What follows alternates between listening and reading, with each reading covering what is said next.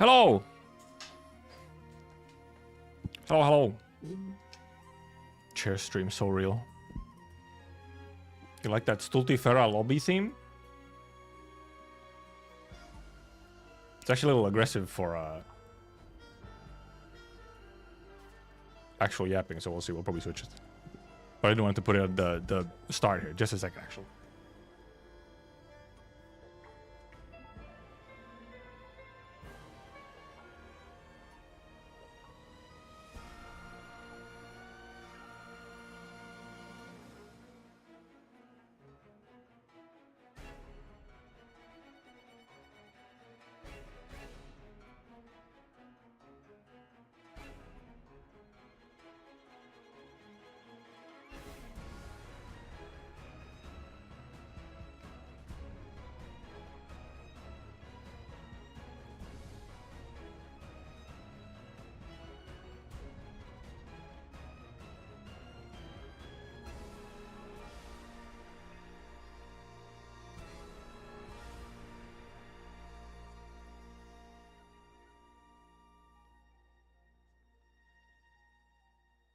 Wow! Chair, chair, chair, chair. Still have not made the chair emote. He's too lazy. Genau. You look like a father of 3 without your glasses.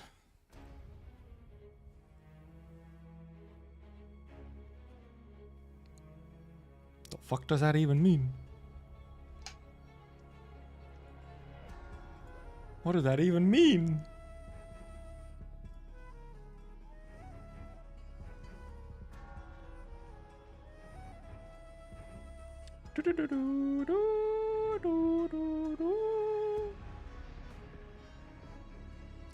Oh boy, I have a friend going through the last couple of episodes of the Arknights anime right now. I'm kind of vicariously following along the side.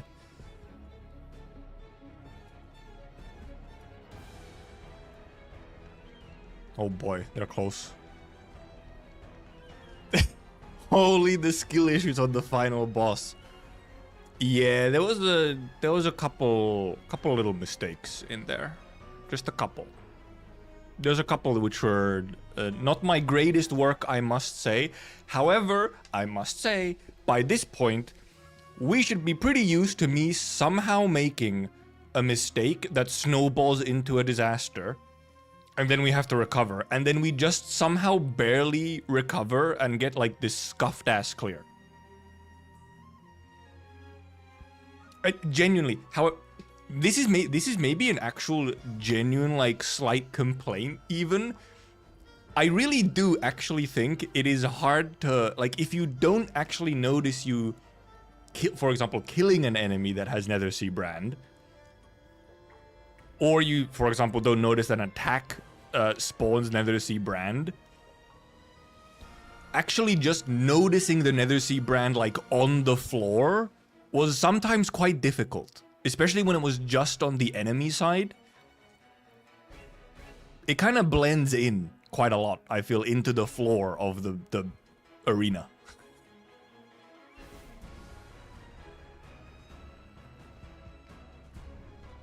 Very clear from my eyes. I guess maybe I'm just used to it or something. I'm like, oh boy, it's more goopy stuff on the ground. More goopy stuff on the ground.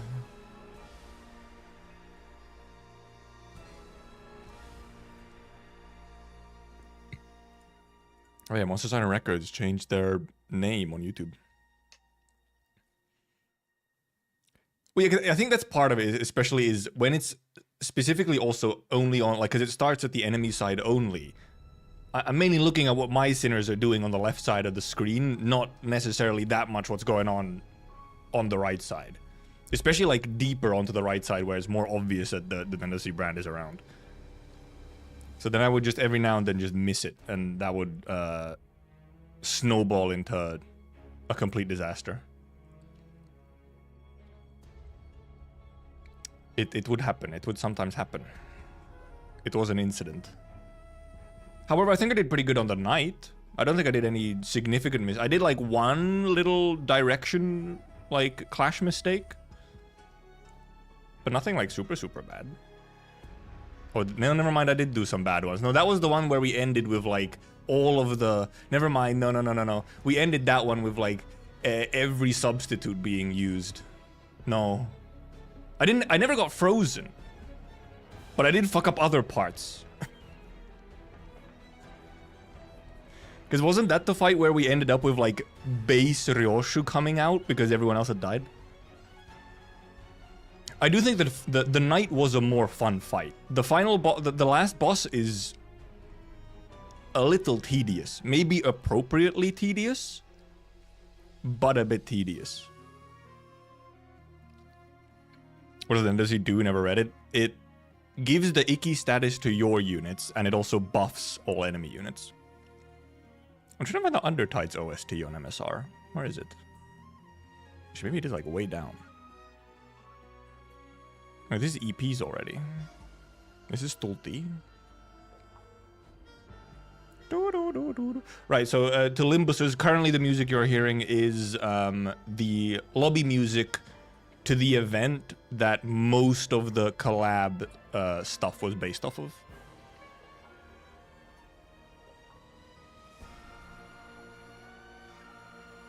Like where all the mechanics were introduced.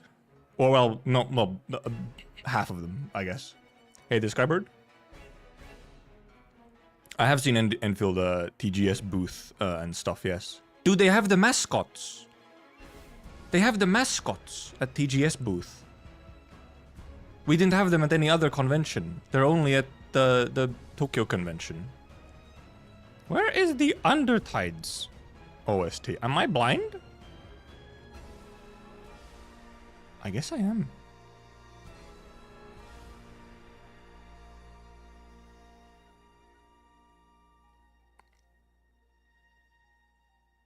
There's Path of Life. There's Underdawn.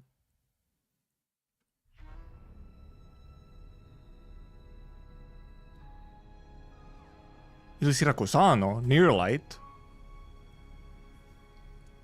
Stodifera. This is like EPs already, Maranatus. Maranatus is a spooky one though. It is, Maranatus is actually relevant. It is also Seaborn stuff. This is what happens when your gacha game has an entire record label. You try and find a specific album and there's 1 billion of them.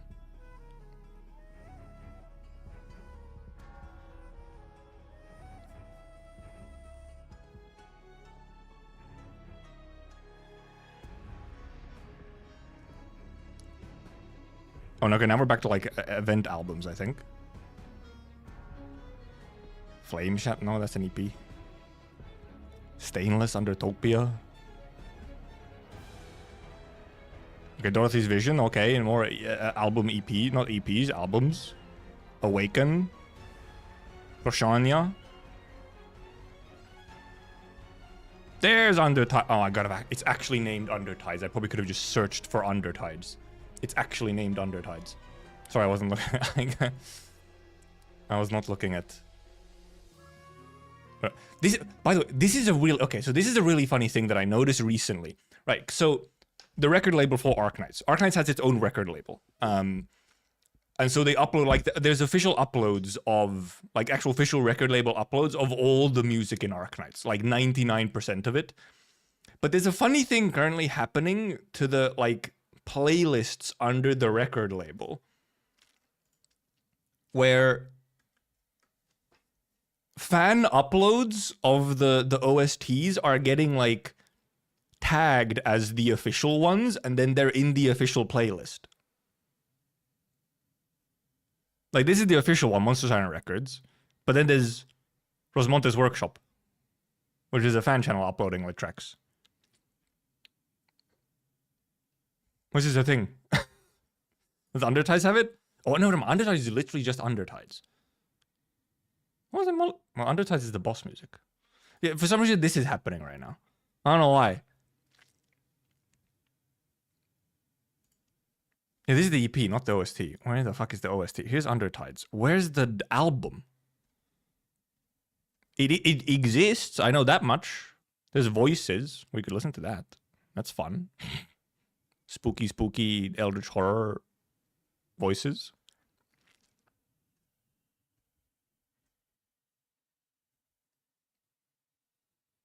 Did Arknights not have an OST release for like the lobby music and stuff?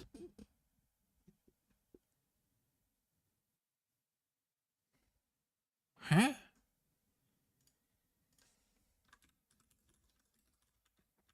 I usually try and get the official uploads instead of fan ones.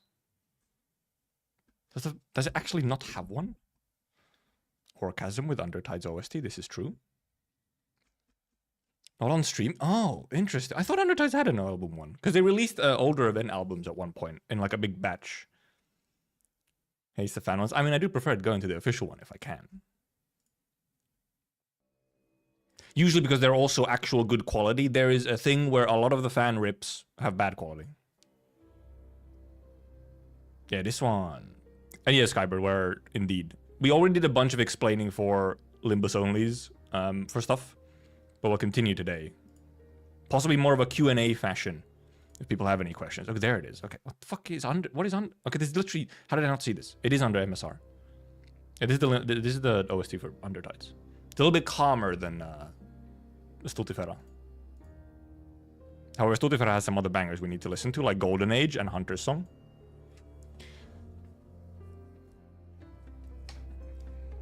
But we want the global upload with the highest views in playlist. Yeah, but I assume it's not them doing it. I think it's like an automatic YouTube system that is like grabbing them into the record label playlist.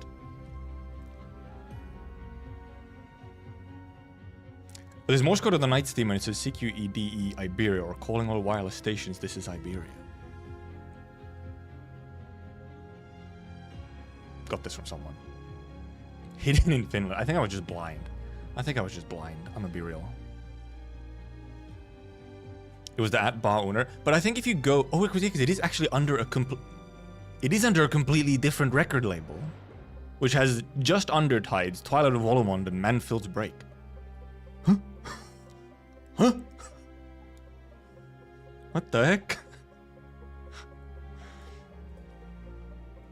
This is also a funky thing. Sometimes they're under just a slightly different label and then they don't come up under like the main label. It's strange.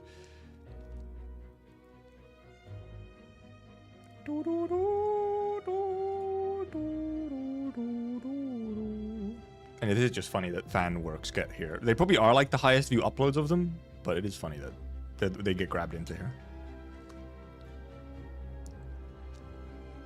Because yeah, these are YouTube auto-generated, but also these do, so specifically this one, at the very least, this MSR one, this channel, I think this one does actually get like, well, it is auto-generated by YouTube, but like, these are official. Most of these are official uploads of the thing. These are not like these are, the file and the music is provided to YouTube by, you know, the label. Most people do just go to River for OSTs, yes. Oh, that's the battle scene. Wait. What was the Path of Life? Oh, fuck, I closed Path of Life. Shit. Wait, can I go? No, I can't. I was gonna go. No, I can. Yes. I want to go to the Path of Life lobby. I don't remember. What was the Path of Life lobby? Oh, yeah, this one, yes. Also Ulpi. Bigger guy with a big anchor. Another Abyssal Hunter for the Limbusers. One of the few left. Path of Life is raw.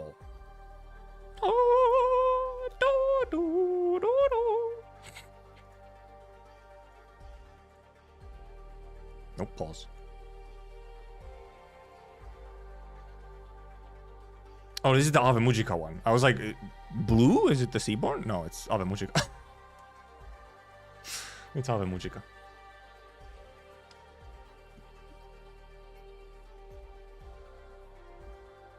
Honestly, the music into the game is crazy good. Someone realized?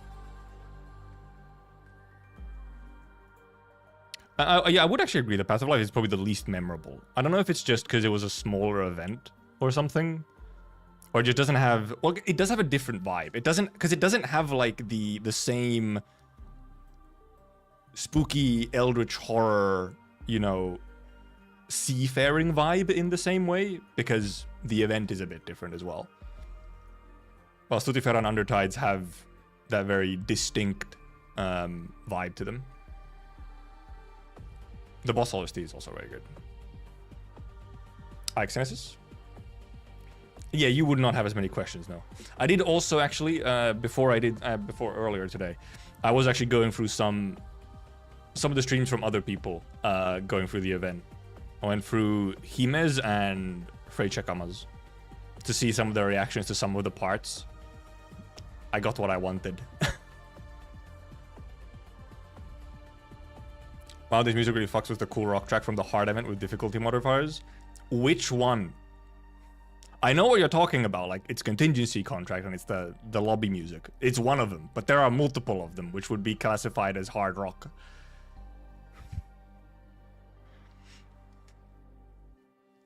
Watch the soy face in real life? Kinda. It's fun to see some of the reactions to stuff. Like, for example, the last night just in general, and then also specifically the Roshinante moment. And then obviously Scotty decapitating the sinners. Just instantly, no hesitation. Oh, Fire Ignited by the Burning Czar. Okay, so that's Blade one. And the other one. There's still multiple. You probably mean Pyrite and Blade then, which are the first two ones. Yeah. What I wanted to also, however, is... So this is an in-universe song. I mean, actually, technically, all of these are in-universe songs, by the way. This record label exists in-universe. So technically, you could see all of these as in-universe songs. But this one specifically, Hunter's song, is an actual song that the Abyssal Hunters sing. And yesterday we went over the Abyssal Hunters. The Abyssal Hunters are super soldiers who are made to fight the sea terrors, the Seaborn. And that's called Abyssal Hunters. And this is a song that they sing. The Abyssal Hunters often sing songs for sort of camaraderie and for some other deeper reasons, which maybe we can get into. But it's just a vibe as a song. And yes, this is the sea shanty. Well, I'm actually hiding it. It's the sea shanties in here. I can just vibe for this one though.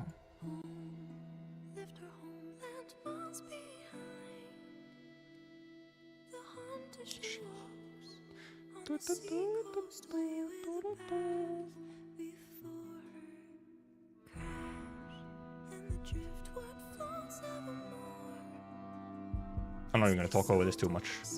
It's such a vibe.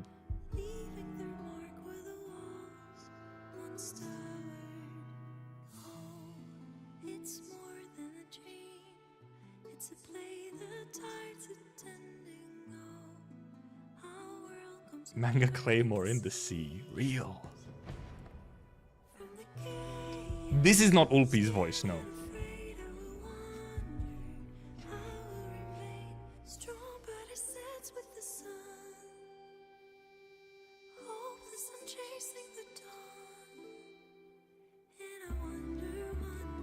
You could see this as Scotty singing, in theory. Because Scotty does sing this, I think. Actually, I think Scotty specifically sings this in one of the events.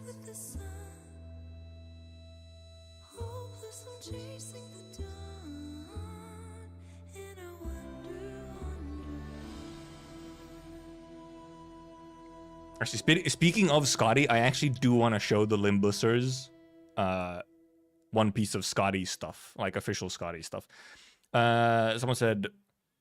Don't the Inquisitors kind of hate the Hunters? No, not really. So, not specifically. It's the Inquisitors are extremely suspicious of any A-gear, which is the fish people, as we saw in the collab event as well.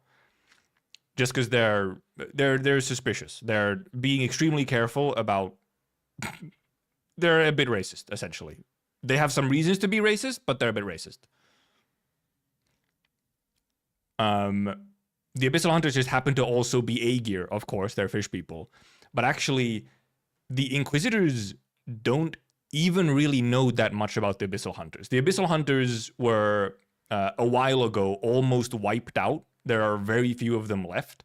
So they're even kind of like semi-mythical existences. Like until the events start happening in the game, they're not even really sure that the Abyssal Hunters are like a thing and exist out there. Because there's so few of them. And they're like, what the fuck is an Abyssal Hunter? Wait, that shit's real? Huh?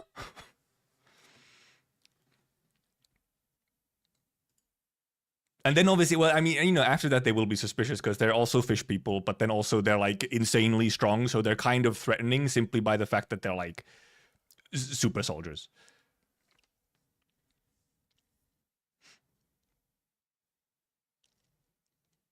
Well, explain the pole dancer Scotty. You mean Scotty Alter, the singer? That's a complicated situation, and also like not canon, or could be canon, but probably won't end up being canon. I actually do want to go on a whole spiel about the last night, because I did not get to glaze that guy enough yesterday. That guy is so good. Also, here's the... Is this one? Yes. This is the boss track to this event.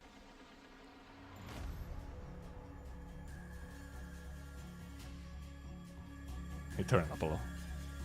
No, don't turn it up from there. Turn it up from here.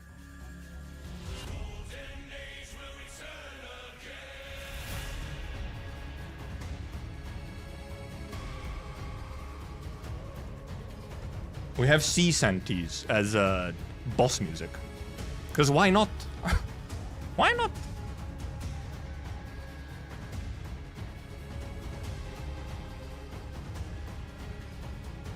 That gif? Wait, there's a gif for Ball Dancer, Scotty?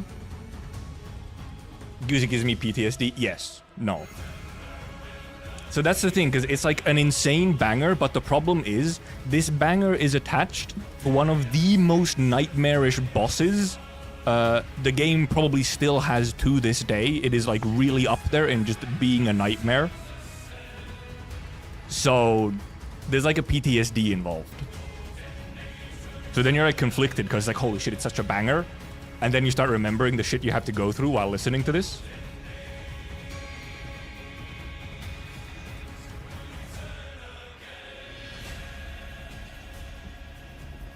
It's like, oh, fuck.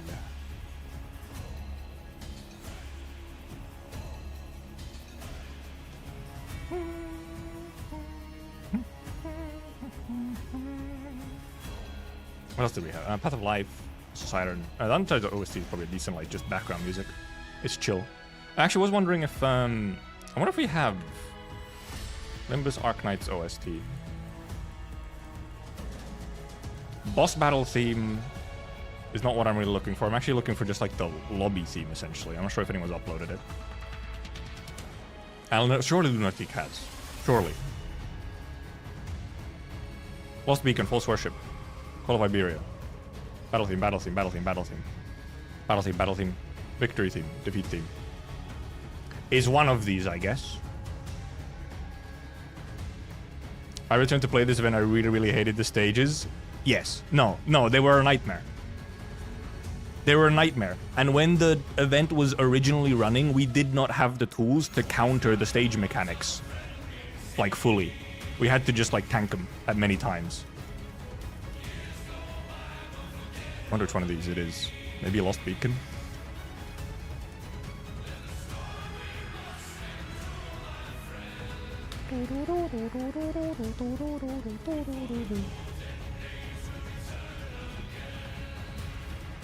Thought Honeyberry was out then? I don't think so. No.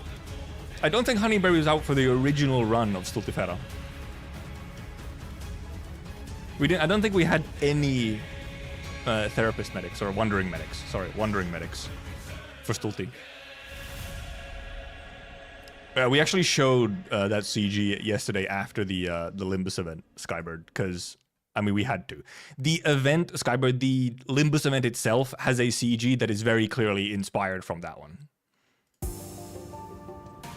Okay, this is the, like, lobby music, I think, isn't it? Is it?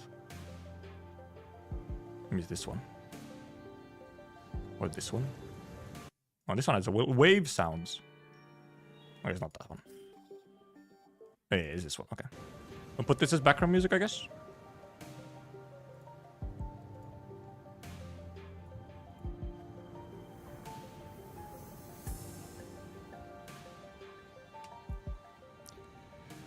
Okay, let me rechat a little. Return on this event in state, I'm a masochist. That's how it goes sometimes. Let me scroll up a little. I missed a whole bunch as we're looking for shit. People keep ignoring the Roomba and Lost. Yeah, there was... Oh, dude, I was watching Hime go through the... Hime Miarie go through the last night. She lost twice at like 40 HP left on the last night. That was rough. That was rough. And that one doesn't even have Nether Sea Brand. That's just the knight being the knight.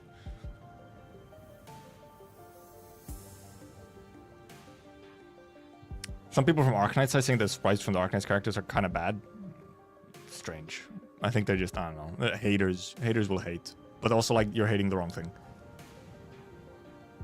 Honeyberry was out since she came out in Nearlight? Oh, was Honeyberry out? I feel like she wasn't. You sure thinking like not like a Nearlight rerun or something?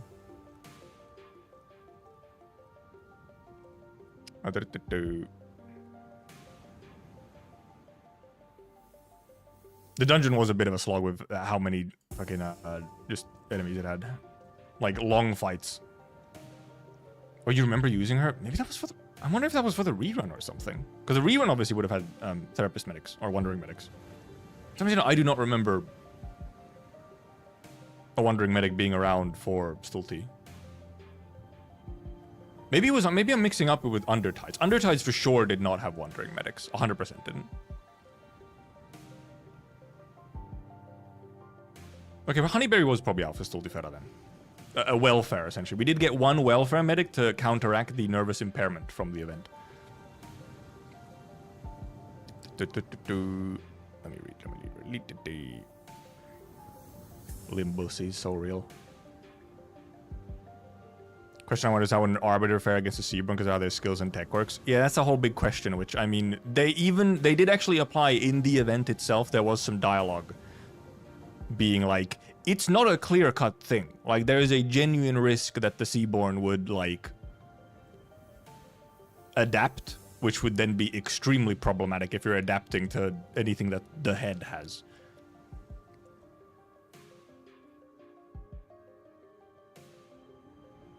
It might be just be you're not used to Limbus art style. One thing I did think, Kelsit had a bit of a strange posture. Kelsit had a bit of like a gamer posture going on in the sprite, to be honest. She was kind of hunched over a little bit.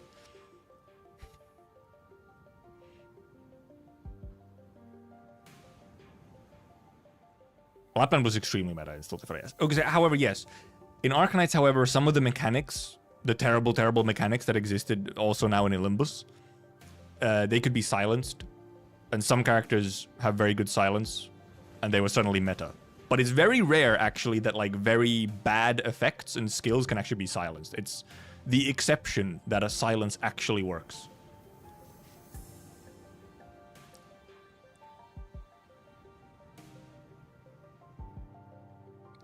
I think, in my opinion, if the Seaborn versus Arbiter discussion really depends on if the Sea Terrors have a Seaborn leader with them and if the head can wipe out the entire swarm at once. I think it very much comes down to if they can wipe out the, like, wipe out every Sea Terror cell to atoms, like, in one go. Because if even a single cell survives, then oopsie, oopsie.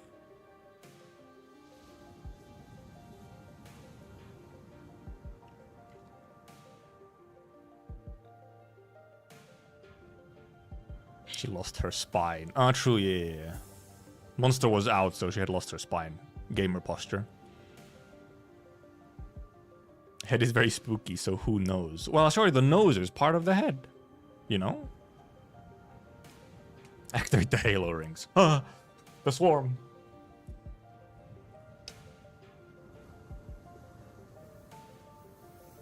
Signal used by Bina makes pretty much cells implode by opening the chemical bonds. Yeah, that would be very effective against the Seaborns. And but like it would be effective against the Seaborns for a moment. And if they get a chance to adapt, they're big trouble. Very much not bad. I mean, even Forced said as much that like, oh, it's kind of likely that they would become an Impuritas Civitatis. And who knows, maybe even worse. Operation Blade CD covers so good, didn't know there were physicals. I think a couple of them got physicals or something, yeah. Not all of them. I think it was like a special thing for something. Chuck them outside the wall of the city. That's not a good idea to just chuck them out and just let them roam free. That's a bad idea.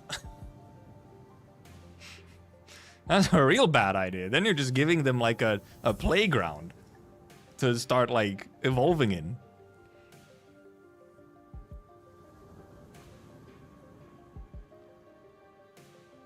Not a great idea. It is the Weeb Avenger, yes. I feel like I've seen it. I have some image in my mind of the album. Yeah, very quickly, everything outside of the city would just become Seaborn. Which is not a good idea. Because if they start spreading, as in there's a bunch of them, it's going to be way harder to wipe all of them out in one go. And yes, King Joe, they actually do specifically mention this in the Limbus event as well. They actually go out of the way to say this, where the Abyssal Hunters specifically use very basic weapons against the Seaborn so that they don't get to evolve and adapt to higher technology weapons. They just keep fighting them with basic swords and like melee weapons. Because otherwise you risk them evolving more. You just have to kind of like raw dog them with pure strength.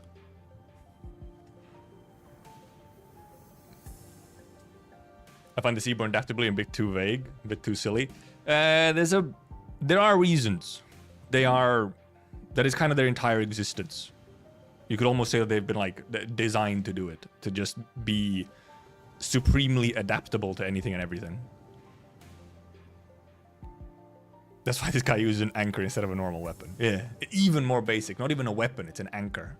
The one guy we saw earlier on the music. He used rock good.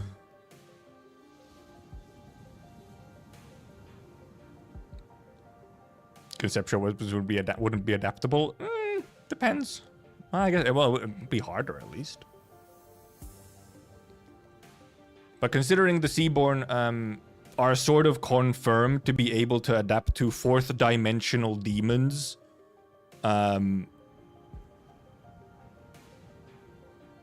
it's a bit of a worrying feat to have.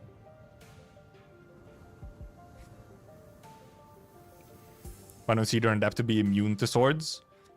They're probably trying as much as they can, and then, you know, that's the thing, it's an endless arms race, except one of the sides is not allowed to develop their arms much at all and have to find other ways to deal with it.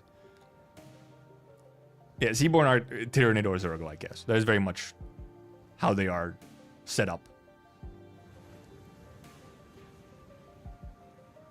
And also, yes, immune to physics is difficult to achieve. Like, you can start resisting swords, but then if you hit slightly harder, then... Can you elaborate on the other dimensional demons? Yeah, so they're a whole thing. So the Seaborn are essentially in the south, right? Terra, the globe, the continent. The Seaborn are the eldritch monsters, horrors of the sea, that are in the south of the continent. And the fourth dimensional demons are a different kind of eldritch horror that exists in the north, in the ice fields. They are indeed called Collapsals. Yes, that is the name for them, is Collapsals. And they indeed don't exist normally in the physical realm. And then they do stuff like they possess humans, they possess just objects and like constructs and so on. And start doing icky things. And they, for the most part, indeed don't exist in the physical realm. And then they have... Some people have managed to essentially kind of like capture them in a way and actually make weapons out of them. And these weapons are quite horrible weapons of mass destruction type shit. Where anything they touch just is completely annihilated. And in an alternate ending that we have been told about, the Seaborn managed to essentially overcome these beings, these sort of almost reality-bending beings, and just get over them. Like, be like, ah, okay. It took us a little bit, but hey, we good now. And just actually, I think they actually ended up assimilating them. So they actually took what they could do and started kind of partially doing it themselves. Infi Icefield teaser, we could... Oh yeah, that was one thing I wanted to show. Just on Skadi.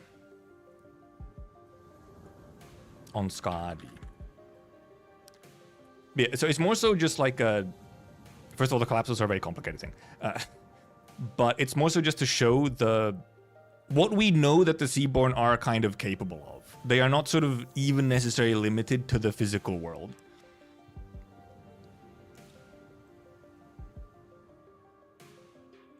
So it can get tricky.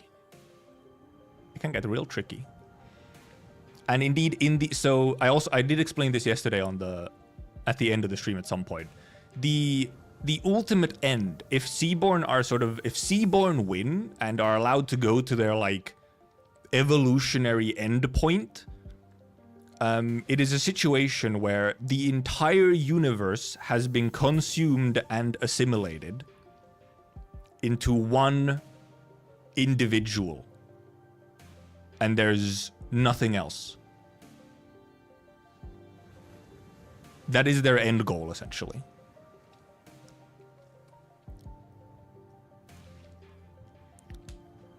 Which is, you know, a bit slightly apocalyptic. Just a little.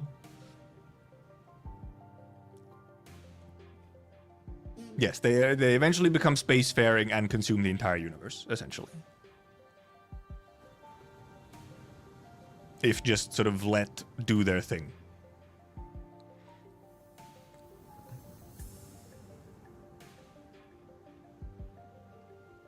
Seaborn versus Observers would be interesting then at that point. I think in that ending, so Rory, also hi Rory. In that ending, Rory, which is it's the text we get from Scotty Alter's module. I think in that world, in that universe, the Seaborn overcame the Observers. Which doesn't say anything to Limbusers, and we're not going to get into that too much. But yeah, in that version of the world, the Seaborn are the ultimate victor. They have consumed everything and everything. They have consumed known and unknown existence into one individual, Isharma. A name you might have heard in the Limbus event. Isharma might have been mentioned.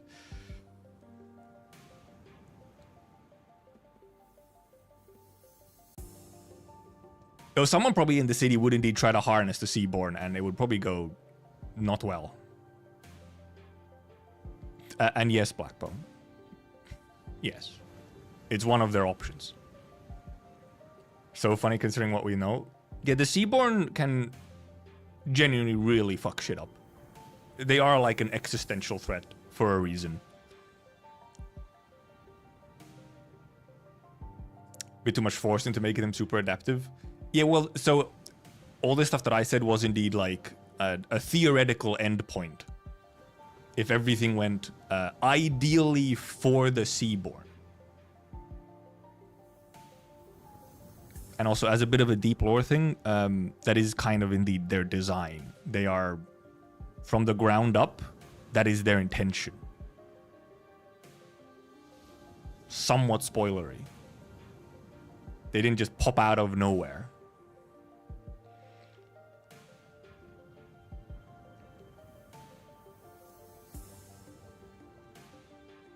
PM masterfully hinted on a Sharma play without saying out loud.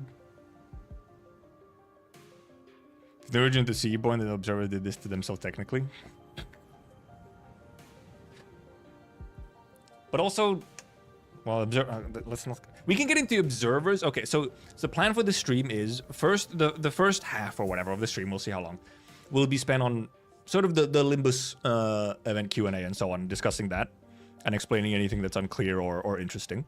And glazing, a little bit of glazing. The collab event was a lot of glazing, just like on both sides. It was just mutual glazing. And then after we're mostly done with that, we will actually pivot to a more Arknights specific topic. I have some stuff that I want to go through over the newest main chapter for Arknights. We have some discussion to go there, which will then obviously be massive spoiler territories for anyone who isn't caught up to Arknights. But I'll notify when we switch. I have an entire segue planned on how to actually switch over from Limbus Arknights to pure Arknights. It's all in my brain. But this is the thing that I wanted to show, just because it's vibes. This is vibes. So this was a teaser. This was a teaser that we got for the Undertides event, which is the Limbus and Arknights collab event. If it was in the timeline, it would be after this particular event. And this was a teaser that we got for the event. Way back when. This is an old event.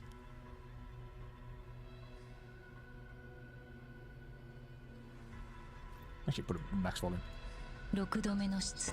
This is Scotty.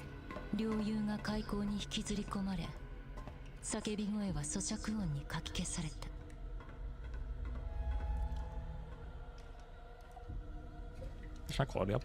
Yes. 17度目の出動。家に着くと開け放たれたドアから血の匂いが漂ってきた。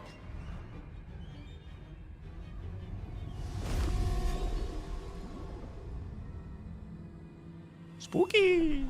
Spooky!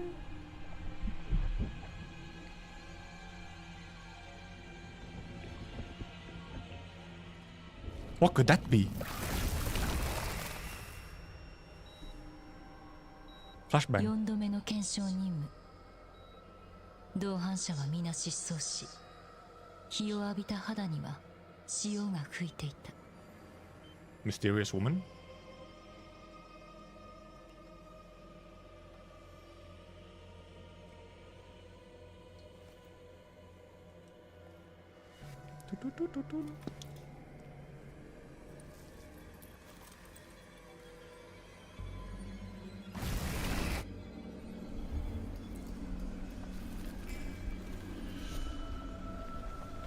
ロドス、定期確認。今回こそ彼女たちを見つけてみせる。必ず。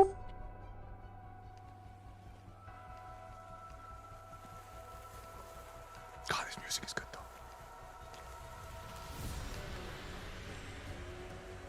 This design is going to be to the Limbus. It's like, huh? Who? Who? Why is she red?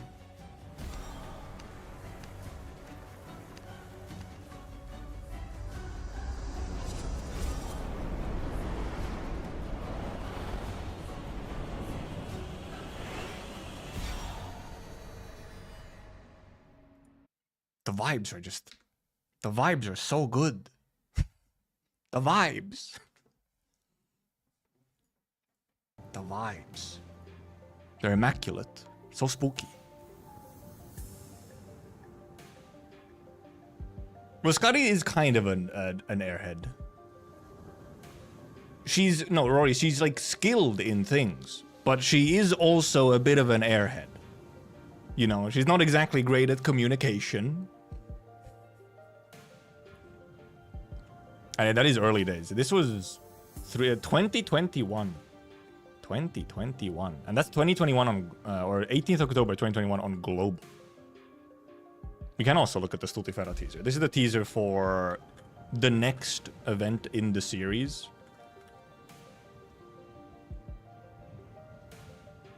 There's also just the official trailer, but that's not what we're looking for. We're looking for this one.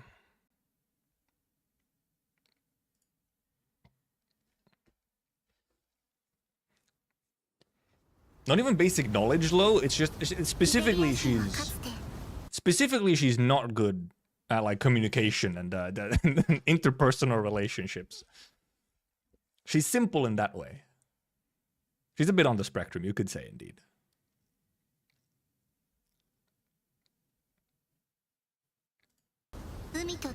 This, by the way, is Irene speaking. Forehead Girl, the Inquisitor from the event. It's a bit loud. This one's a bit longer as well, 340.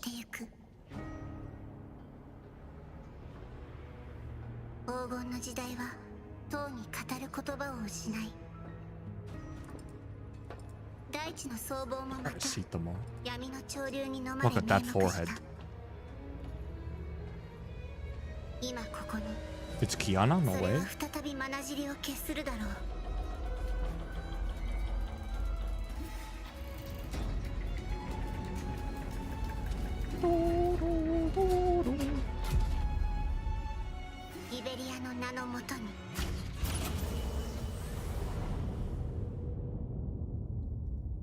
And Irene is actually quite young. Both. I've seen this thing in Limbus.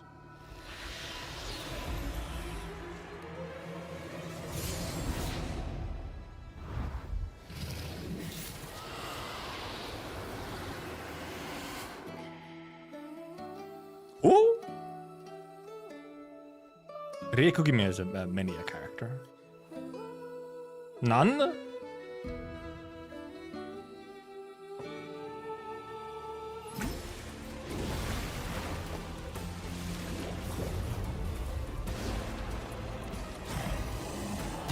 Dog?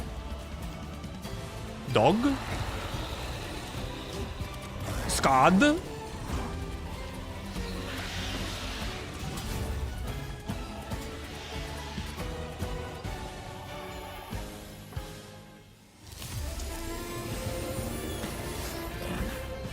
Yes, she has a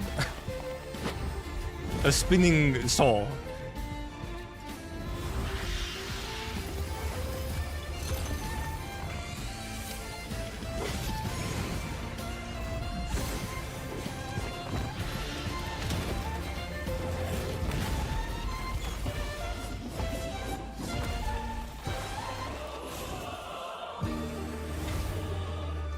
She's so pretty.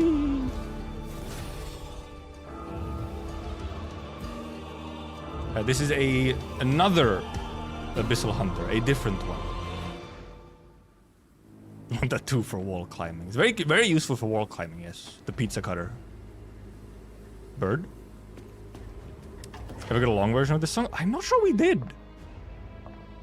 Because it's like a just different version of Awaken.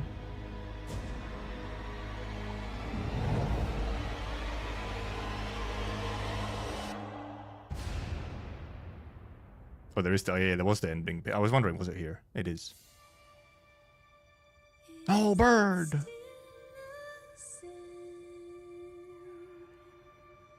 We do not have 3D Ulpi, it's true.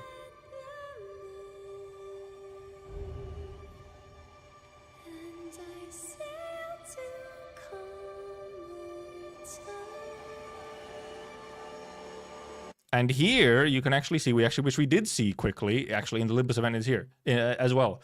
This is the underwater cities that were mentioned and also briefly seen. This was the first time we got a look at the underwater cities. This is the first image we had, and then it took like another year and a half or some shit for us to get to return back and actually get more about this.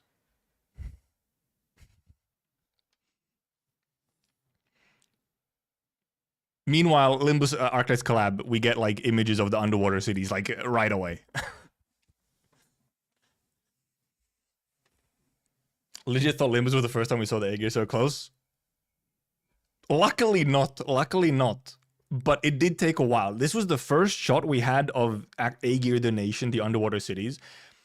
But we didn't actually go there yet in this event. It took another event even after this that took a while to come out for us to actually go there. Meanwhile, in Limbus Arknights collab, we just kind of end up there suddenly.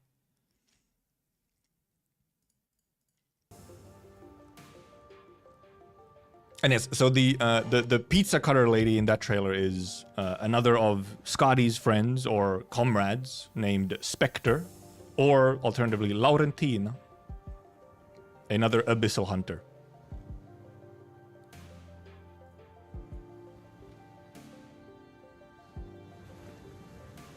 Baffles me that sinners are surprised by Irene's gun penetrating walls. My guy, he got Heath with silver bullet railgun. I don't know how the fuck they designed not to penetrate walls. Yeah, City is a strange place. You have Mr. Railgun Heathcliff, but apparently that bullet will not penetrate walls. Meanwhile, in Arknights world, which we did go into shortly yesterday, in Arknights world, a normal crossbow in Arknights world might actually be more powerful than a gun in the city. A crossbow in Arknights might very well actually be capable of going through a wall. Sometimes.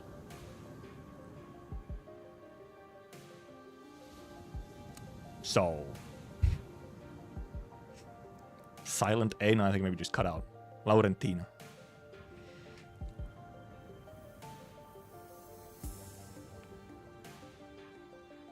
So there is a reason why they were shocked, indeed. Guns and gun-like things are indeed quite a bit stronger in Terra world. What do you mean you don't pay taxes for each bullet? Yeah, exactly. No, bullets in Arknights are religious artifacts, actually. Which we did also... We didn't go into the religious part, but right, we did go into the fact that guns in Arknights also don't function. They're not actually guns. They're essentially magic wands that fire magic bullets. Because there's no gunpowder. Gunpowder doesn't exist or stuff like that.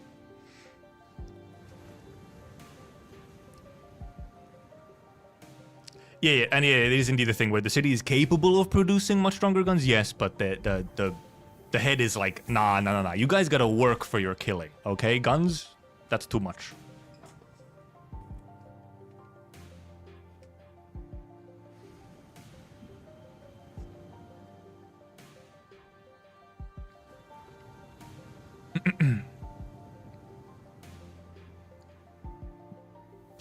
We did it. Expected the skit, so. One of the best things AK has made, Vatican electronic music, yes. Church dubstep is what they call it. In AK we haven't discovered coal until Enfield. Well, because they didn't need coal, okay? So actually they did, sure, let's go through that.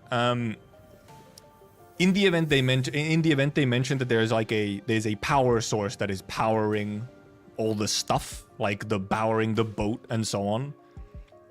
Well, actually, not one of the boats. One of the boats is not powered by that, but some of the other stuff is powered by a... no, the boat was powered by it. Powered by a power source of some kind. And this is what is mentioned at some point, I think, is Originium. It is... Originium is it's a crystal rock thing that is an incredible fuel source. It is like a unfathomably efficient fuel source, and pretty much all technology, almost all technology on Terra in Arknights functions off of something based off of Originium power. But, which was also mentioned in the event, Originium is also the cause of Aripathy, the deathly uncurable disease that plagues the Earth. So it is both their sort of the reason their civilization even exists, but also the reason that they have this terrible, horrible rock cancer disease. And it is a big central portion of Arknights story and themes is this whole dichotomy. Remember P-Corp? Yes, I do remember P-Corp and their funny walls. City would love a new fuel source. I'm sure they would.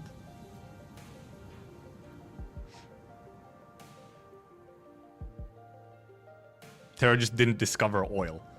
Well, that depends. See, that's the whole thing. Because the oil is formed in a specific way, you know? So if there wasn't previous life on Terra, there wouldn't be any oil to even discover necessarily, so.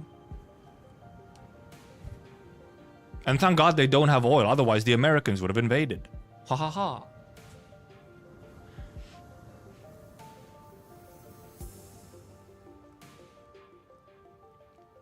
Compared to Enkephalin, probably a bit different, I think. I wish I remembered the exact things of Enkephalin, but it is not. It's sufficiently different from Enkephalin.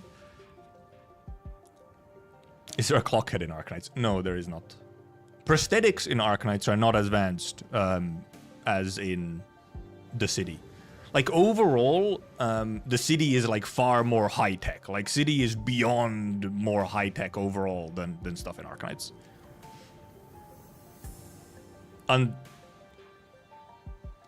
Asterisk. But that asterisk is such a huge asterisk, maybe we don't need to get into it. Current civilization on Terra is not nearly as advanced as the city.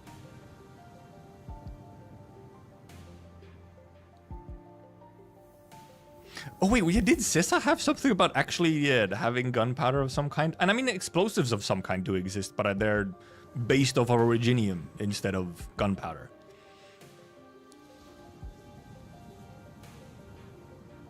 Oh yeah, Enkephalin is also a drug, yeah. You know, you can't snort originium. Or, well, I mean, you can snort originium, but it will not get you high. You will simply get rock cancer, which I would maybe say is not advisable, generally speaking. Like, not a good idea. Explosive originium sounds like a great way to be infected. Would you be surprised that there are actually multiple cases, very specifically and explicitly, that yes, people have gone infected from the originium explosives? We actually, for example, have an entire moment in a story where a village is bombed with originium bombs, specifically to completely fuck it up and infect anyone who's in it. They are very intentionally used as weapons.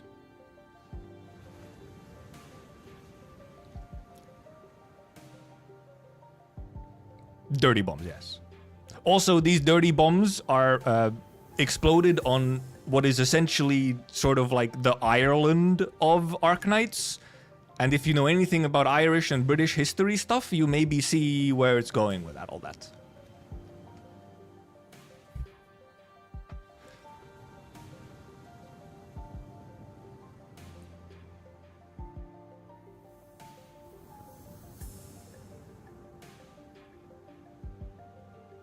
Aima told me Terra is a fun and wonderful place. It totally is. So fun, so wonderful. Cancer superpowers, right? Actually, we might as well, yes. No, you do not get superpowers from cancer, actually.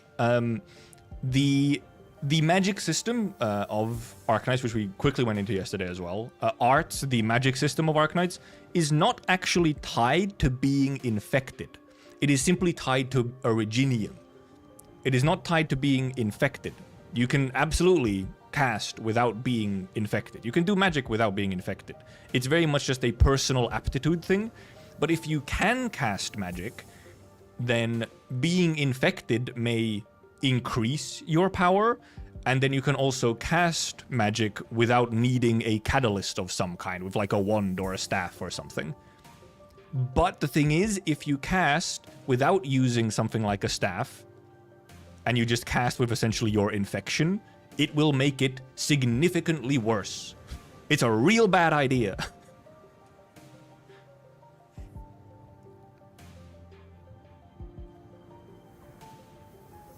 And yeah, there's essentially genetic variations to its effects, yes. People have like different aptitudes to arts. Some and different styles. Like you have like, oh, someone can do something with fire, someone can do something with ice. Someone has, one person actually has like essentially gravity manipulation. That's a really unique one. There's arts that control blood because there's vampires. So of course there's arts that control blood and so on. You can control water and all kinds of stuff. It's very much like a magic system, just taken into like, just sort of translated into Arknights world. Very much like genetic compatibility, and what kind of arts you can do is based on like just genetics. And does not require you to be infected. And for example, if you can't cast arts like at all, getting infected will probably not make you be able to cast arts much at all. The most you might do is just hurt yourself and not really actually do anything.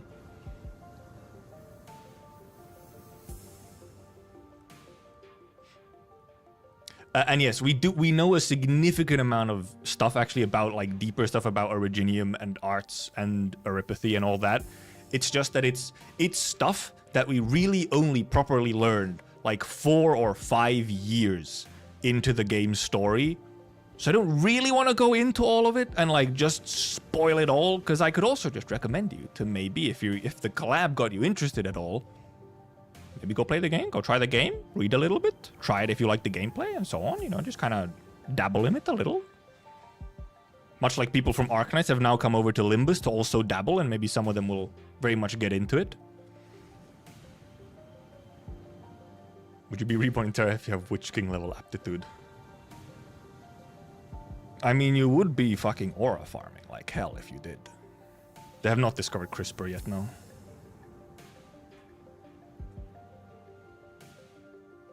Yeah, but people without arts inherently, yeah, it are pretty few. Most people have some level of aptitude, but a lot of those people is like, oh, I can like slightly warm my hands or some shit. Like, not everyone is fucking blasting fireballs out of their hands when they're 6 years old or some shit. Equivalent Xing and Meng? No, not really. There's not really, when it comes to like sort of things like, well, singularity there almost maybe is a bit of a parallel, which is, does it kind of exist. But when it comes to stuff like Xin and Meng and egos and stuff like that, there's not really any parallels, just because actually it doesn't really do much in that sort of area. Doesn't really go into too much of the like conceptual powers type of thing.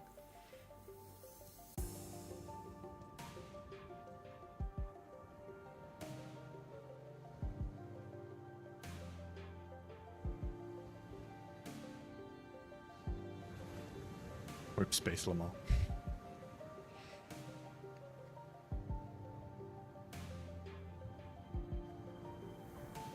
Takes millions of years to oil to form. Wonder how long young Terra is. It's quite young from my understanding. Also, yes, that, and also, well, actually, I'm not sure how young it is. It's more so, however, was there too much life on Terra before the current form of life?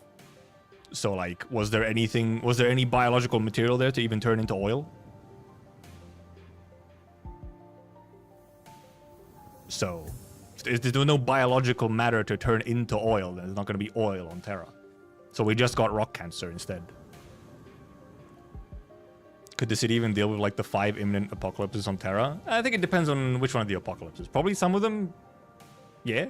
It's not like the city is exactly a slouch. The city has some wild fucking shit going on in it. But I did find it a little fun how they did kind of go out of the way a little bit to be like, let's calm with the power scaling. We don't need a massive amount of power scaling discourse.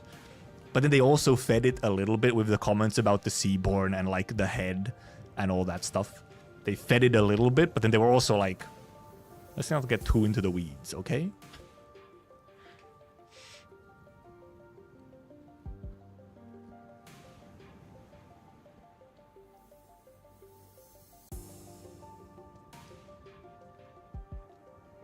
The Dark Continent.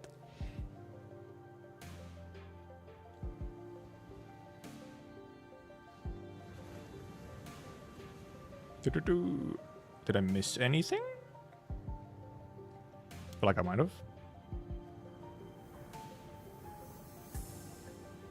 Any specific questions that comes to mind? Obviously, I might have to remember myself to glaze the last night at some point.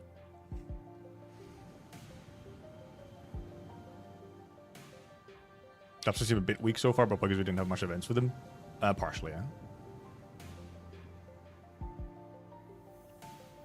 We have not explored them very thoroughly because, as a little teaser, I guess, if you're not aware, Arknights is essentially having a sort of sequel game coming out, Arknights Enfield, and that will probably have much more to do with the Collapsals, the 4th dimensional beings that we talked about earlier.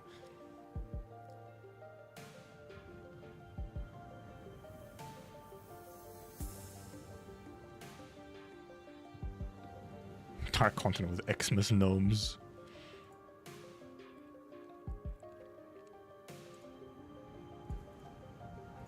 Let me go to Wiki. Let me pull up the last night a little bit. Let's see if I can find some stuff.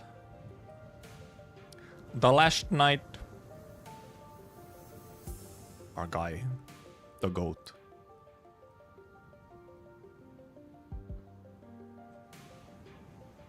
Actually, not too much in the specific wiki. What do you have last night's CGs? I mean, I showed one of the last night's CGs yesterday. What else is there? Do we have too many more CGs of the last night? Actually, I don't think we do. Last night's biography. Actually, we do have a description of the last night here in the wiki. Then we have to discuss. Angeloi are a whole different thing as well, and that's like a.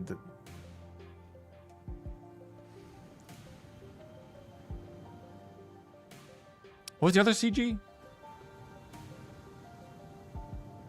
It is IS2 ending, which is the one we showed, or IS3 ending, which we showed. That one I showed yesterday.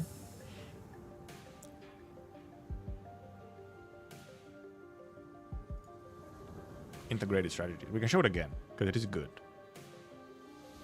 Where is it? There's IS3 endings. Age of the Silence. Rocinante. I forgot we have a sprite for Rocinante. I forgot. We actually have a sprite for Rocinante. Thinking of the Knight's Corpse. Oh, that's a different thing.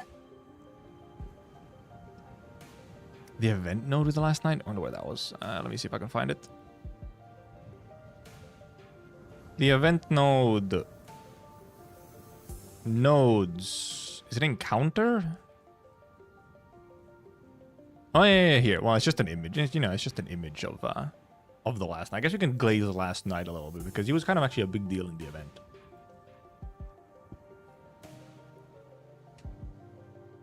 Boom. So this is the CG. This is the CG that I didn't show yesterday. It's you know it's the guy.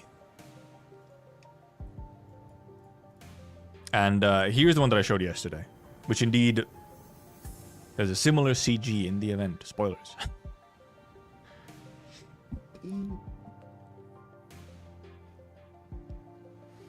God, it just looks so good though.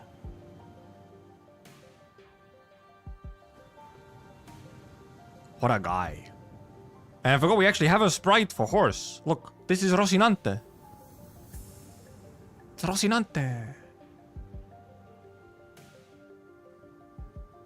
This really is like an actual like painting or something. Look, it's horse. Seahorse. Seahorse. And then here's... Do we have the battle sprite in here? We just have this icon. It's not the battle sprite, is it? Heck. Also, right. Last night's code, DOQ, is an acronym of Don Quixote.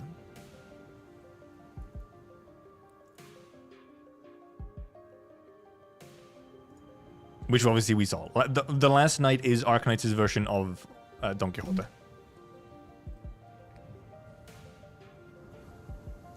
I guess I could just read through this description. I actually can't remember when the last time I ever read this. Legend has it that the last night returned to Iberia. The enemies reflected in his eyes were not living creatures, but rather he charged at the mountains, the cities, and the waves. Legend has it that the last night settled by the coast, sustaining himself on the wind and taking shelter in the mist, until at last he forgot how to remove his helmet. Legend has it that the last night finally disappeared after clashing against the great waves. His family discovered what he'd left behind along the shores and brought it back to the land of knights, burying it deep in the mountains. Legend has it that this or her story was brought to light by a poet. Embellished sung, given both the meaning and simply in this form, they did find a return to the land of knights. Is a highly controversial figure. Some who believe that the Mad Knight triumphant over the ocean, over time, over death itself, that his quest continues until the end of all things. And this is essentially indeed what actually does happen. So, I actually forgot we have a real name for last night. Mortica? What's in JP? Yeah, Motika. So, the last night is an individual from what is essentially Horse Poland in Arknights, which was mentioned in the Limbus collab event, called Kazimierz. By the way, that place, because it's Polish, there's so many names which are like, how the fuck am I supposed to pronounce this? Because it's like 15 consonants and 2 vowels. So this guy was a knight in Horse Poland, and then he traveled to Iberia to like kind of do something, seemingly fight the ocean, and then eventually became overtaken by the Seaborn. However, by sheer willpower and anger at the ocean, has kept some semblance of consciousness and has not been absorbed by the hive mind. And now endlessly and tirelessly fights the ocean just as an entirety. Because he's just the goat. Too angry to die, too angry to be consumed. And that's also, I think this was a cool detail. Because then in the collab event, you get the moment where Dante summons the Gregor ego. And the Gregor ego is based off of another character from Kazimierz, from Horse Poland. And someone who, to some extent, does embody some, like, specifics about the nation, the country. And then the ego is used, and so on, and there's a bit of text, actually, in there, which is like, the knight doesn't actually stop because of the attack stopping him, like, physically. It's more so, like, the knight seemingly, like, sees something about Kazimierz in the light, and kind of stops and is like, oh shit, home. And that's why they stop. And then obviously Donkey goes over to talk to him. And then there's the whole Rocinante moment, which was like, they had to do this. They had to have the Rocinante moment in there. Like, when you have the two characters who are both based off of Don Quixote, it's like, okay, we had to have a donkey moment.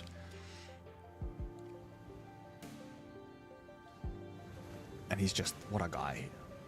And this guy is indeed quite strong, as you might have seen in the event itself, just fighting him and how he was talked about and described.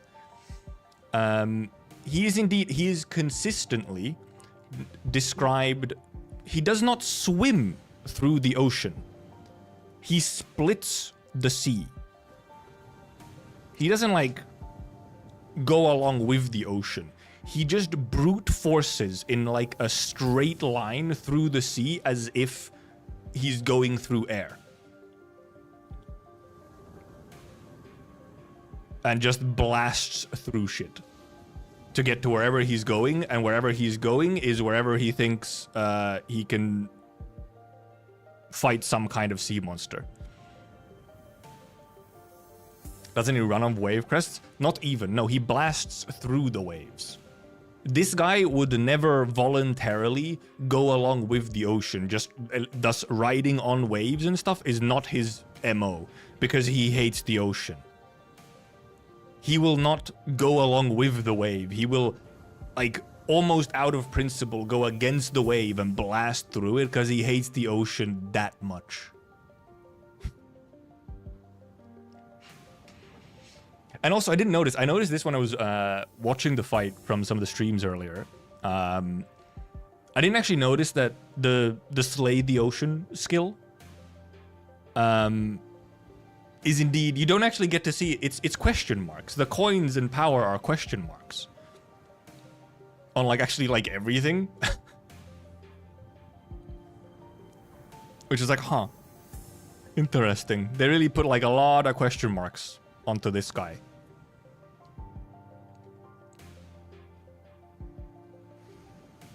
Yeah, which is indeed quite Virgilius-y. Which I'm wondering if they actually are kind of then hinting at this guy might indeed then be at the level of essentially a color. Because also, now that I think about, because also I thought about this earlier, actually, right before stream, I think, while I was, like, on the toilet or something.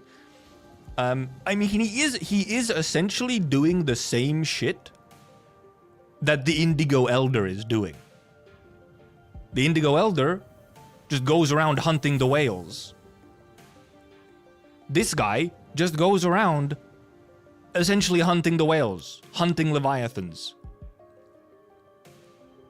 Just at all times. then this guy indeed does not take a break. Because he kind of doesn't have to take a break because he's so consumed by the Seaborn. So the Seaborn infestation is kind of also essentially buffing him. But then because he manages to keep some like slight semblance of his own self,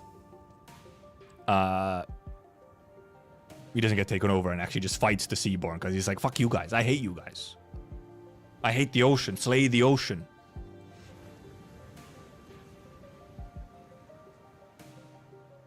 And the other knight shaking hands, fuck yeah. Killing leviathans, killing whales.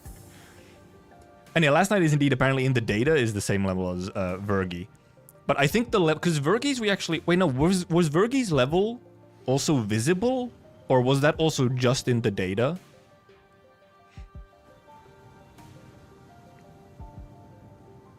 Just data. Okay, so it's the same thing where it's just data. So I think in that case, when the level is a question mark, that's just like essentially unknown. It's not actually 90. 90 is just their current max. For like gameplay reasons, just at back end maximum currently, rather than like an actual sort of, you know, scale. So I think, yeah, a placeholder number. So I guess we don't take that as sort of, that's just their current like back end placeholder maximum.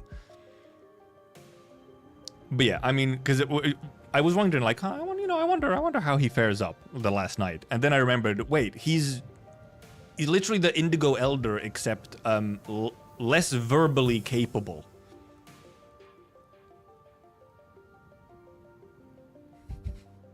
That's all. They do the same shit. What's the third Seaborn event? The roguelike? I guess you could consider the roguelike, yes. The third Seaborn event, but there is an actual, like, normal third Seaborn event, which is called Path of Life.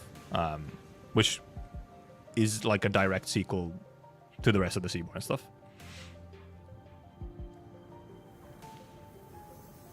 Yes, the last night also is absolutely too angry to die. This guy has been around for a while, by the way. The events where he, like, left Poland and went to the sea and was taken over by the Seaborn and all that, that shit happened a while ago. That's not like a super recent event. This guy is not young. Because he's kind of ageless thanks to the Seaborn infection.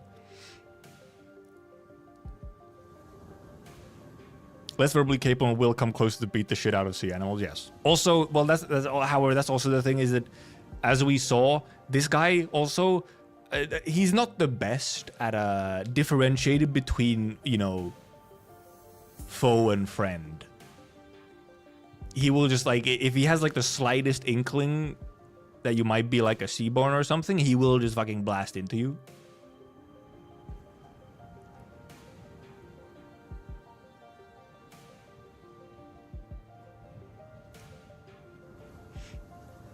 I find it funny Germany is a mix of the Holy Roman Empire and Imperial Germany plus Napoleon Accords. Yes, Arknights Germany is also a funky place.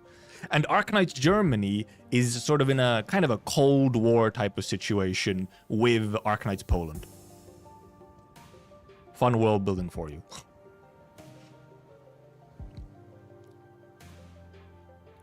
In Limbus fight, this you kill him and he fully heals, and then you kill him again and he just leaves, yeah. Which obviously, part of the reason why he has like a full second HP bar after you kill him is because that's also how he is in the game. You do fight this guy in Arknights as well, in the roguelike mode. He's an absolute nightmare to fight. He has the same freeze mechanic as he does in Limbus.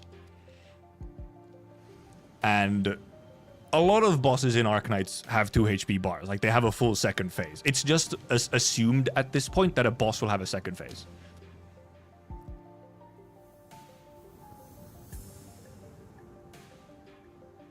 Funny the OP said to communicate with Rocinante instead of the knight, yes.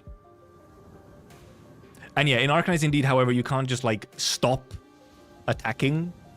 Characters have auto attacks, so they will just automatically attack this guy if they're in range and will then get frozen. While in Limbus, you know, you can just not attack and thus get rid of the frozen status.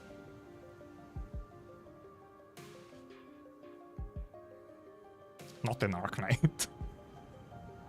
So he is incredibly difficult to deal with because he perma-freezes you.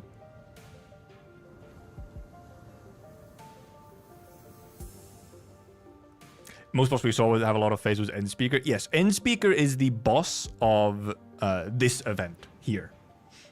The second event in the series. And that motherfucker has 4 phases.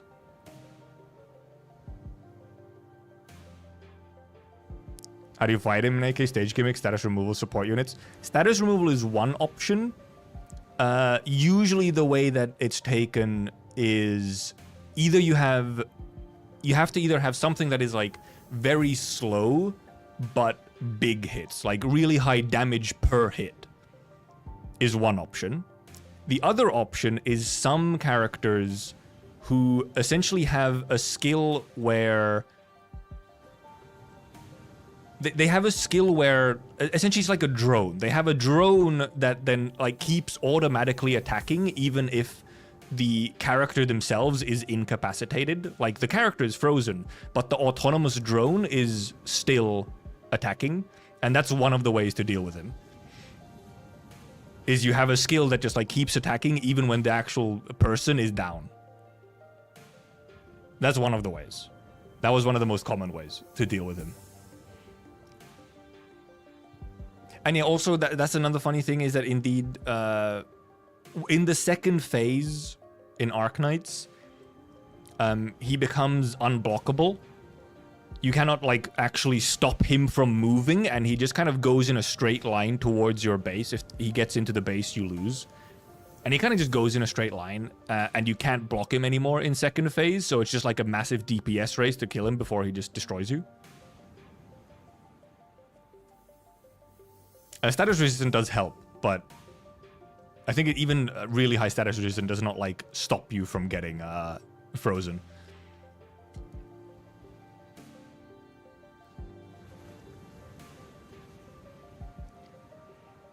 Phone sucks, so I probably can't run AK.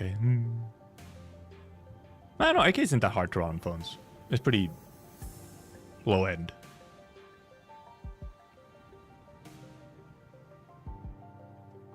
So funny character name Matura because make you think of Fate Artoria. It's a common name, okay? And yeah, he does become unblockable because he actually starts riding Rocinante. So he's like floating, essentially, because he's like swimming instead of on the ground. Or whatever. One time blessing shines, yep. EPS1. I feel like I had something in my mind. What did I have in my mind? There's something in my mind. Bug. Inquisitor is a notorious war criminal, which is actually kind of flanderization by the fandom, by the way. She's like actually not a war criminal. So this is not actually the story. Charging in straight line is very last night. Oh yeah, it's very intentional that he just goes in a straight line straight to your base, because that's what he does. He does not dodge. He only goes in straight line. He's an unstoppable force.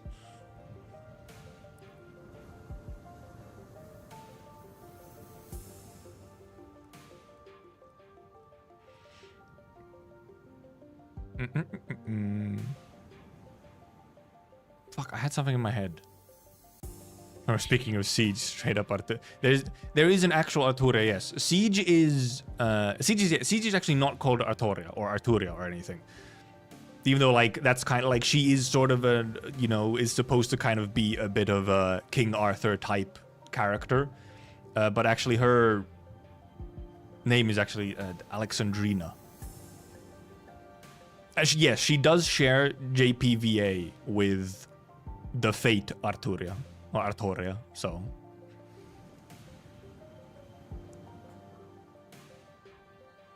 Now I'm trying to remember what I forgot. I was saying something about the last night, and something came to mind. And then I read something in chat, and now I forgot what it was that I was supposed to say. I've lost it. Maybe it was something in the chat that I thought about. No, it wasn't about French Terra being removed off the map. No, not French Terra. Terra France. Get distracted, bozo. Other R for last night? That one's here. Is this not the other art? Other than obviously like Sprite, if I can find the Sprite, but I didn't show his eyes free stage. I actually could. The Last Night. Oh right, I mean actually wait, this is a good idea. I put in The Last Night, it's all Limbus Last Night. And like a movie or some shit.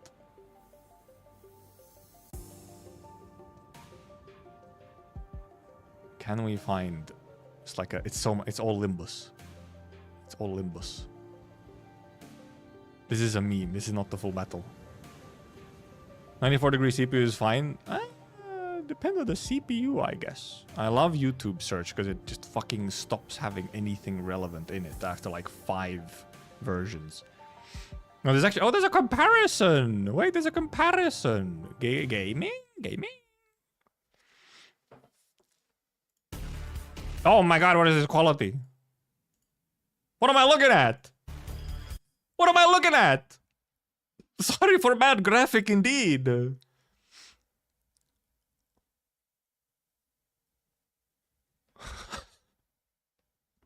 Oh my god. Maybe we need to put like one before 2025. Scroll up. That's the meme. Is this one where they're like trivializing him? Is this what this one is? It's by Seal. I'm assuming this is trivializing him. So this Last Night is a boss in the roguelike mode. So this is like you're seeing some of the roguelike mode here.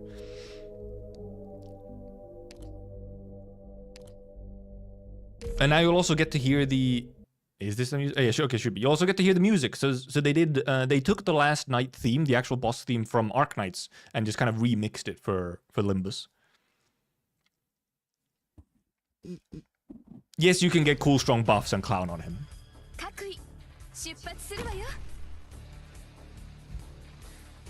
You can. It is a roguelike mode. You can get very stupidly strong. Where's the guy? Let's skip to where the guy appears. There he is. Actually, let's see how he... How will he kill him? I guess Texas. And someone. I'm probably stunned by him. There he is. So for example here, this character is indeed now frozen, but they have an attack that still goes off when they're frozen, so you actually get to do damage.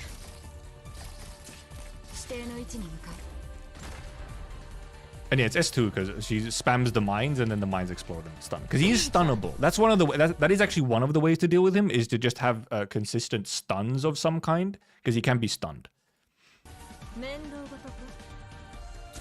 Actually, I'm shocked that Seal is actually playing on speed 1 by them.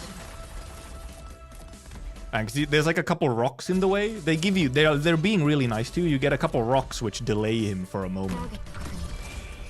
Not for very long, but...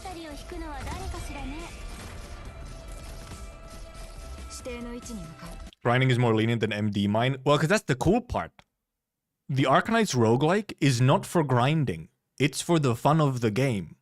It is not tied to any kind of gacha rewards, unlike Limbus MD.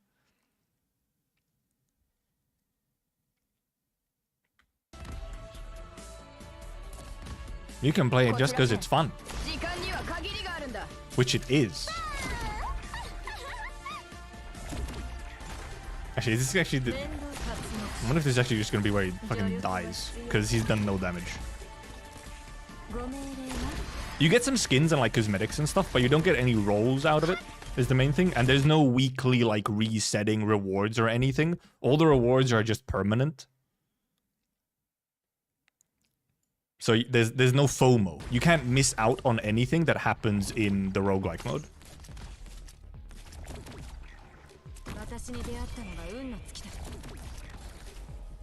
Yeah, well, I think this is on a very high difficulty, because the guy is taking no damage.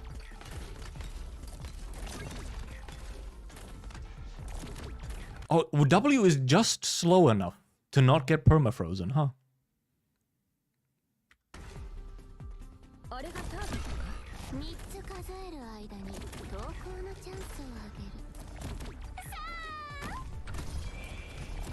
Remember there being a countdown? No, there's no kind of countdown. I'm not sure what countdown you were thinking of. There is nothing in the roguelikes that has ever been, like, time limited in any way.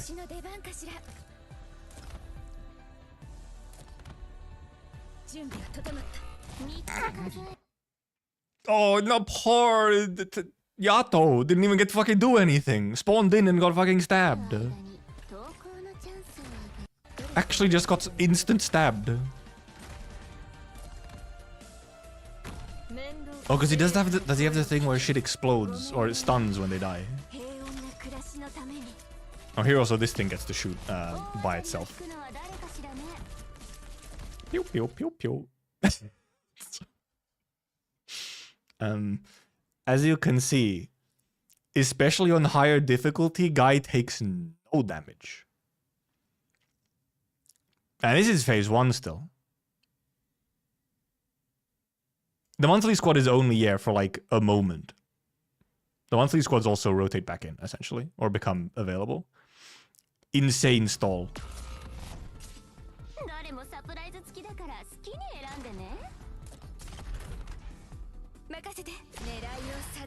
First one isn't available. Well, the first one is not available. This is true. But also that thing was like super fucking basic. I can tell you, you don't want to really play the first one.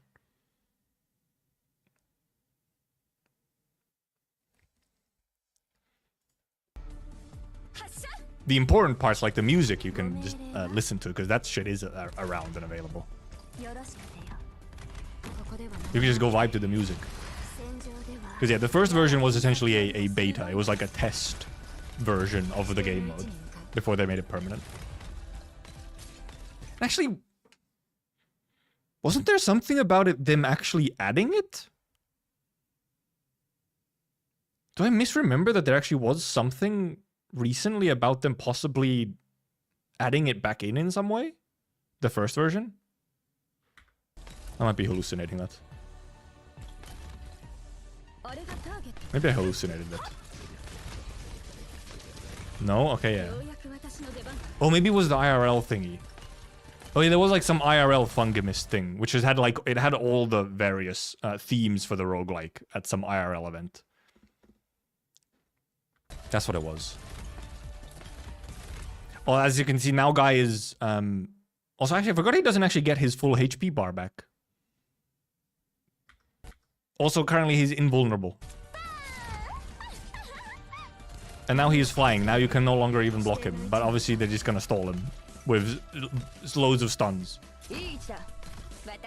They baited us that it was coming back. How dare they?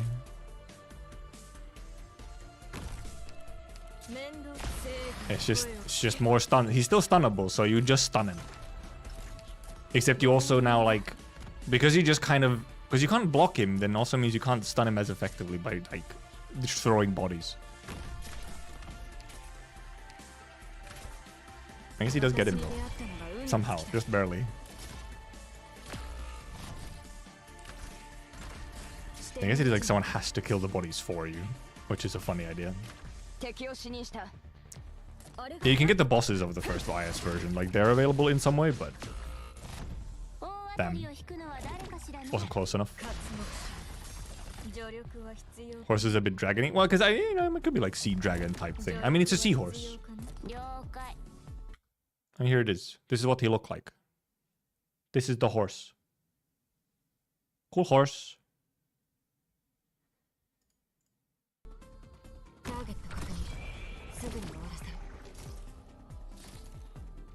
Mer horse with wings. Is it wings or is it fins? You know, for swimming?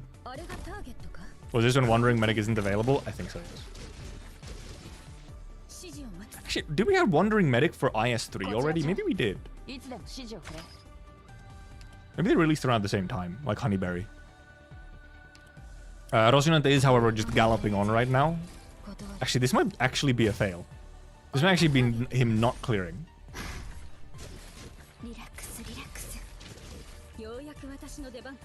I think so. Was there Wandering actually wouldn't be here. You need the therapist, which we did have at this point. Yep. Just walks right in. Just walks right in. The unstoppable force. He does not care. He will simply walk in. He will simply walk in. What a guy. Last night, what a guy. Must say. Riiro sinante.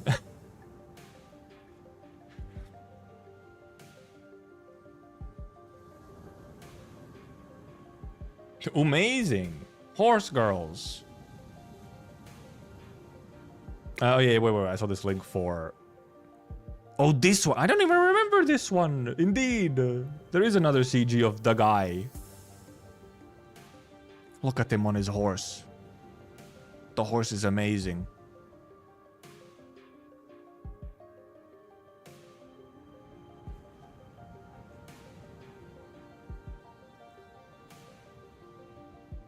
He's so cool. Amazing.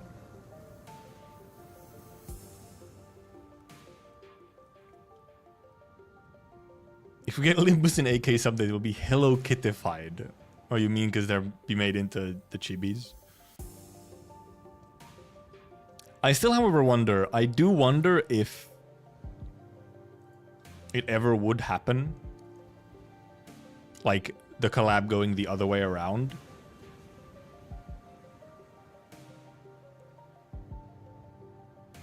Simply just because since Limbus is not officially available in China, I feel like that almost alone makes it very difficult to actually do a collab the other way around.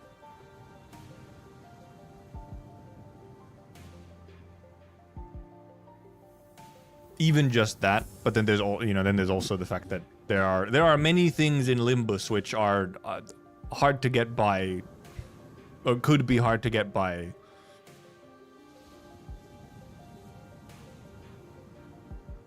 censors. Was R6 not officially available in China when that dropped? I feel like it was. Like, surely it was.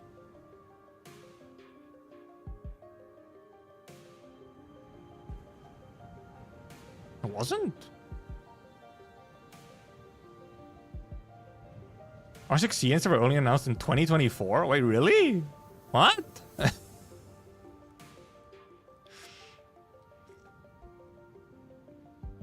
That's strange. But how? How?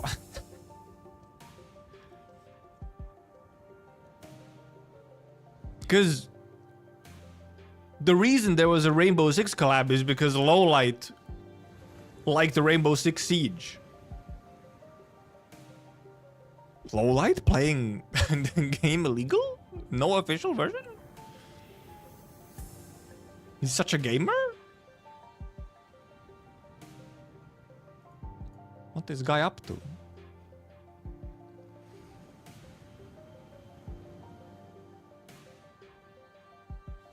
Because yeah, that's the thing. I was like, how would that, like, indeed? I guess Lowlight was just Rainbow Six Siege China. I'm just Googling this.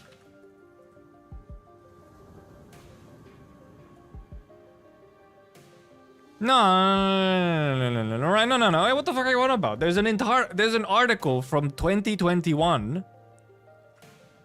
of Rainbow Six Siege update removes blood, drugs, and skulls in all regions to censor for China. I remember this happening. I was playing Siege around this time, I think.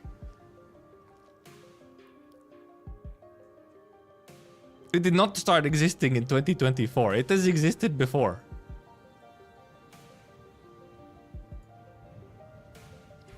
At least since June 2021, which I guess was still before the actual collab event. But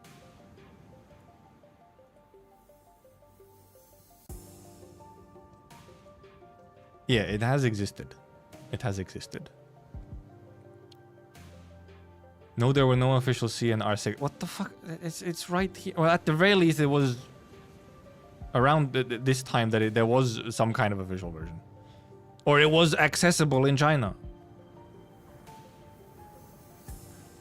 Because if it wasn't even, if it wasn't like officially at all accessible, they would not be going around changing shit just for the Chinese market.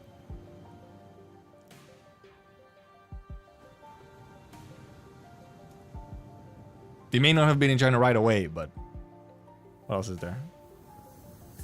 China launched its own Rainbow Six Siege League. When did this from? Where is this from? Oh, this, well, okay, this is from 2025. Why is R6 banned in China? In 2025? Did it get banned? Huh?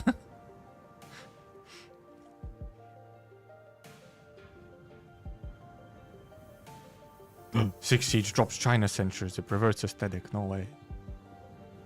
The official wave for release of Rainbow Six Siege in China has begun. What? Rainbow Six Chinese server distribution. I guess it's just a Chinese server. It's just, I think what you're thinking of is separated servers, but the game was available. But it's the difference of having separated servers.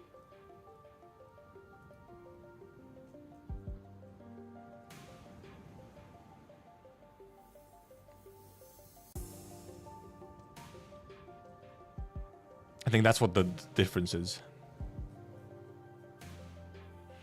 And there's a bunch of reasons why Limbus doesn't have a Chinese version. It was just, I believe it was, the main thing was the Project Moon was like, changing stuff to be able to, like, managing the a Chinese version of the game, because they would have to change stuff about the game to be able to publish it in China. That is too much work for them. They can't, like, they cannot handle it.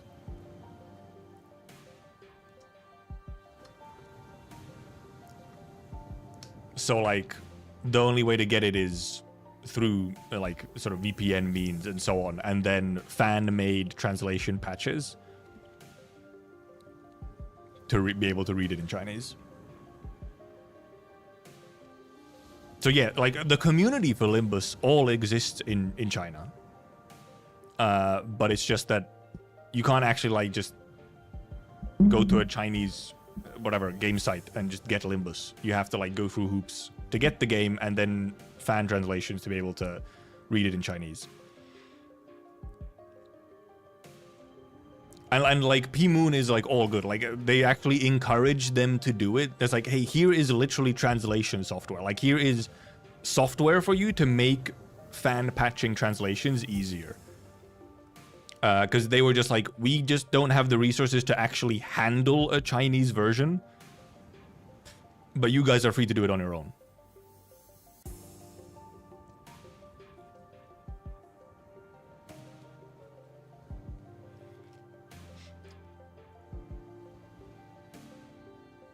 That is how they did it. I was wondering, was there something else I wanted to still go over from the Limbus Arknights event? Or if you guys have any questions about it.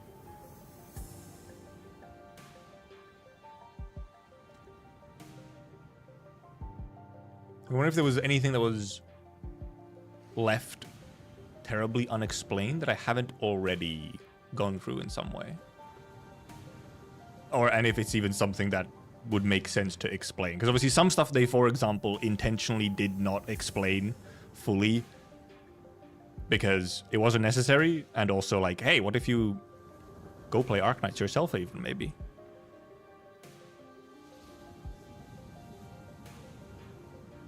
I haven't done the H15 stages, no.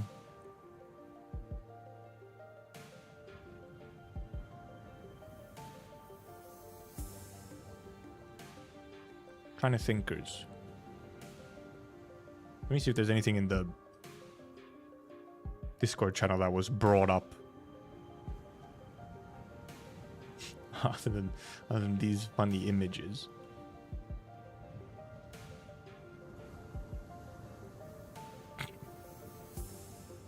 We need to kill the sinners. There must be a better way. Done. And that's a later Blackwell. And this as well. Let's get the bill in that raft. Done. It's not like we have a clock. What do you mean? It's right there. Is Mayor's quite young for being a bishop? I think Mayor is maybe not as young as she seems. That's kind of what it seemed like. May not have been as young as she looked. So.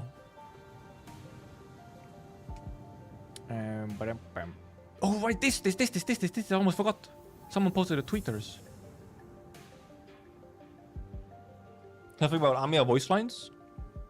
There's a whole thread of stuff.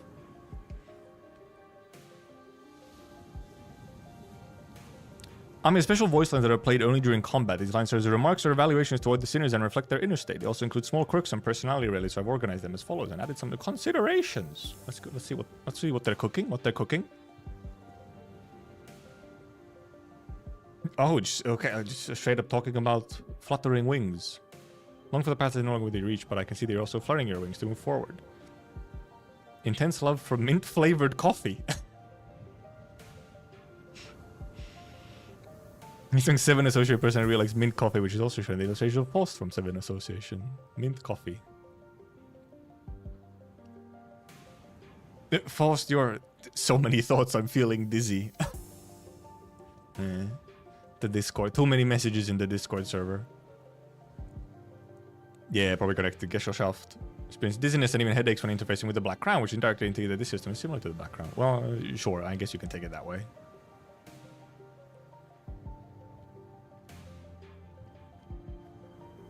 But yeah, I think it's mainly just... It's mainly the fact that there are too many messages in the Discord. Indefatigable Will, Don Quixote reminds me of a certain operator back at Rhodes Island. Undeadable. I prefer the operator. I like how they also called Blaze. Yeah, that's mainly what they go by as Blaze. Specifically, Rhodes Island also the first operator in the game to have the undeadable buff. Oh, right, that's the in-game version of it. Yes. This operator in-game Blaze has a passive skill that lets her essentially avoid dying for a moment of time.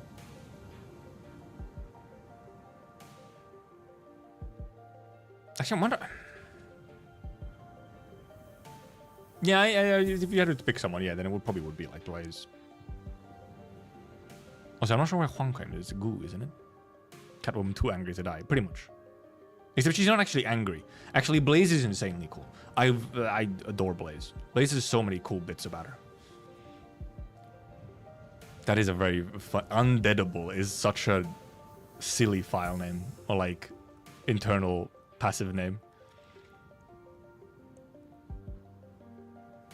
Yeah, indeed. The background is indeed complex. We don't have to go into this part. You breathe your thoughts into acronyms too? I don't get it, but I'll be able to parse them one day. Just instinct and previous army can understand it all. Okay, but what's the next image? But okay, into acronyms too. Would that be like... Who else would do that? What, like Telopsis? Is there someone in Arknights that uses like acronyms at times?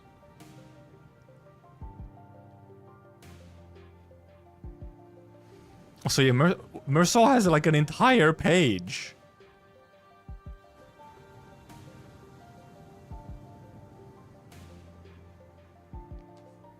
Oh, but also right, two also in thought, right?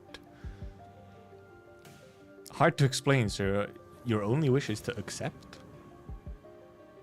Interesting little detail about the translation of the official Korean and Japanese version. The final phrase, only wish to accept, was deliberately left ambiguous.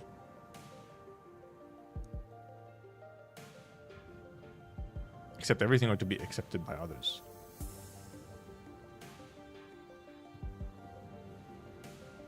A fun little translation things where indeed one language can leave things significantly more vague and open-ended.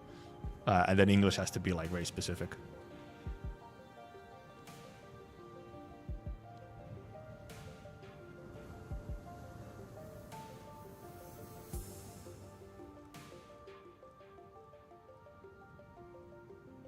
Very likely tied to Mersault's per. They had a couple of Mersault moments in the collab event as well, which was interesting. I saw someone losing their mind over a sun being mentioned by Mersault. I do not know enough about Le Stranger to know why.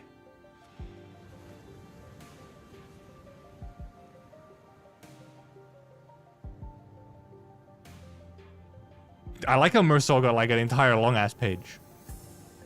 Worth of the Sunline is crazy? Okay. I don't know why, but apparently it is.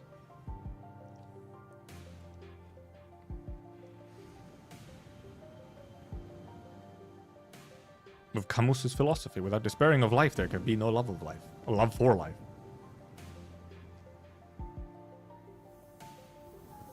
Sunshine is what makes Book Mersault kill an Arab. Man, those source books are funny. Sometimes when you just get like a random part from the source book explained, it's like, what? Sunshine made him kill an Arab? Huh?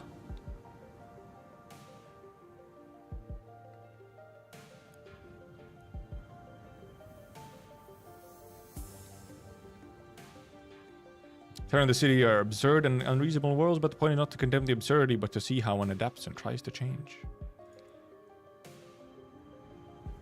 Only your heart is vast like a great river. It's so kind even as it rushes onward. It flows, but it doesn't flood. Yeah. That's Hongu.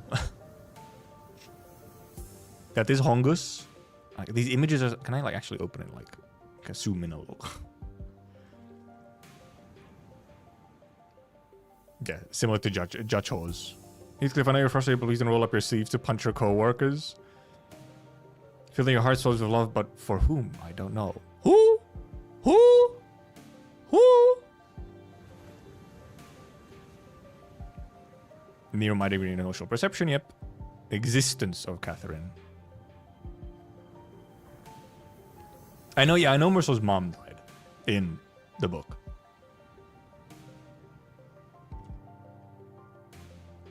I wish I had meticulously planned around various situations, Ishmael. The emergent spirit of a sailor shines through from time to time. Makes my heart rush too. Ishmael's OCD includes over-preparation, of course.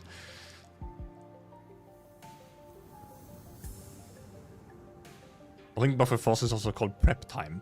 Prep time for Batman? Astronaut costume. I think it's just Amiya getting like, oh, that's fun. No, does he need to pull a little bit of stretch that would specifically be the astronaut skin, which was just which exists because Arknights collabed with the Chinese Space Institute once, so we got an astronaut skin for Amiya, which Global has indeed never gotten.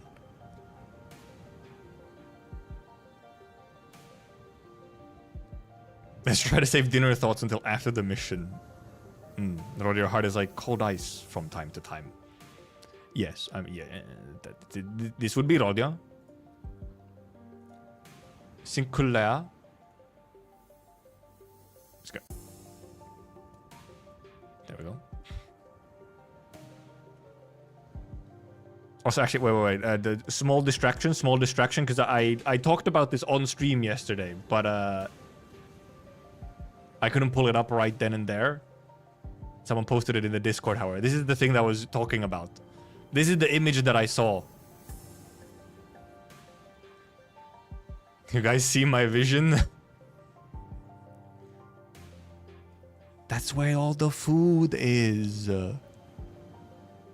Cookies and bread. It's massive pockets.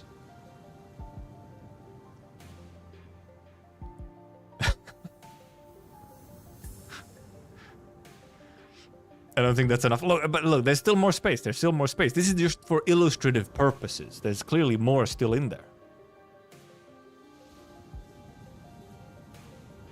Biblical greed by Rodion. Sinclair, the sadness you're carrying, I believe, will become a strength that will push you further forward. Oh, yeah, also, actually, yeah, that is. I'm just comfort to Sinclair is in a sense a reflection of her own experience, yes. She does also have a sadness that, however, pushes her forward. You care for the manager like I care for Doctor. What are these emotions, these memories? Oh, spooky, spooky! Kanto teasing, kanto teasing. Also, yeah, we can see that at least currently Otis truly holds care, a desire to protect. Genuine respect. Not just, you know, kissing ass, which is maybe what it was at the beginning. Otis lore in an announcer, imagine. Also, even like, we even got like some like more explicit like Gregor characterization through like the ego scene. And I even here.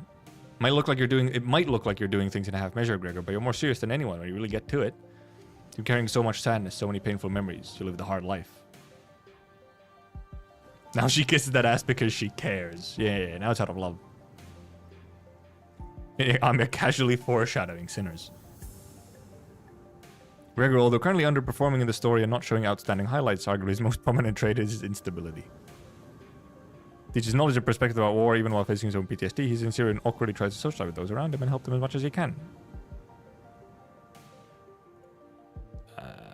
Oh, that was all of them. Was that all of them? That was all of them. I did. So I find it so funny that Mersaul got like Mersaul got a page to his own. It's also longer than like all the other pages, and it's by himself. Second reason Mersaul is speaking about Yoshi's ego storyline. I should say Herman here is probably not female. I wrote wrong. Good post. I cannot help but laugh really hard at the 14-year-old terminal cancer patient and de facto leader of Rhodes Island looked at Gregor and said, "Wow, your life sucks a lot."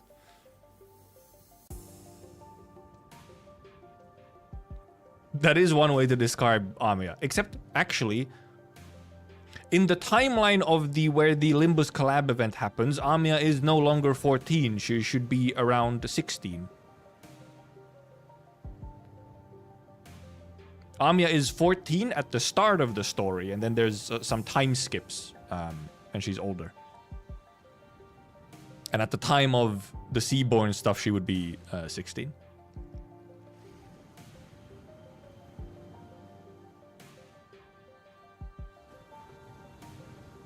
I'd actually, yeah, I wonder if it could. This also for Dawn, it could be part of it. Could actually be Nero as well.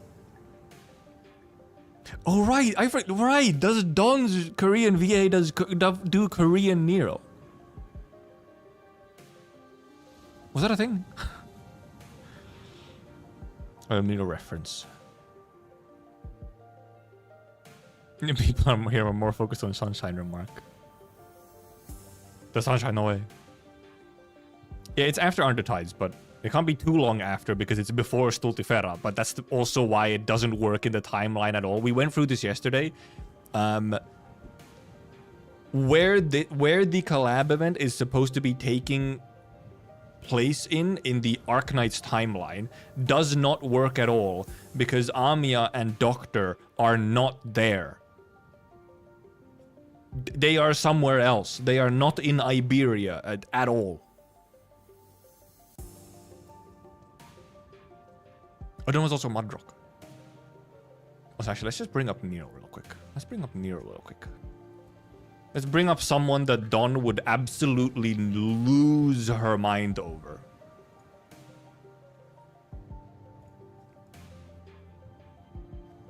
Which is this girl. Was they in Spain instead? Iberia is Spain.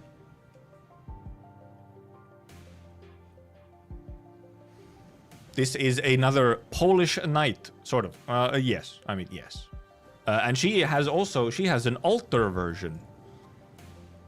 She has a second alternate version, like a lore alternate version. Like, this is her actual current status.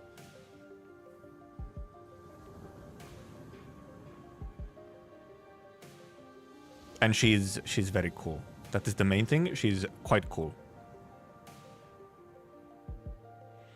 Also, just so the Neo. So first of all, this character is the niece of Moinar, who is the character that Gregor's ego is based off of. That's also why we call Moinar uncle, because he's quite literally an uncle.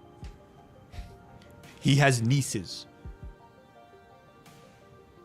He is an actual, genuine, biological uncle. Now, alter forms. So most alter forms in Arknights are canon. There are some that are not. Some are not. Most of them are. Neil. This one is Margaret. This girl's sister is called Maria. And then there's also Auntie Zofia as well.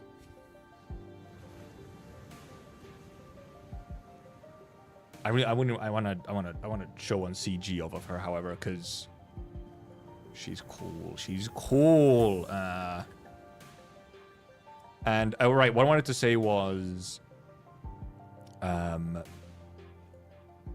Nero family has a motto. They have like a family creed, which it goes so hard, and it's so like, yes, this is a knight, which is fear neither hardship nor darkness. And because all of the arts in the Nero family are generally perceived, and there's sort of this some form of like almost a little bit like holy night. Night, holy light. So there's always heavy imagery of this sort of nightly light and sort of incandescence. Sort of a glorious, noble light. And sometimes it just goes hard. This is one I have to find. It's just Nero aura farming. It's just her aura farming.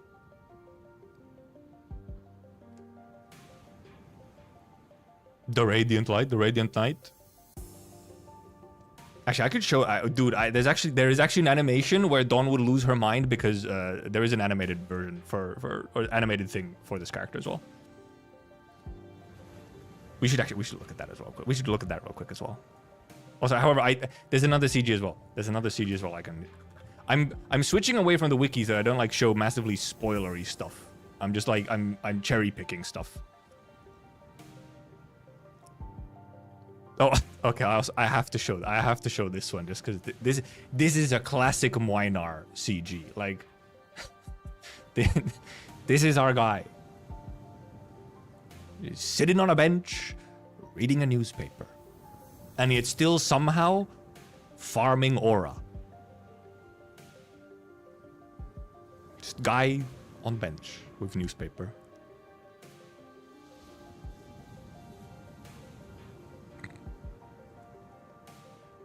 He does have a few visitors. He does get some visitors if I open those up as well. As he sits on the bench, he slowly receives visitors. One guy, one gal. And if you know anything about this particular event, this bench is quite a dangerous bench now. And then there's also this one, because she just looks very cool here. This guy also looks very cool. This guy's also kind of based.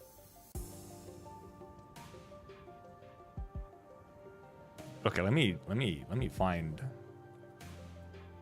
This one's a long one, I think.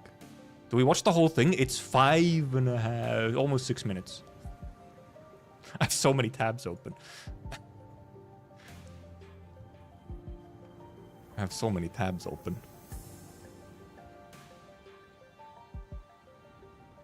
Moinar doesn't check his phone. He's reading a newspaper in his idle. Like Moinar in combat when he's not attacking is reading a newspaper. Because I'm wondering if we should just get the part where she descends instead of the whole 5 minutes.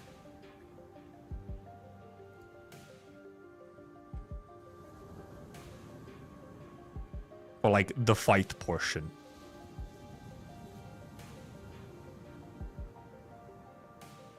Maybe just do the fight portion. Let me close a bunch of these tabs.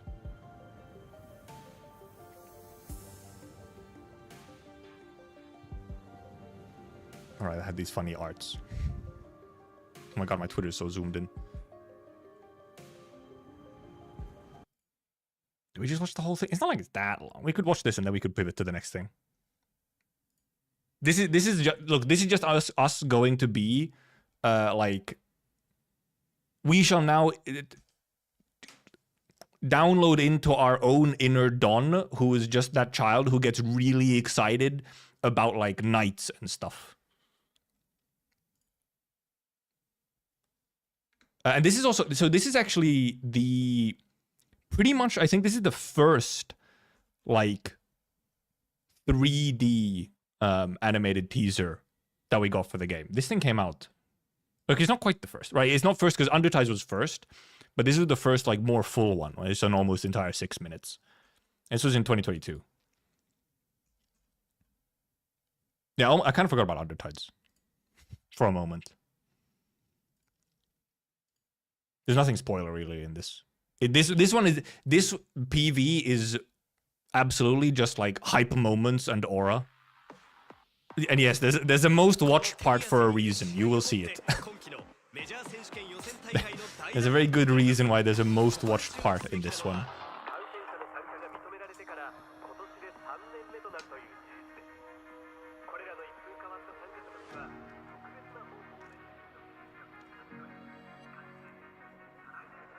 I haven't watched this actually in a while. Oh, is it right when he's 50% charged, he checks his phone? Okay, that, right. Oh, is that him checking his phone? I thought he, like, just moved the newspaper around. Also, the music in this one is also goes so good.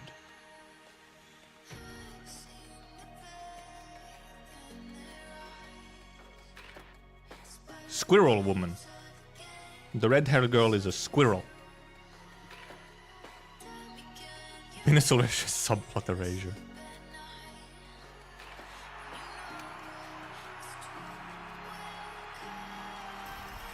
And yeah, the soundtrack for this also is now one of the most iconic tracks for Arknights. It's like maybe one of the #1 shill tracks where you just show the music to someone and they're like, holy shit, what? Huh? Yeah, this also had some 2D as well. Had like sections here, which was 2D. Drones. Drones are very common in Arknights universe. Like, most flying things in Arknights are actually just, like, drones.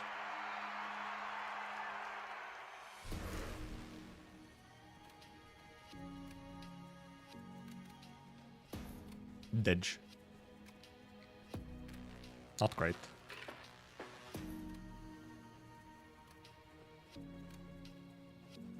But I live in Kazimierz.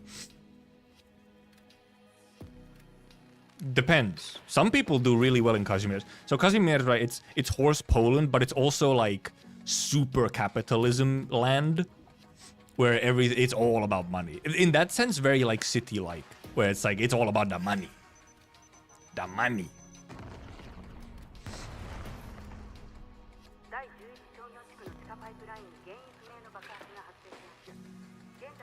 Toland, I wonder when we're gonna get Toland playable.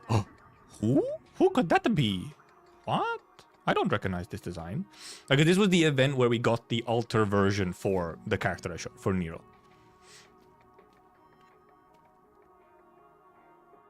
We're soon getting to, we're almost at the most replayed part.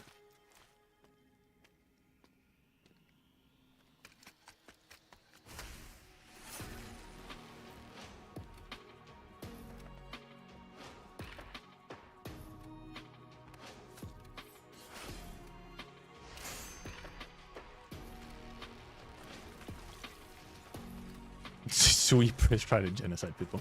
That's one way to put it. The corporation are trying to genocide. Not quite, but almost. A little bit, sort of. OG Uma Musume.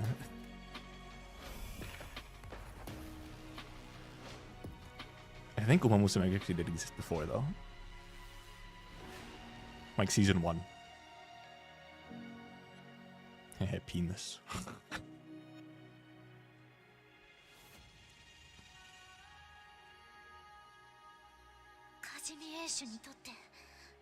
Kazimierz?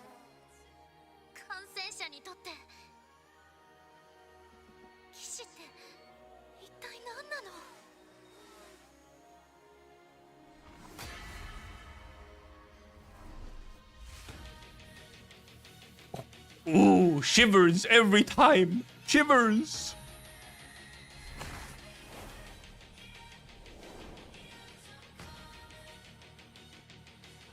騎士とは大地を照らす崇高なる存在だ。 Her!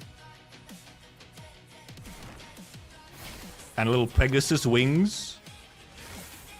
She's a Pegasus.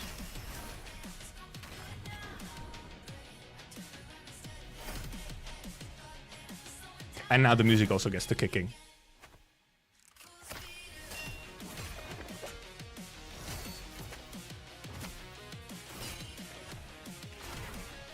Smug.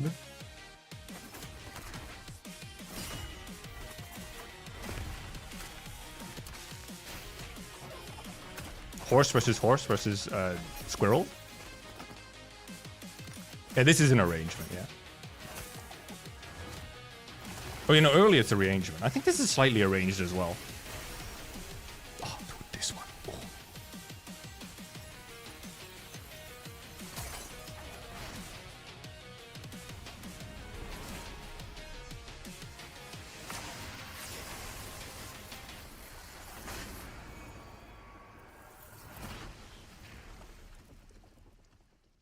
You fucking blew them all up.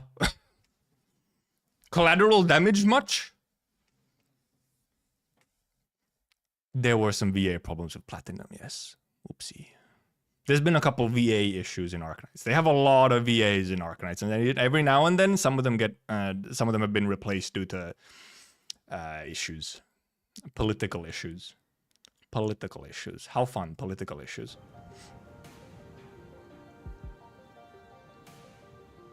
Extra score.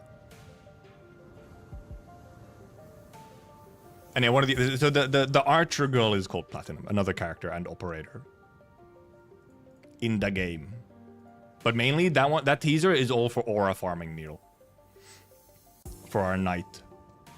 Knight in shining armor. Our Pegasus.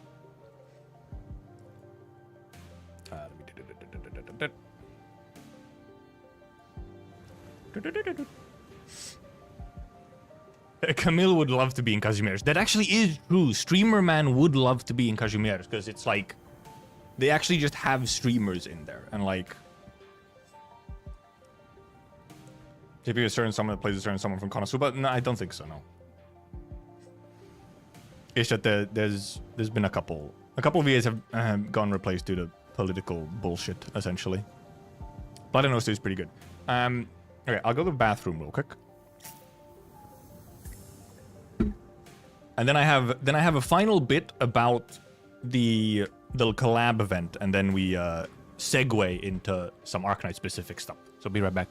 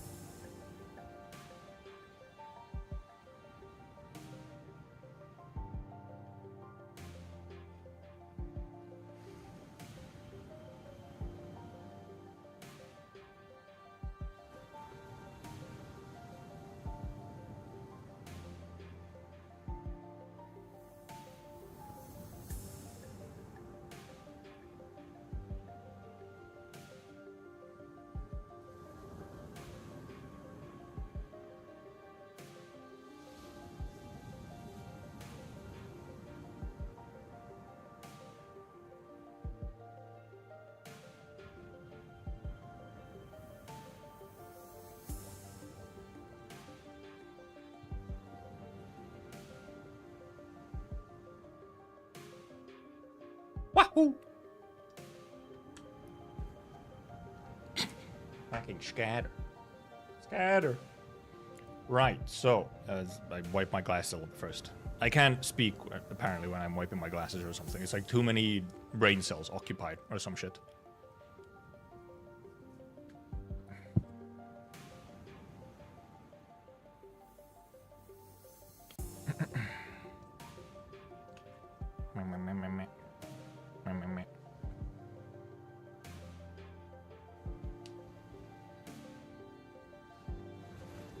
There we go.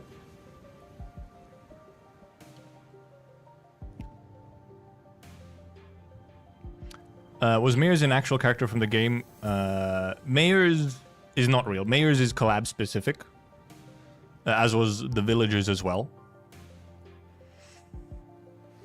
Bishops are pretty high ranked, but also bishops are like a spectrum. Some of them are clearly more higher ranking, I guess.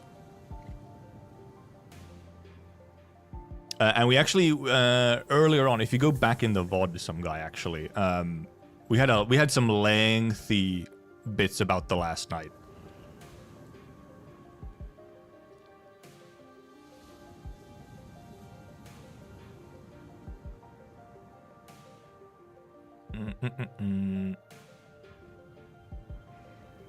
Where we went into the entire backstory for the last night, and also just like what kind of entity they are.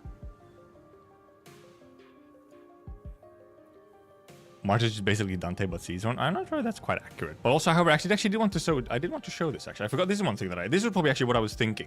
Yes, this is what I was thinking. So if you guys remember what the boss in the collab event looks like,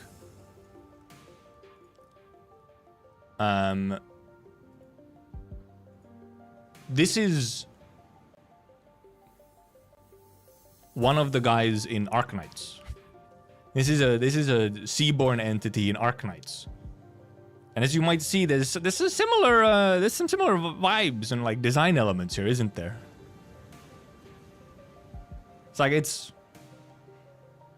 they had a pretty good inspiration for the design for distorted mayors.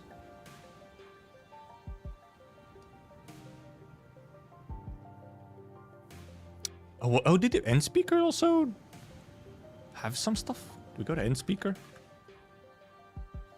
The end speaker. Oh yeah, this version of end speaker. I feel like this one is a little bit less. This one looks funky. This looks a lot more, you know, like weird sea horror thing, but then also has like wings and shit.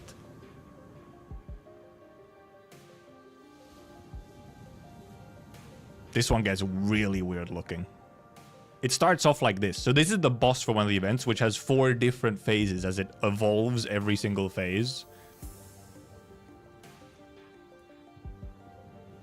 And then you have this fucking thing.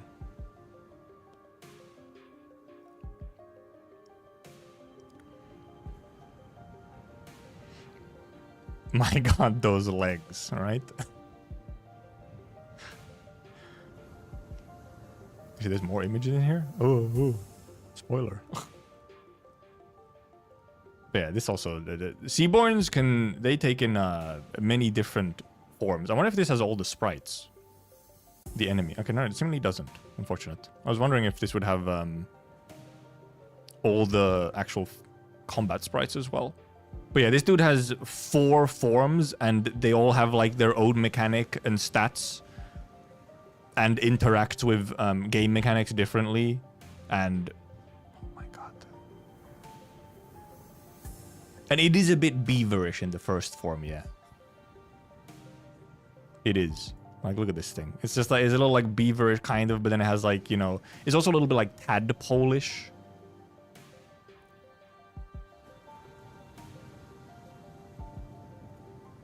And then there's this guy. I feel like this was the main inspiration probably for the collab boss. There's so many sort of like just similarities, which makes sense because they're like kind of both somewhat more human-ish like versions of Seaborns. Philip has 7 phases. Philip does have infinite phases, yes. Thank God we don't have that quite yet in Arknights. Except some bosses do have gimmicks where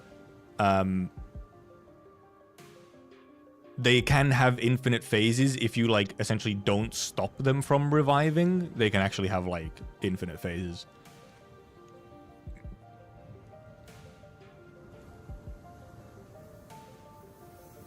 Blood Knight is one, yeah. The recent one from a Blood Knight event is also one.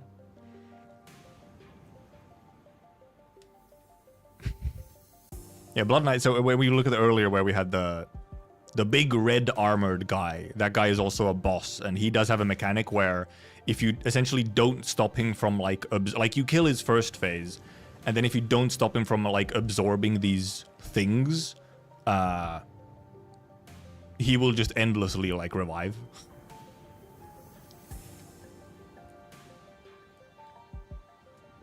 Elaborate on the sentence of Amiya sensing feelings or something, then doing something similar to how Dante extracted the ego. The ego extraction part is that's like a funky sort of, that's like a funky collab thing.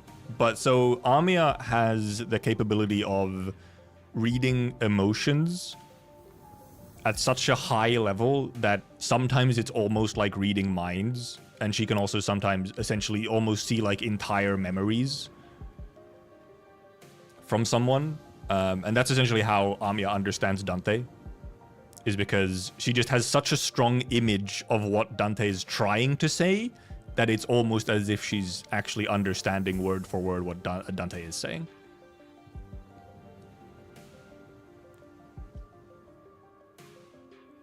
Don wishing for nearly going to get Myrtle. That'd be fun.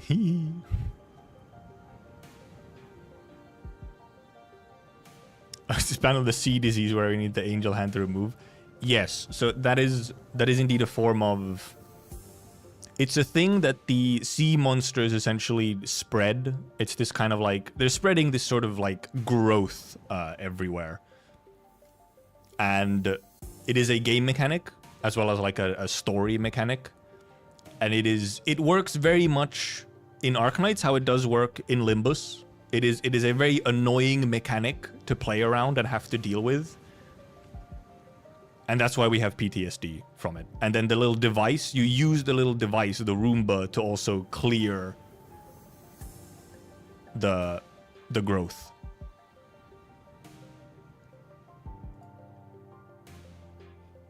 Yeah, Limbus having infinite Roombas. We do not have infinite Roombas either, so you had to use those Roombas like at a specific moment. You did not have infinite Roombas either.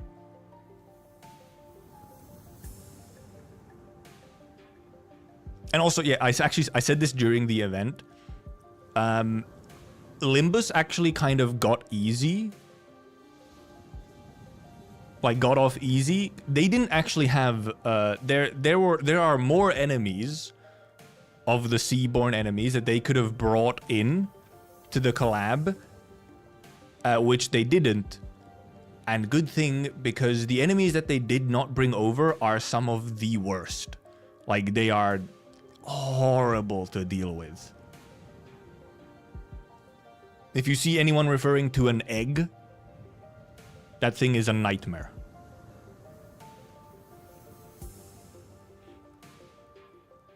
And yeah, the Nersea brand is sort of like indeed a way for the Seaborn enemies, or to them, like, essentially it's terraforming. Like, they are terraforming land into something that's more hospitable to them, since they do come from the sea.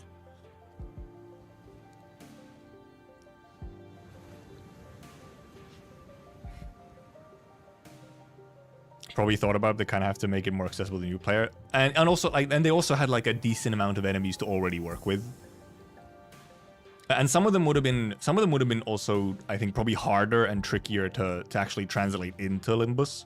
Like one of the gimmicks for one of the enemies that was not brought over, their gimmick is that when they are on top of Nethersea brand, they have like 90% dodge.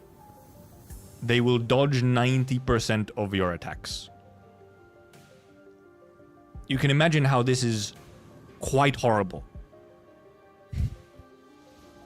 But also, how exactly do you, like, put that into Limbus? Where, like, evade is a very specific skill that is, like, used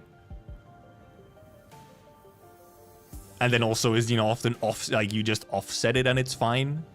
So it would have been like tricky to kind of translate that specific gimmick over.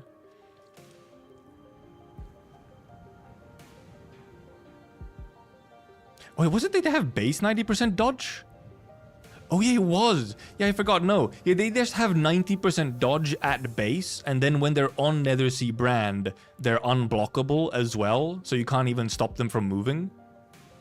That's what it was.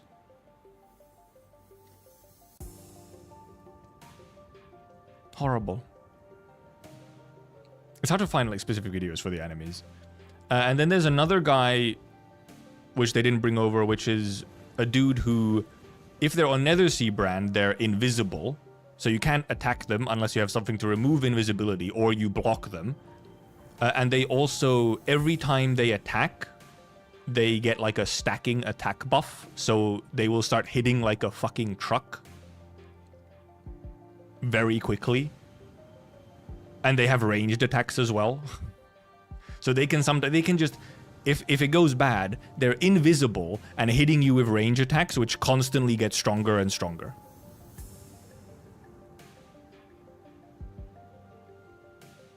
And then the last guy that they did not bring over, like out of the normal enemies, is what is known as the Egg.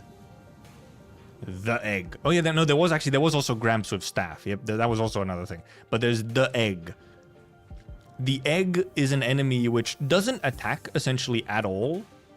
But the thing that it does is that it sits around. And then when it loses enough health, like it loses a specific amount of health, like a threshold of health, it will then do AoE damage. In a very big, large area, will do AoE damage and also a really large amount of nervous impairment, the status, like the special status that was also now in the Limbus event. Like very quickly, it will just it just straight up kills your guy, or it causes the status to build up fully and you take damage and you get stunned.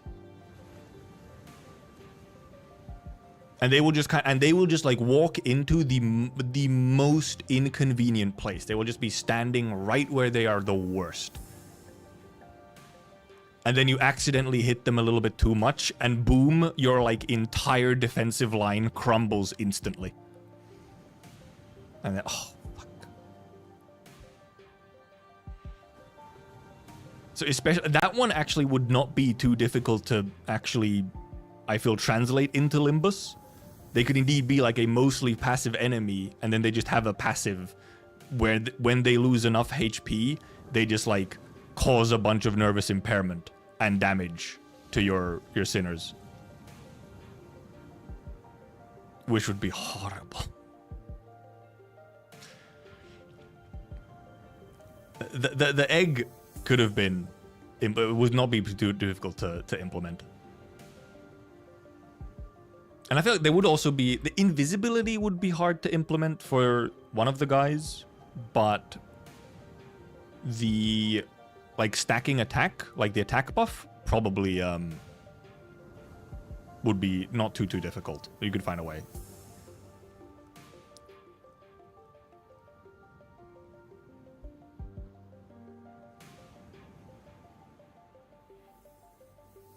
Flower dudes too, but yeah, because they would function similar to flower dudes, except that they would, you know, probably be even worse.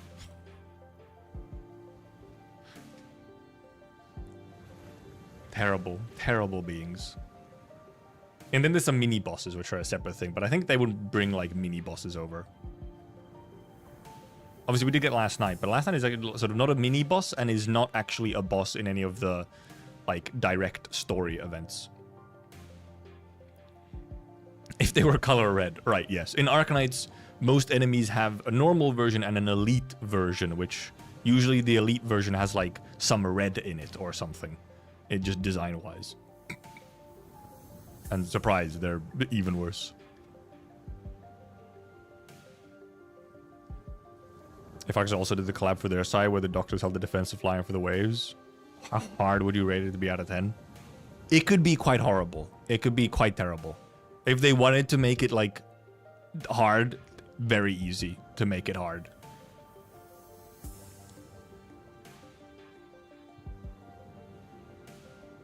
And yeah, it's so fun. I said this here. I think I've said this multiple times now.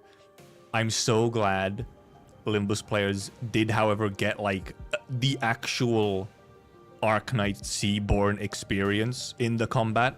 They did translate over the mechanics and the nightmare over so well. It's so nice to have, just seeing like tweets and videos and stuff of people just getting destroyed at times, and it's like, what the fuck is this? What do you mean? What is this shit? This is so oppressive. It's like, yes, it is. Indeed, that's the point. You must feel the pain that we did. And I love that. It's fantastic. It's great.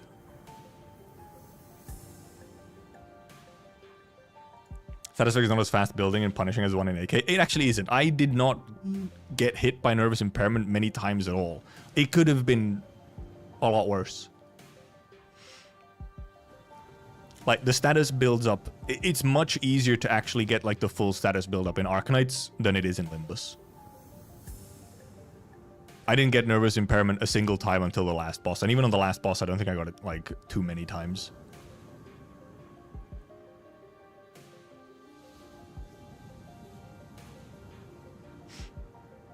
I think Hime actually mostly got bodied by the last night. She had at least 2 failed attempts, which were both really close. Yeah, in Limbus you can't heal it, however, which I guess that's the trade-off, is it builds slower, but you also can't actually get rid of it until it triggers. So if the fight goes on long enough, it will trigger.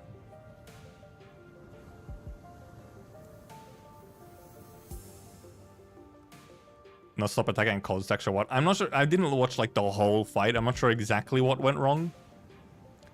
But yeah, it just something went wrong, and it was painful to watch. It was painful. I think she might have been using a Heisho team, which obviously for last night specifically, a Heisho team did not help.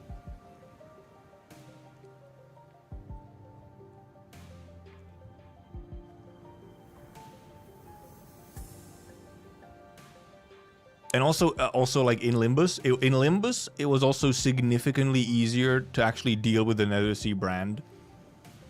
You didn't get Netherseas brand super often, and you could very quickly just clear all of it. While in Arknights, there were many situations where you did not have the option of clearing it. You were forced to like tank it and deal with it instead of just removing it.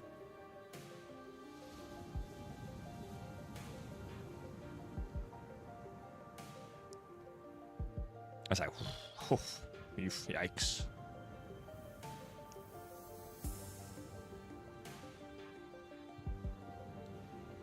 And man, some of the fights in the collab just went on for so long. I used syncing for actually like the whole thing, because either they had SP and they, you know, syncing just removed their SP and then they didn't clash at all, and then everything else that didn't have SP was gloom weak. So it was just extra damage.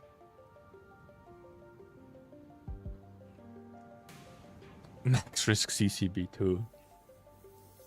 Oh, cry. Actually, let's see. I didn't want to pivot. I had a thing I wanted to say. Let's see. How long is a CCB2 clear? Not CCB. I didn't put CCB2. I put just CCB. That's 17 minutes. These are long clears.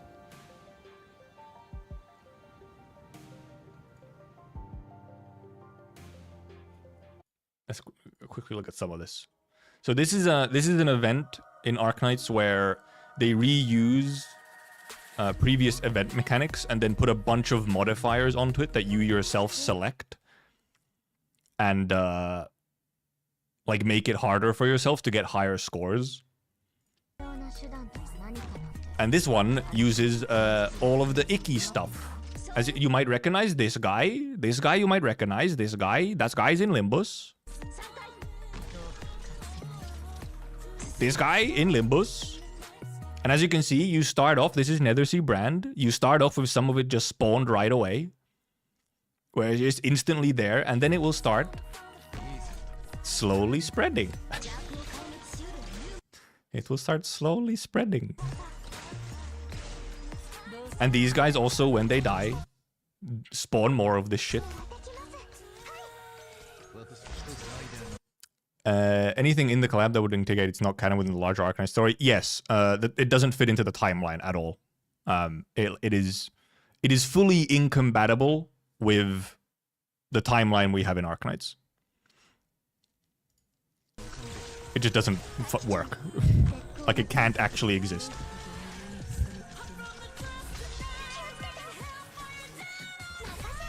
Also, yes, the music for these events are bangers.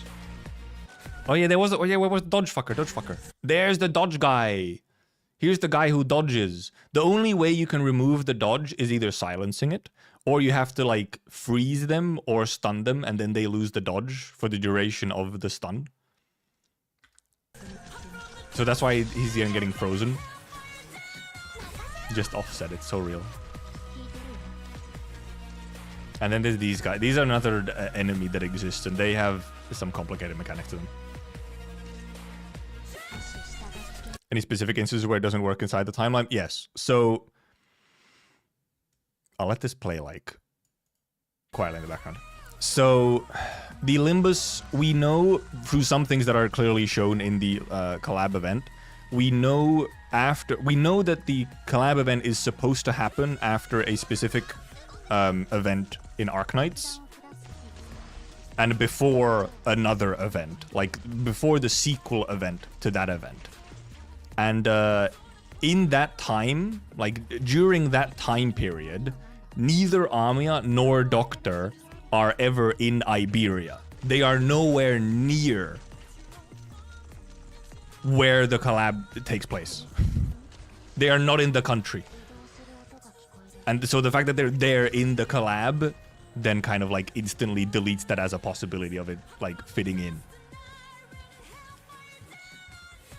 Yeah, Amia indeed has actually yet to ever indeed. We have never actually seen Amia in Iberia still. Doctor does arrive to Iberia eventually. Amia, however, we still have never seen in Iberia. So, it just doesn't work. It just can't fit in.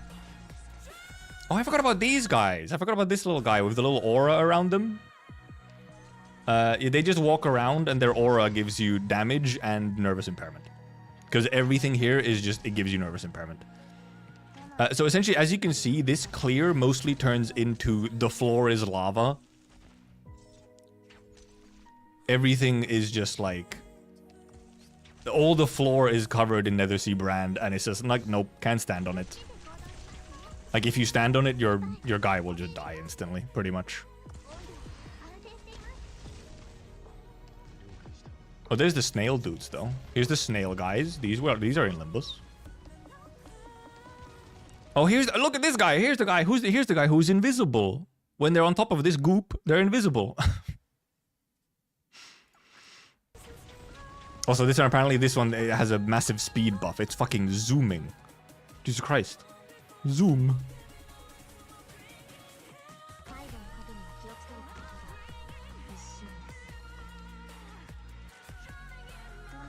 And now it is just permanently attacking. It has so much attack speed buffs that it can't actually move anymore because its attack speed is faster than its like movement speed or whatever. It just so happens that this one character is kind of able to tank it. Sweaty as fuck clear. Well, this is like a max risk type of... like, this is max points type of clear. So, like, this clear doesn't actually get you any rewards. This clear is for bragging rights and for fun.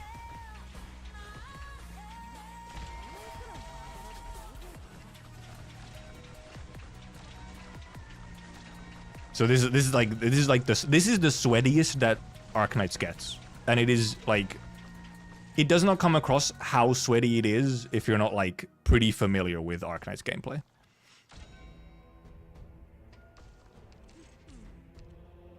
Bragging rights is the best rewards. Nah, this can be true though, yes.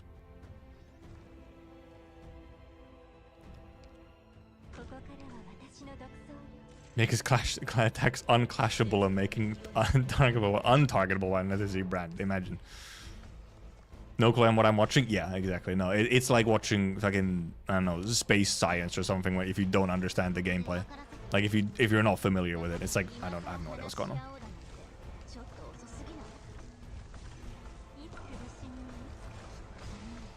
Are they putting the Ishram theme? I can't hear fully. Kind of quiet on my end. Peak sweat. Yeah, as you can... This is what this turns into. This is what this turns into. Just barely this one girl can tank him thanks to like a specific passive that she has. And now it just turns into this very silly situation where you have to like slowly deal with them as they attack this girl. Where are my Roombas? No Roombas on this one. What do you mean? You wanted Roombas? No, no, no, no, no. No Roombas for you. No, no, no.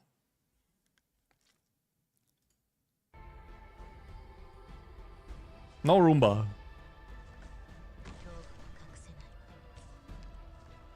Because now you have to remove the invisibility and then...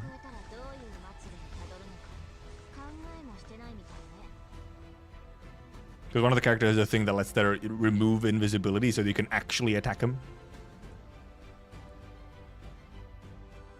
Pew, pew, pew, pew. Real slow, it's just, you know.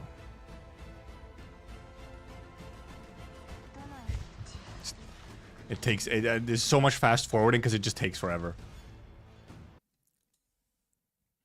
Use of the Angel's Hat and then removing it. The Roomba is pretty much just used to remove it.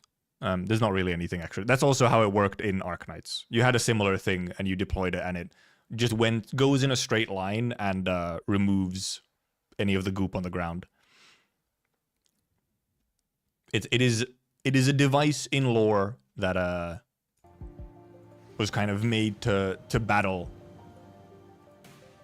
the goop. Yeah, you had like modifiers that you could put onto it, but the main use of it was to just remove the goop. It had some extra things, but the goop removal was the main function. Sometimes it could stun. You could also make it bounce off of walls so that it would go back and forth. But otherwise, very much the main thing it did is the same thing it does in Limbus as well. Okay, considering the time, I shall now take my incredible segue on my last little thing about the collab, which then segues into a portion where I'll go into some Arknight specific stuff.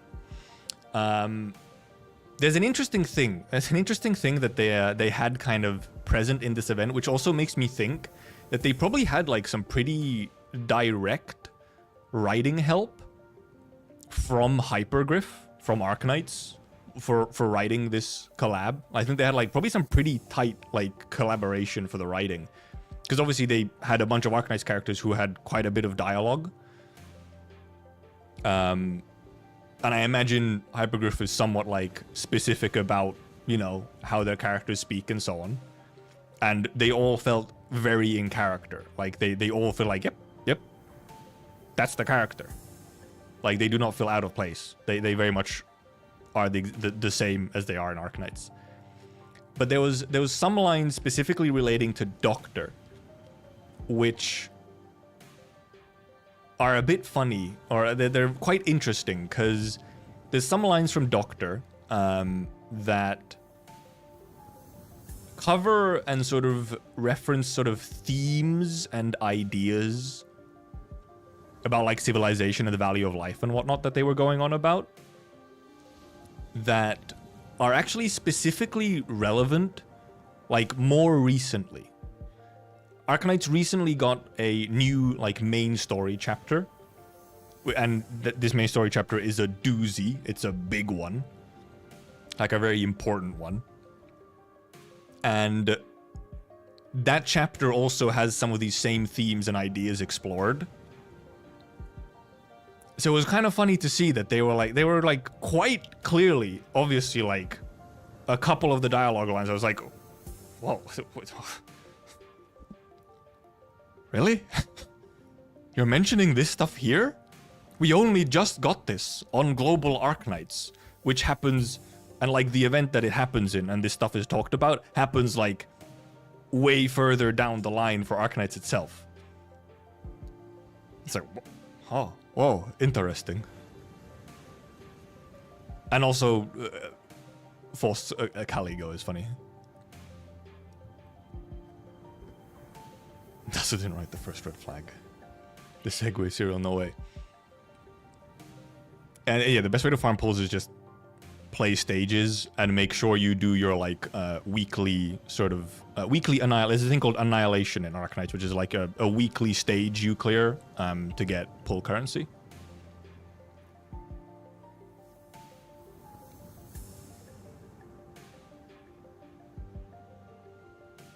And which ones? Just like main story stuff, essentially. Your main pull income in Arknights is the weekly stage thing that you do to get pull currency, and then like doing your dailies and so on.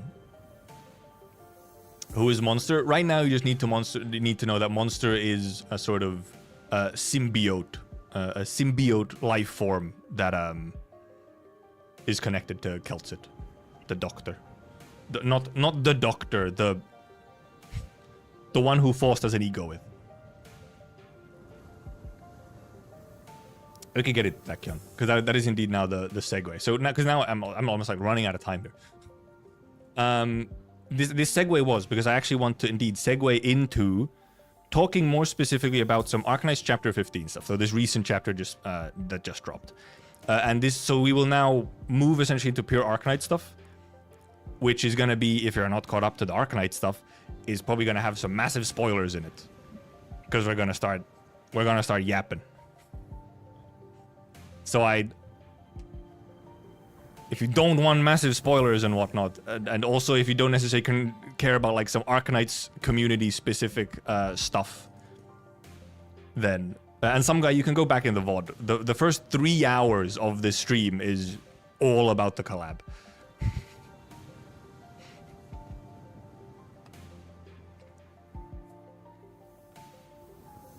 And purple, yeah, you can skip the weekly grind purple once you have to fully clear an annihilation before you can do it. It has been 3 hours. That's the thing. It has been 3 hours. I was expecting to do like maybe 2 hours of the collab and then move to the other stuff. They end up taking more time. Actually, can I find? Wait. Actually, no. I know how we can change our background music to indicate that we have changed topics. Give me a second.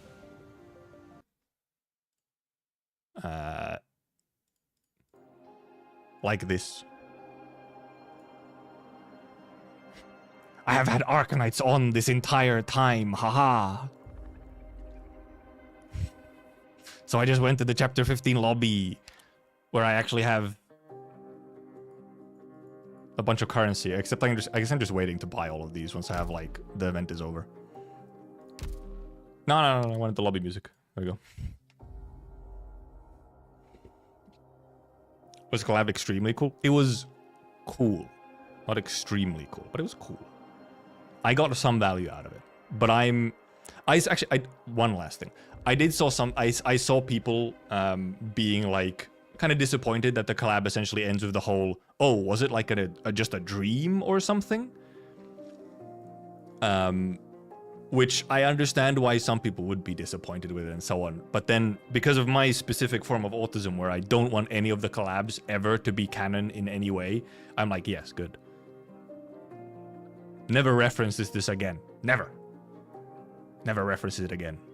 It can be lost to time. This is what I want. This is good for me. We might not have time to get the message travel stuff. But I mean, Master Travel is obviously coming at some point, which is the next big Arknights event. But we don't actually have a date for it yet. We don't have like a date in mind for it, funnily enough.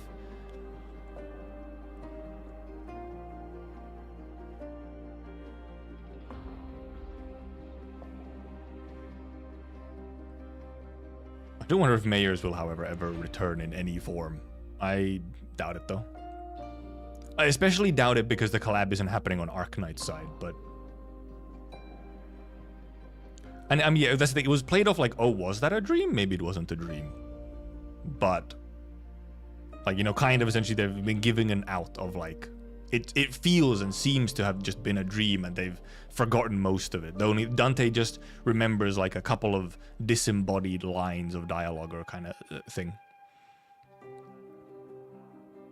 Yeah, but Techno was actually on an Arknights-sided collab, Nia.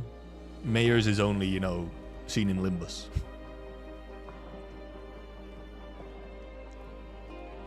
So...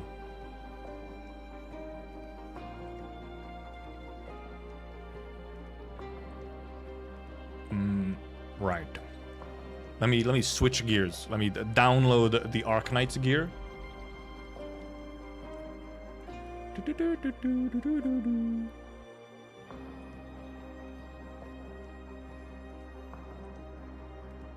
Also, just looking at some of the Discord messages to quickly check.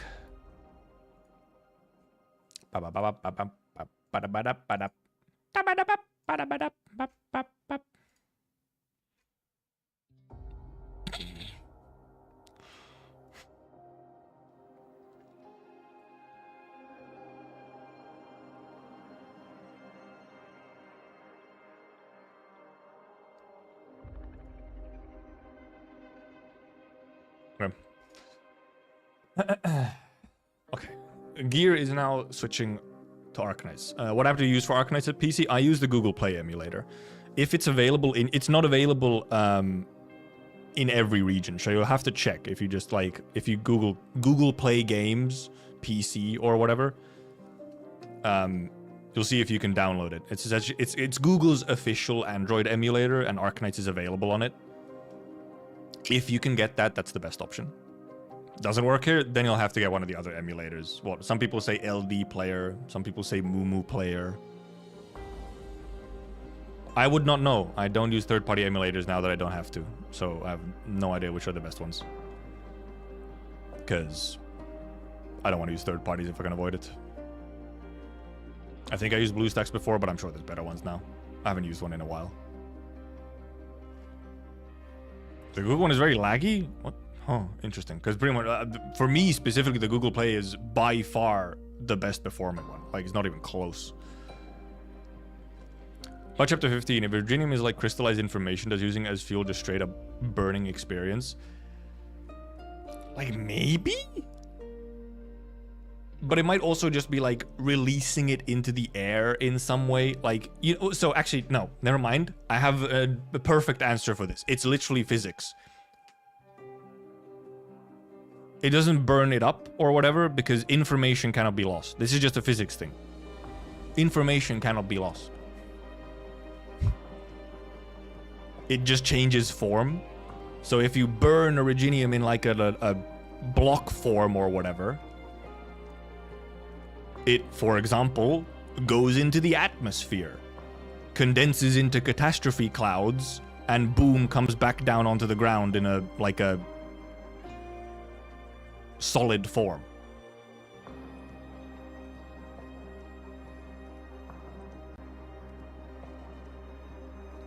So then, boom. It's not really lost in any way, actually.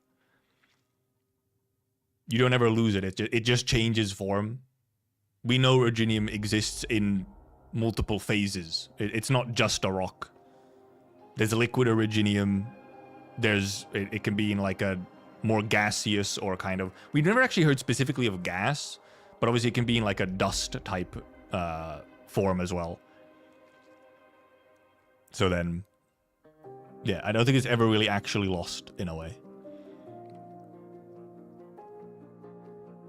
It's just, Originium I think is maybe a little bit, it might be a little bit too strong and, you know, high science to actually be able to... It finds some way to, you know, keep its information. And I mean, it's connected in like, it's, you know, it's... Originium has like an entire separate fucking dimension inside of it and shit. Which is connected through the fucking ether.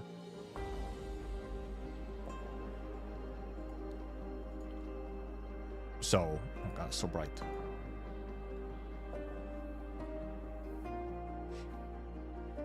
What happens to cremated infected if not turned? Turned. That's one way to put it. Turned. Well, the cremation is just the... Or essentially the creme... Actually, I don't think infected even necessarily get, like, cremated, actually. And maybe some of them get cremated, but I mean that's the same thing as you were just burning Originium as fuel or something. Usually, actually, the way that dead infected is dealt with is just they're contained in like a container so that the dust doesn't go everywhere.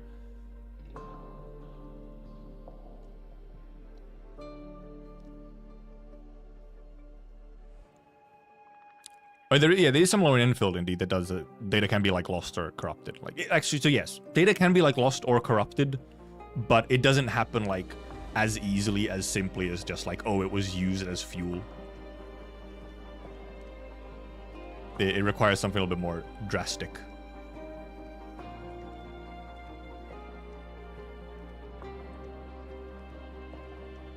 Because I think there's a whole thing where, like, actually...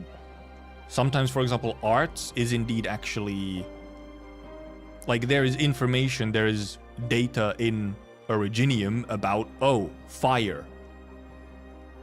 And that's when you cast fire arts, you're grabbing that data from Originium and casting it out. But it's just changing form.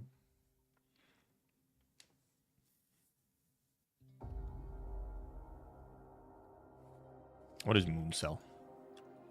Moon Cell. Oh boy, oh no, type Moon. Oh no. Originium isn't necessarily a supercomputer though. It's kind of just like a data bank, but just has some extra functions.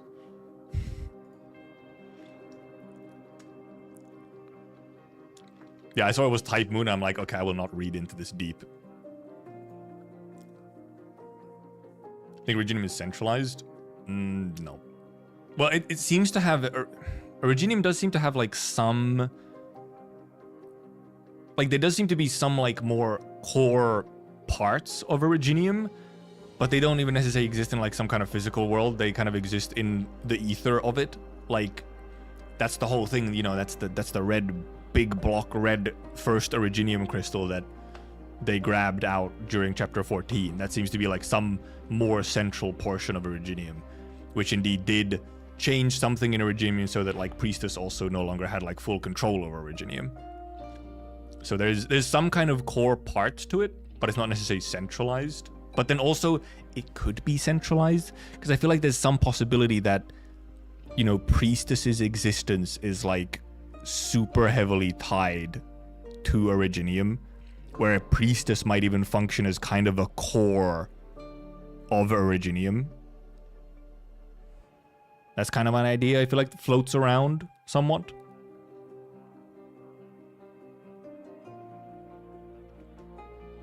And I mean, we're probably going to get exploration of that at some point. Because that would just obviously somewhat make sense, you know, considering the fact that Priestess just kind of exists in the Originium and then has just, like, complete and utter control over it until some parts of it are wrestled from her by Theresa and Theresis. Ifrit is quite a special case, yes.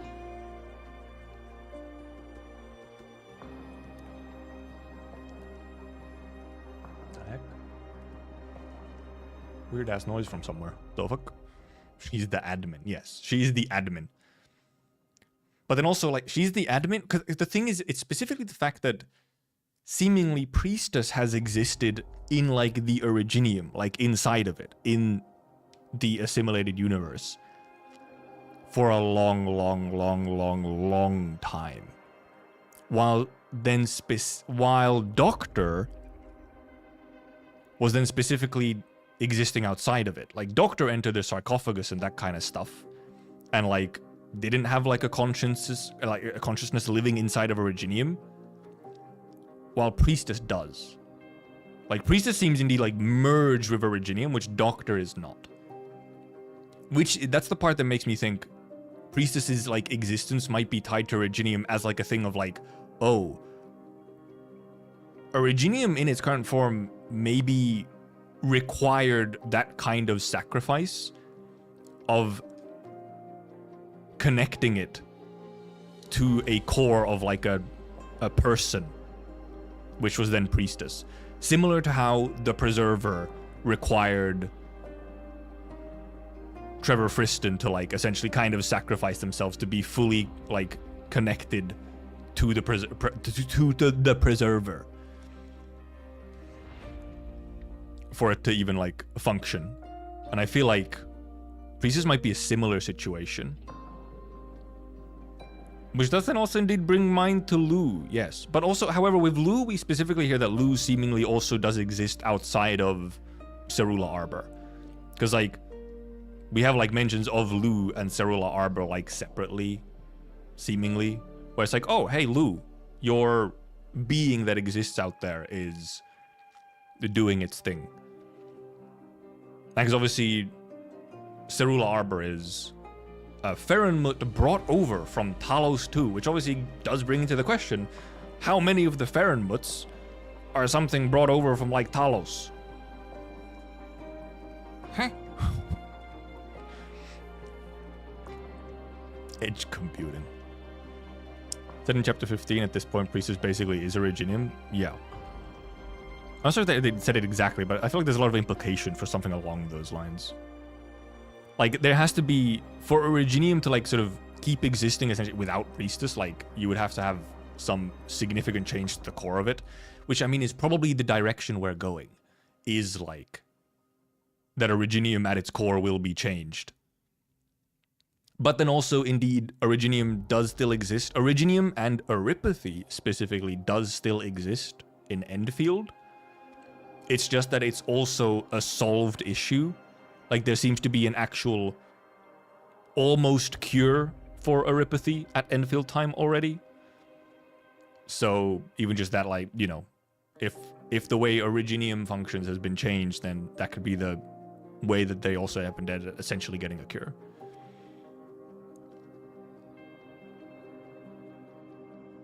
And it's more so a question of, well, I mean, okay, first of all, Priestess in some form, I feel, does seem to still be around in Enfield times. In exactly what form is the bigger question. Because obviously the entire prologue, I feel like one of the good chances is that the Perlica in the Enfield prologue might actually be Priestess in some form. Just, I mean, there's a bunch of lines in there which are like, okay, I feel like they're almost sometimes almost a bit heavy-handed with it. Priestess, a linguist, encoding, decoding Originium. Also, it is fun that she's just a linguist. And yeah, Enfield sarcophagus is just a block of Originium. Do you wonder if with Seaborn goal being survival and same with Originium? I mean, yeah, Seaborn indeed are just one of the other answers that the previous Civ came up with as a possible way to, you know, overcome the observers. That's what all the things, Cerula Arbor, Originium, the Law, Celestial Fulcrum, all of these were just various projects they had to try and overcome the observers.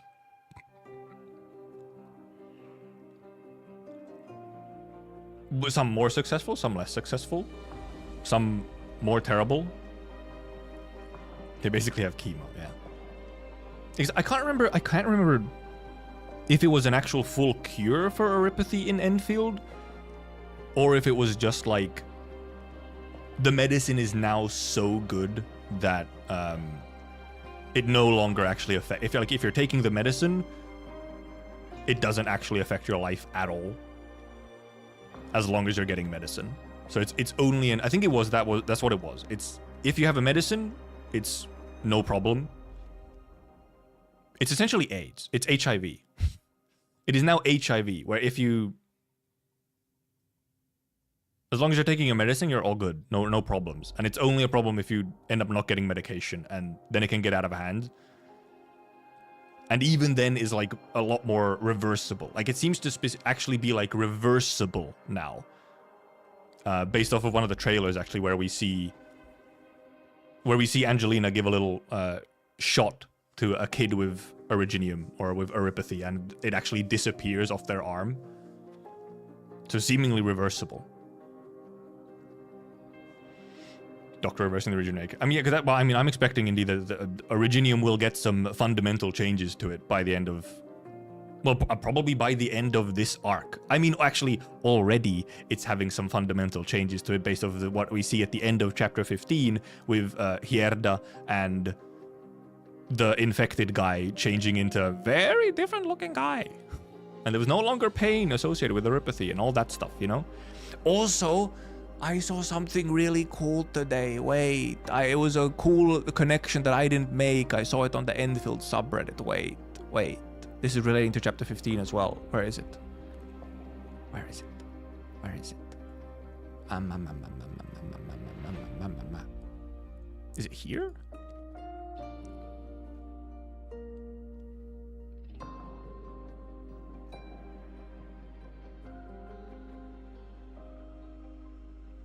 Was it this one? It's not exactly this one, but this is related, I believe. No, yeah, maybe? No, never mind. Well, this is somewhat related. But so, right, in the new prologue, we had the voices. When you're going past Patriot statue, you have the voices. And I kind of thought, like, oh, is that what some of the voices were? But seemingly, yes. Some of the voices are... These are some of the voices. You're the administrator. She's still breathing. We can save her. So this is administrator finding Perlica, because we know that administrator like found Perlica as a child and then saved her. Stay with me, child. We won't leave. I'm right here. Feeling cold? Here, come closer. Feeling warm now. And a name? How about Perlica? These are the voice lines we actually hear in the new prologue. Right, because we know that young Perlica was saved, and then Enmin had to replace some of her organs with like Originium organs instead. We know this. This is Perlica file lore. But yes. Because here, what's interesting is that the replacement of Perlica's organs directly correlates to Warfaring. This was essentially said in Perlica's character profile. Although the institution in which she had her transplant was not directly named, let's be real, we know where she got her transplant. We see the endpoint of what Warfaring discovers during chapter 15, and if we're basing on here, she was successful. The thing that happens with Warfaring and Chloe and that whole thing, and maybe like Hierda's stuff as well, that's how Perlica has the fucking Originium, like, transplants for organs. Because their Originium tech has gone so far that it can actually be used for that. And it's like safe. This stuff is also in the chapter 15 stuff. The amount of stuff that they put into the new prologue for Enfield, it's like that. Damn, they really were waiting for chapter 15 to hit global before dropping this, because there's so many parts in it which are like, oh, okay, I see. We have the fucking Tomb of Civilization just straight up there. It's a bit smaller than it is in chapter 15, but it's right there. Like,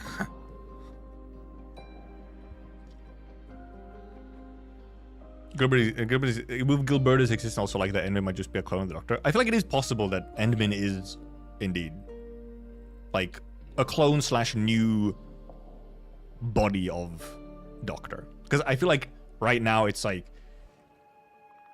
there is no other identity that makes more sense for Administrator than Doctor. Like, it actually makes more sense for Administrator to be some version of Doctor than, like, Endman being a completely new character.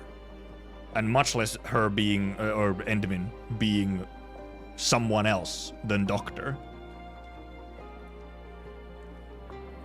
Origin Forest is straight up Originium, like an alternate universe. Kinda, yeah. Sorta. You could think of it like that.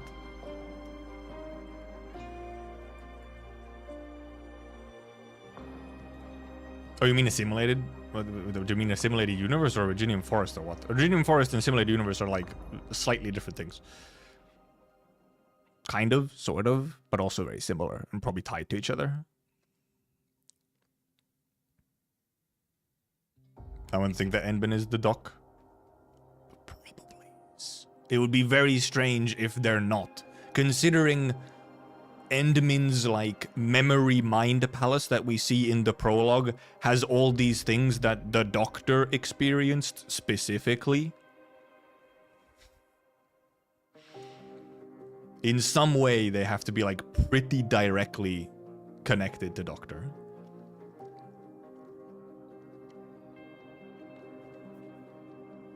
And yes, not to also mention that Endmin is called Oracle and Doctor in one of the trailers.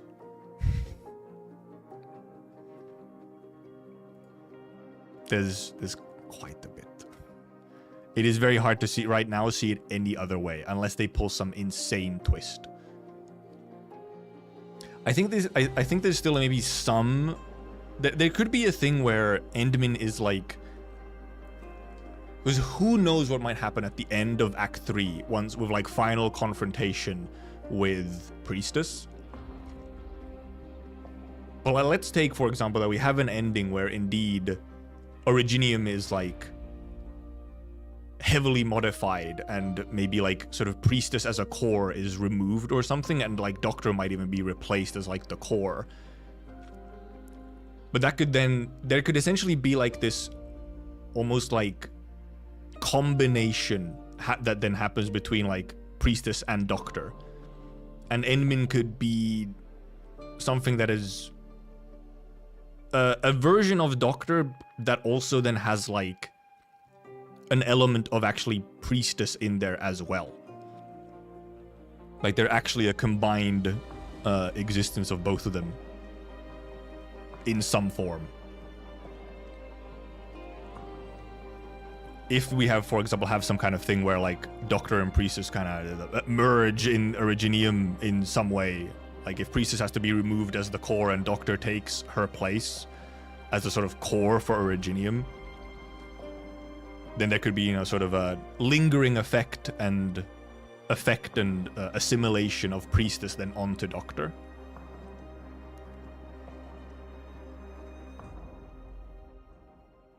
So that could be a whole thing.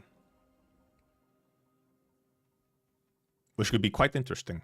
Could be quite interesting. Because one thing is I really just do like the idea. I like the idea of like, oh, Priestess had to be like inserted as a sort of core for Originium for it to actually work. Because you can get so much angsty, tragic stuff out of that where, you know, it's that sort of sacrifice of Priestess willingly entering as the core of Originium, but thus also then making it so that she is alone in this alternate, like, separate dimension inside Originium, separated from everyone else for eons. And Doctor's the only thing she's holding on to. And all the stuff that can get from that. It's like, oh, it could be so good. It could be so good.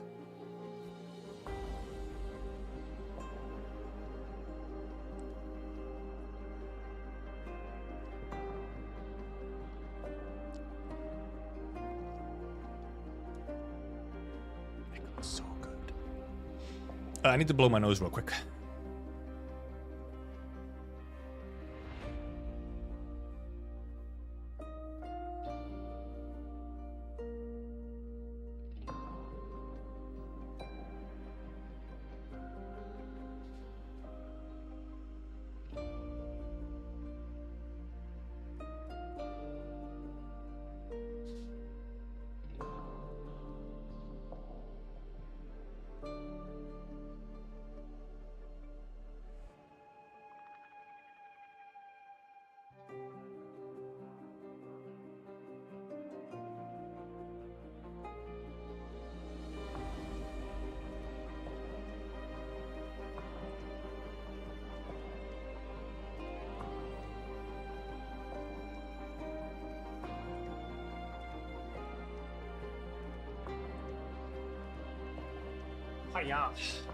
Okay.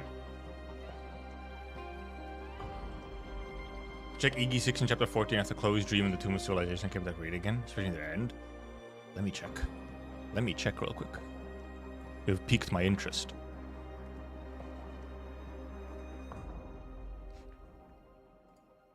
chapter, no, not chapter 15, chapter 14, EG6.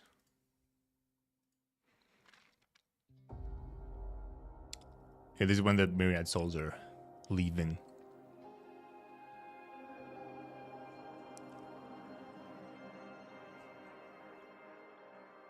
Oh, we also indeed talked about all the similarities with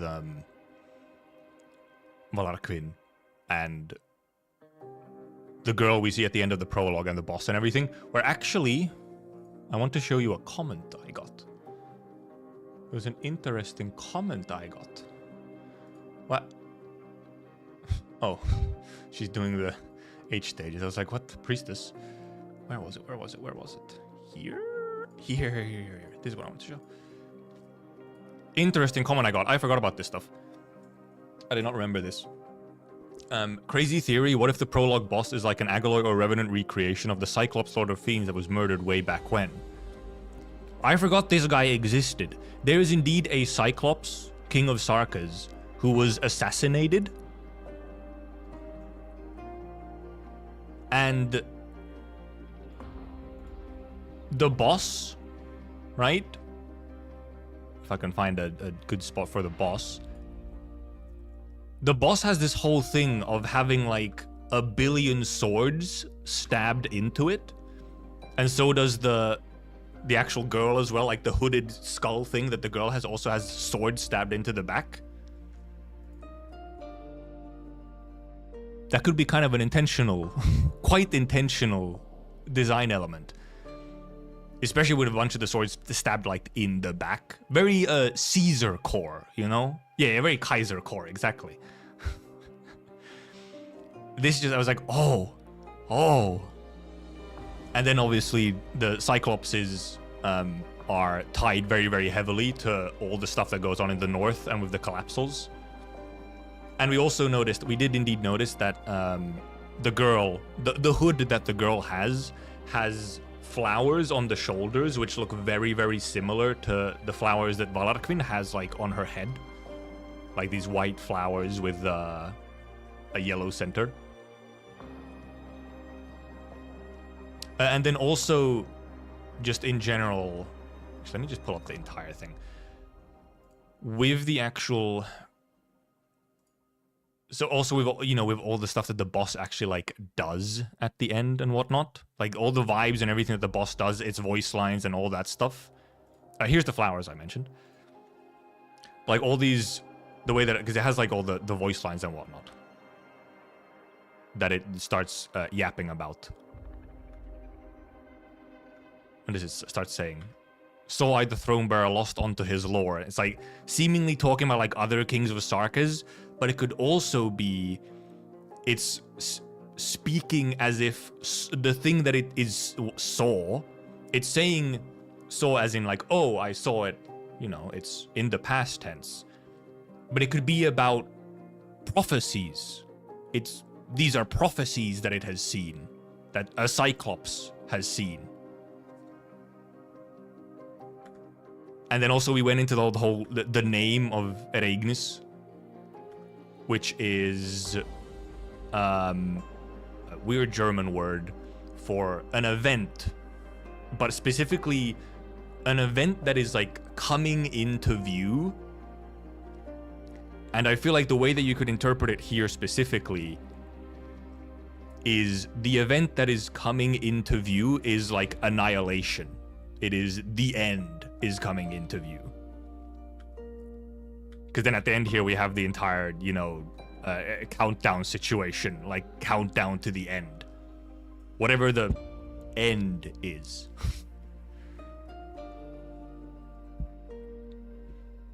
And then obviously when it explodes, you get the whole eternity hath come.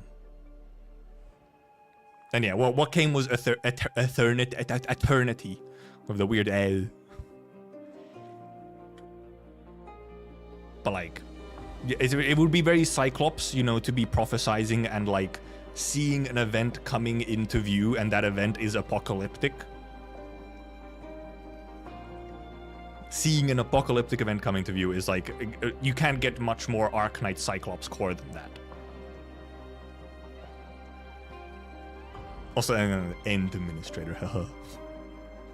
I do wonder if we'll actually get like deep lore why it's specifically end administrator and end field and all that. What kind of end, huh? And then there's also, well, I wonder if this is related to lumberjack at all, or if this is a separate thing, because this specific, this, you know, whatever, this is also used for ether, like the aether and whatnot, which is related to the collapsals and all that stuff, and like the blight and so on, which does not seem to be the observers. The observers is not, that's a separate thing. That is not related to collapsals and ether and that stuff. The lumberjack is a separate thing. God, the lumberjack thing is so cool still. Like a real Enfield probably will have less real life connection stuff like Rose Island and Babel. Just because it's no longer based on a planet that is based on our world, on actual Earth. So there probably will be like less real life references, which is like an unfortunate loss probably. So the civilization of Marhangran got felled? Pretty much, yes. But it's also, but it is, the thing is that there is a specific, it's not just they just fall on their own. The lumberjack is specifically that there is an actual entity, like there is an actor causing these civilizations to fall no matter how grand they got. But also that entity, that actor, is not like targeting anything specific. It just kind of goes through the wood and chops down the trees. Because that's what it does.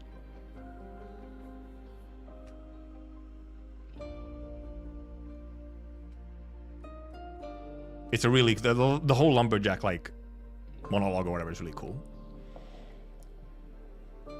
And the boss was referring to it, should be around which, I don't know which part. Was the boss referring to something like that? Could it be the as yon stars wane? Funny language. All maids shall meet anew. Not this one?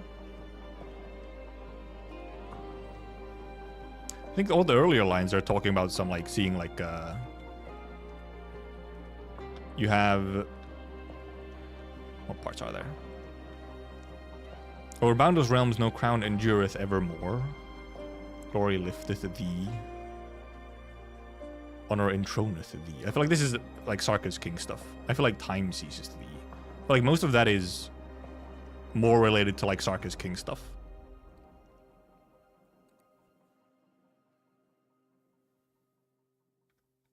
Because it talks a lot about seemingly like kings and like thrones and kings, which is generally in Arknights terms then will refer to Sarka's stuff. So it's actually specifically more so the Asyon Starn's wane. This almost seems more like observer shit.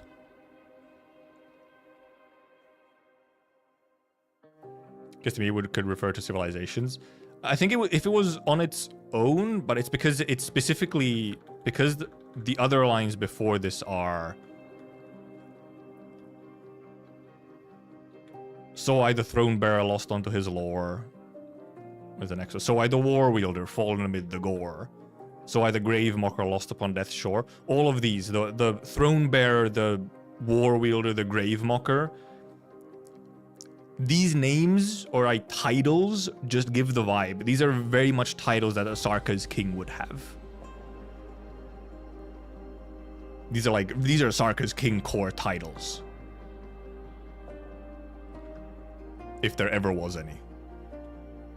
And then talking about the crown also is, you know, or a crown is very Sarka's king and thrones and all that.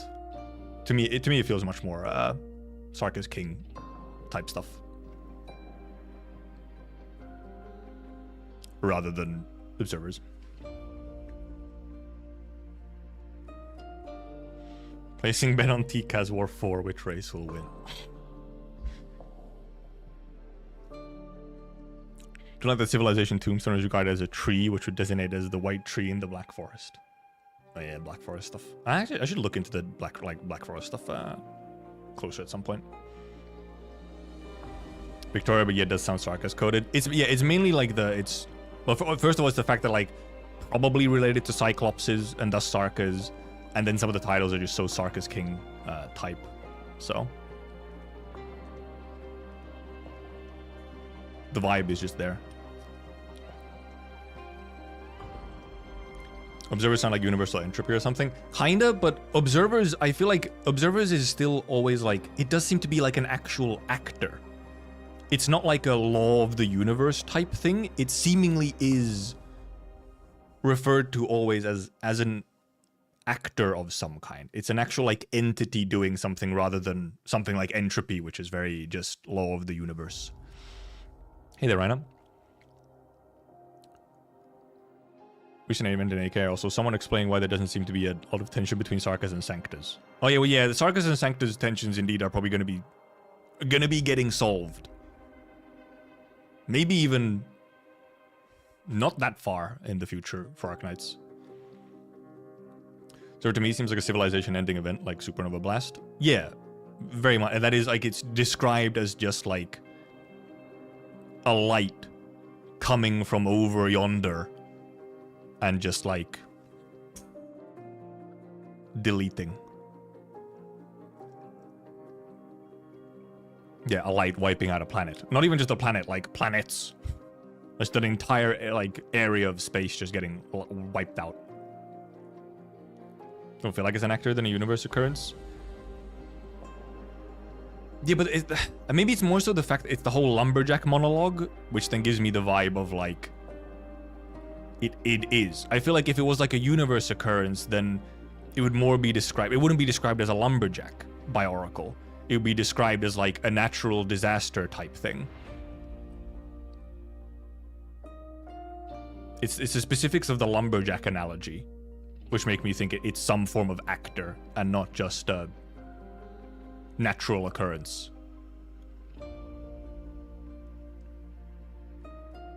So I think maybe that's one of the main things that comes just affects me for it. Observers come before the planet? Might have. Who knows?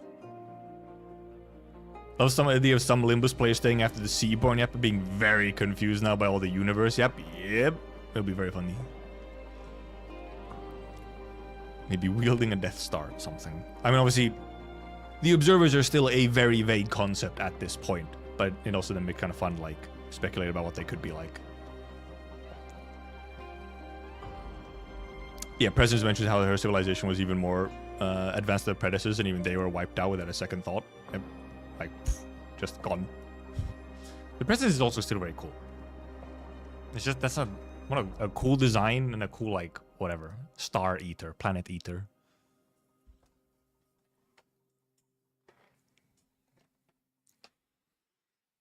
I'd be surprised if Observers get mentioned too much in Chapter 60, which seems to be Ursa's focused.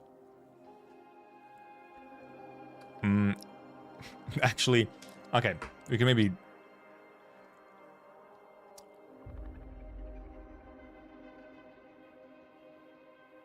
There was one funny thing. There was a funny spoiler that I got, which didn't actually end up being a spoiler. I thought I was spoiled on something from Chapter 15, but it actually ended up not being a spoiler. Funnily enough, I thought it was a huge spoiler, but it wasn't. Which is what I saw. It was a very simple tweet. It was a tweet where it was just a screenshot of the Presence. And then I think the tweet text was just like full caps. The Observers appeared? Question mark, question mark, question mark. And I'm assuming what it was is that there was a line of text there that was the Presence talking about the Observers. But my ass, trying to avoid spoilers, saw this, was too slow to not read the tweet text and see the image, but then like scrolled away because I didn't want to see more spoilers. which meant that this got recorded in my brain as the presence was the observer, and that there was like an actual physical embodiment of observer appearing in chapter 15.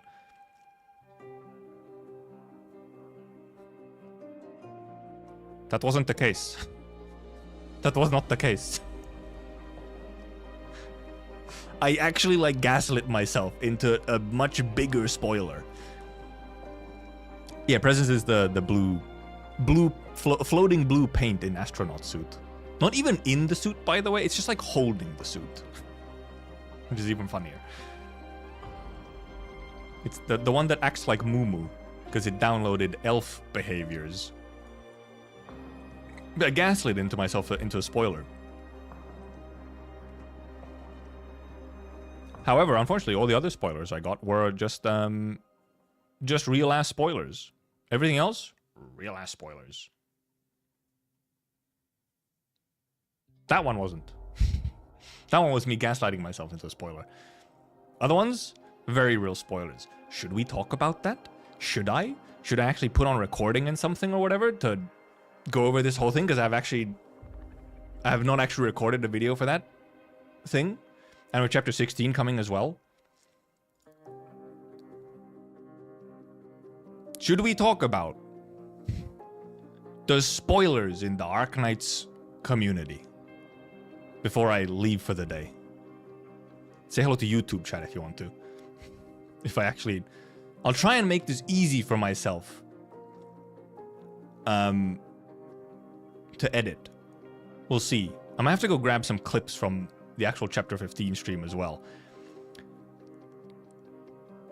What is it with the Arknights community and being absolutely dog shit at spoiler etiquette? As in, there is no spoiler etiquette. Seemingly almost no one cares about actually tagging spoilers and trying not to spoil people, like, right away. Anything that comes out is apparently fair game to spoil the instant it's out. No matter where you are. No matter who you are. You go somewhere, boom, spoiler, instantly. It is incredible. It's not even a 6-month gap glitch. It's not even just a 6-month gap situation. Because these spoilers fucking blast onto your feed 2 hours after the content is out. It's ridiculous. You will get significant spoilers literally hours after an event is out. What if you were at work? What if you were at work and like, oh, I couldn't play the event yet? You accidentally look at Twitter or YouTube and it's boom, massive spoiler just instantly. It's insane. Like, should I? This particular thing became especially bad and has to some extent continued bad since chapter 15 dropped on CN. That is maybe the worst I have ever seen it be, is when chapter 15 dropped on CN. It was unbelievable. Should we go over, to emphasize just this shit, let's list all the things that are like significant events in chapter 15.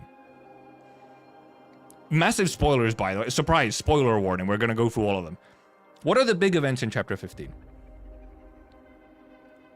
Priestess appearing, Keltsit dying, and more specifically, Keltsit being killed by Priestess directly. Number 4, the complete loss of Rhodes Island, being homeless.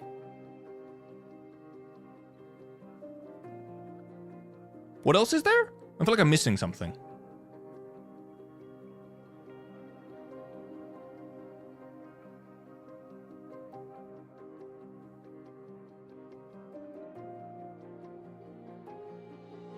Not the Tomb City necessarily. Well, I wouldn't really count. Oh, Theros is dying. Yeah, Theros is dying. A 5th thing, Theros is dying, which obviously happens very early into the chapter, but Theros is dying as well. Right. Priestess being the boss. specifically, or PRTS being the boss. Sort of monster's existence, but I don't really count that one because you see that in the trailer. Like, that's in the trailer. So those are like probably the main, like some of the main ones. And then there was like getting like a little bit more information about the observers and stuff. Yeah, oh, of course, yes. There was like some of the more like meta stuff in what happens in the game of like, oh, some stuff about the game actually changes because like it interacts with PRTS. So, like there's this sort of meta aspect of fucking with your game client through PRTS and like kind of those kinds of things. So like a whole bunch of like important big things that happen. With I think the main four being Priestess appearing, Kelsit dying, specifically being killed by Priestess, and losing Rhodes Island. We shall now list the things which I was spoiled on within a couple of days of Chapter 14 releasing on CN. Many of them within 12 to 24 hours. Like, essentially, from when I woke up that day to the end of that day. Priestess appearing. Kelsit dying. Kelsit specifically being killed by Priestess. Losing Rhodes Island. Theresis dying. The boss, both in visuals and in name, pretty much every CG of the chapter, actually. And then some of the game mechanics and funky, like, things that happen to the game with the whole PRTS shenanigans. Pretty much all of them I was spoiled on within days of the chapter releasing. And I would continue to get spoiled on. All of these things would consistently pop up somewhere in the community for the next 5 months. With no regard to the fact that that shit ain't out on global. But in global communities, just constant spoilers of these. Actually, a really good example of this bullshit. The Limbus and Arknights collabs just happened. It just happened. We got the trailer. Like, we got the trailer for it some time ago, which then showed, like, the stuff that we're getting in the collab. And there's the Kelsit thing in the collab. There's the Kelsit thing. I can't remember if this trailer actually was out. I need to check this. Actually, I need to check this. Was the trailer out before Chapter 15 was actually out on global? Was the trailer before that or after that? Because depending on which one it is, I can be more or less angry about it. Where's Project Moon? What is the date of the trailer being posted?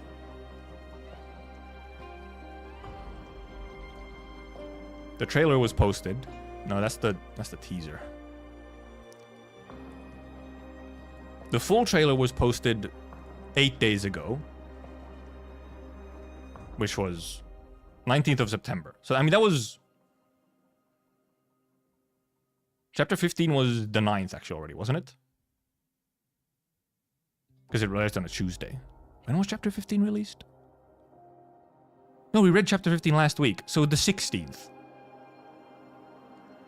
The 16th Chapter 15 was released. On the 19th, we got the trailer. But then also... yeah, you can say it. Yeah. Yes. 16th was the chapter release. 19th was a trailer release for the Limbus collab. So, there's a couple days. It's Tuesday to Friday. It was Tuesday to Friday. But there's a Kelsit thing in that collab. And in the comments for that collab in a different game, in the comments for that, and also in the comments and live chats to reactions to that stuff, guess what is in there? multiple motherfuckers being like, oh my god, this is where Keltsit went to after she died. She got isekai to Limbus. That's where she went after she died.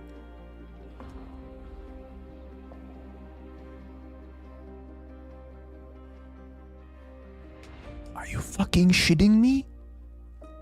It's a collab with a different game. There is so many people. There is so many people who would be watching that who do not play Arknights and maybe would start playing Arknights after the collab and whatnot. And now they go into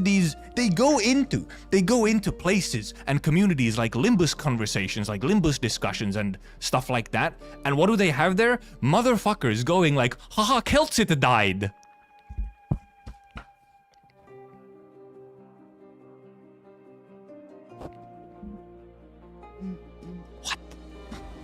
That's insane! Yes, I heard. Thank you, Talos.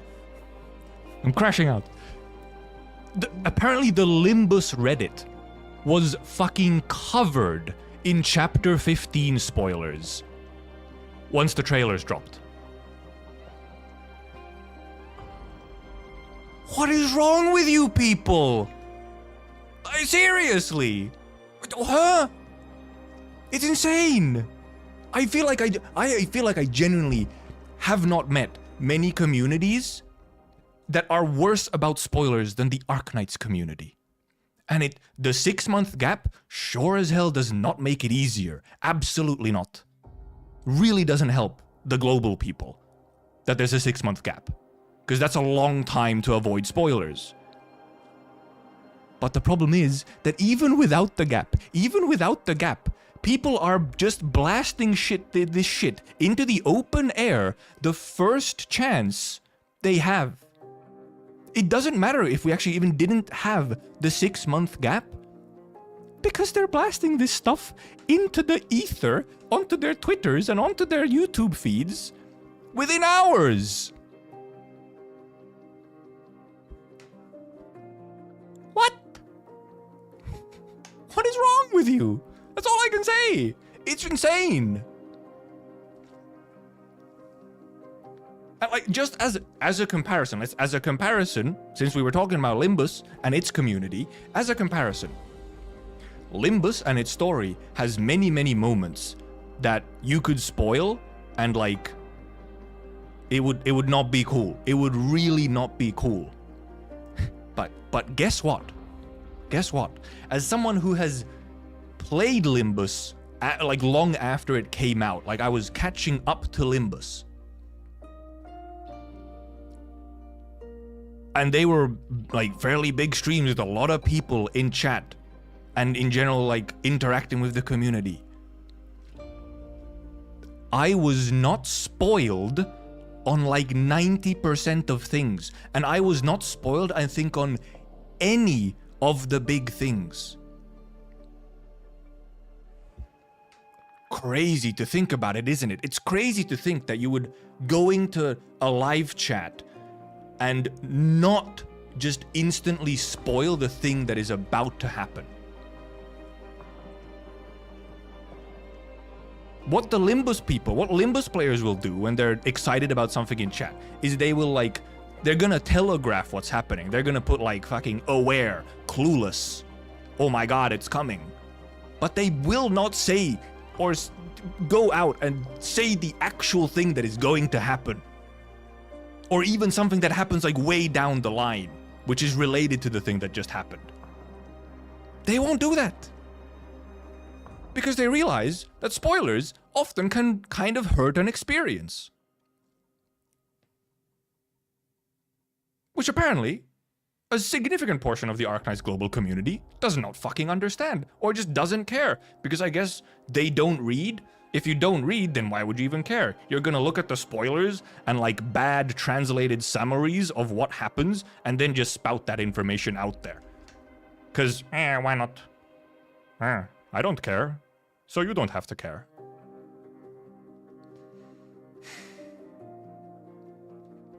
What?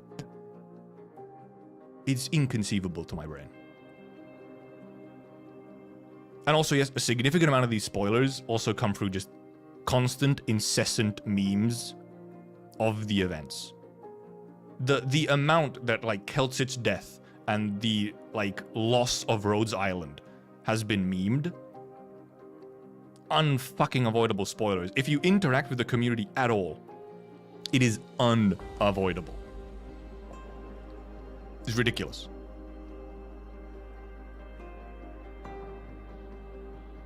Sometimes you see a random paragraph drop in an Arknights newcomer stream. Yeah, it's insane. It's like, let me just suddenly lore dump about this thing that you should not know yet. And it's like...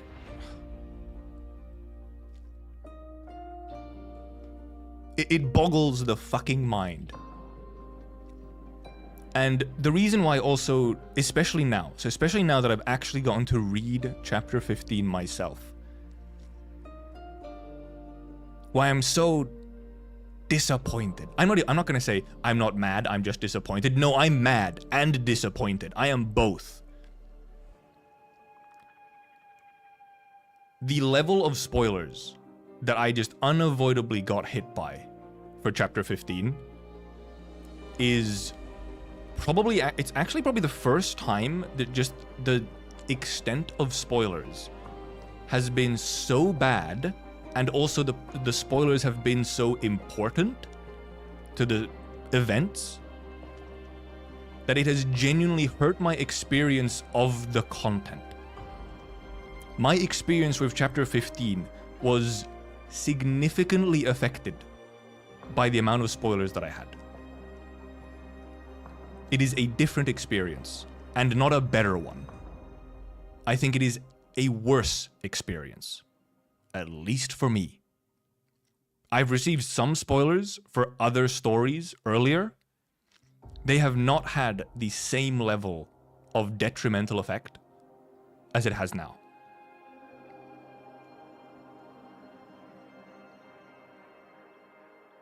And that's the worst part.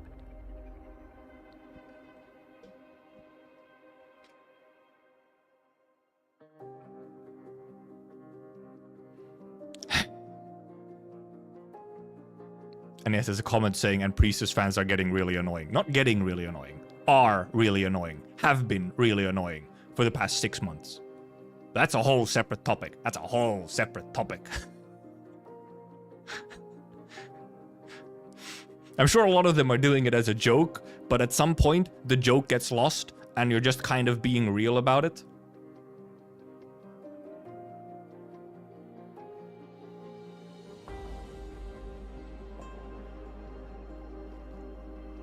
I feel like there's a significant amount of them who do actually not understand the character. Frankly, I think there's a significant amount of them who don't actually read the story. They consume shit through social media and then latch onto something.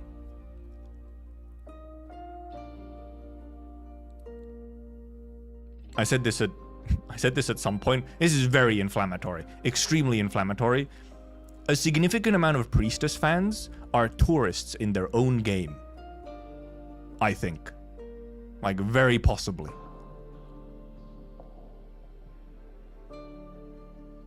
Which is...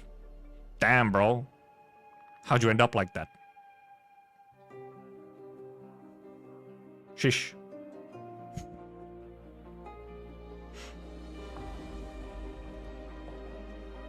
I could go into a whole nother rant about the essentially Flanderization of character dynamics that has happened in Arknights also recently, but I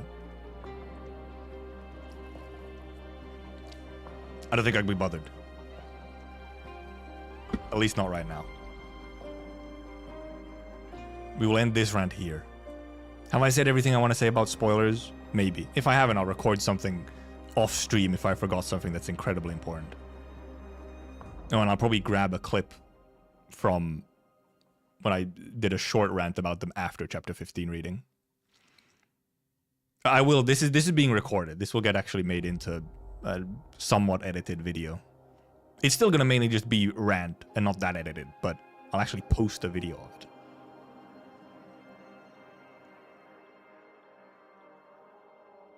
So either there's gonna be more here or there isn't. If there's no more, then goodbye, YouTube. Was it a good rant? I sure hope it was. fuck's sake.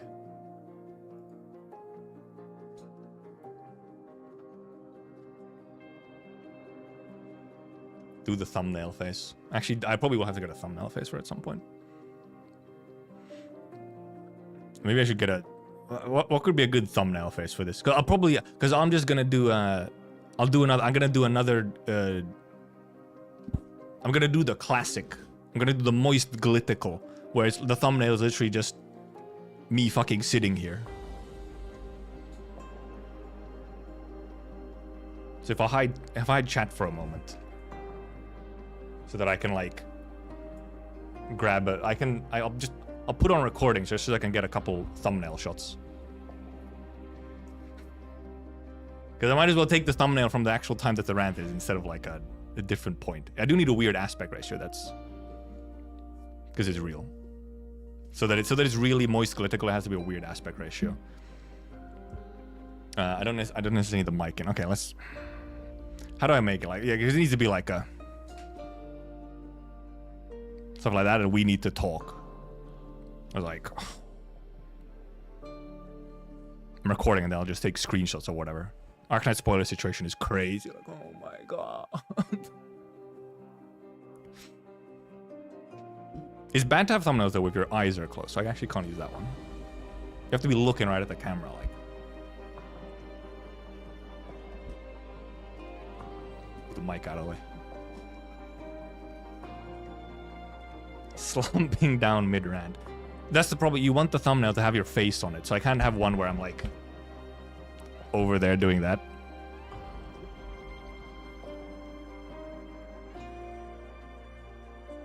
No, I'm not going to do crazy. No. I think I already have an idea for the title already.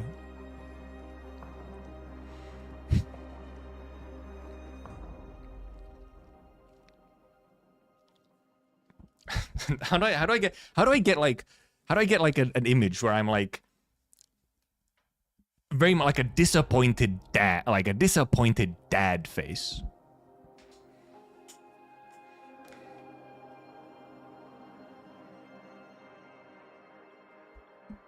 Straight into the camera, just disappointed. I'm just disappointed in you. I'm not mad. I'm mad and disappointed.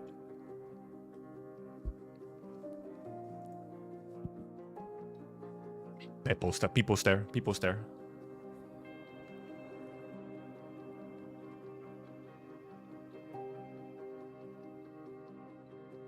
See, the title is probably gonna be something like, I can either make it like, frankly, probably like worse, more generic and like shit drama stir or whatever, which is like, Arknights community, we need to talk.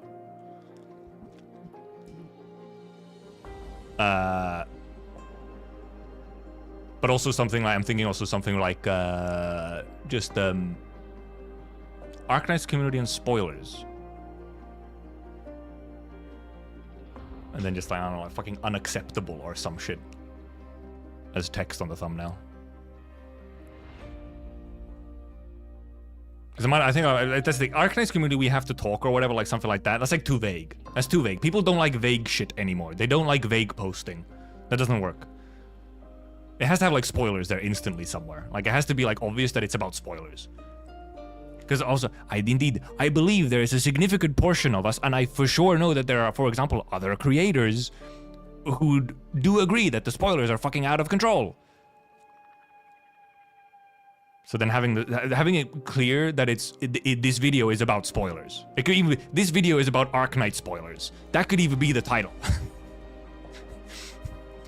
And then I could have like, we have a problem on the thumbnail, and just, this video is about Arknights spoilers. Testimonials. Actually, technically do have a testimonial. Actually do have a testimonial in text about another creator being like, I'm also sick and tired of the spoilers.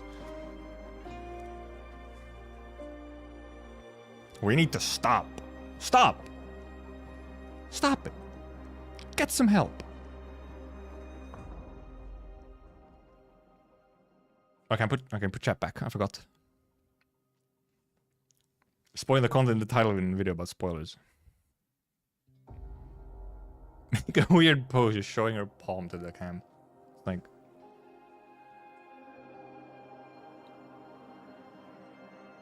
Stop it. Do the priestess stare meme spoiler poster with rhombus in your eyes and edit all rhombuses in.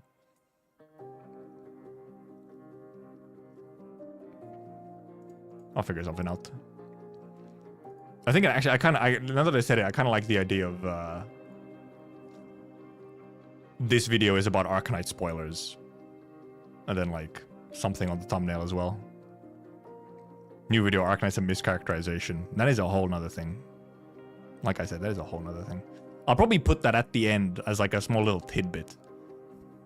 That'll be at the end as like a little outro section of just quickly talking about the mischaracterization. Actually, let me check how long that recording is. I do have to hop off here quickly. Soon. Where is it? How long was that recording? And most of it was actually just, like, on topic.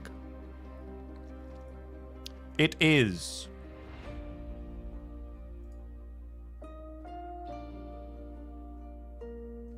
What the fuck? Where are my details?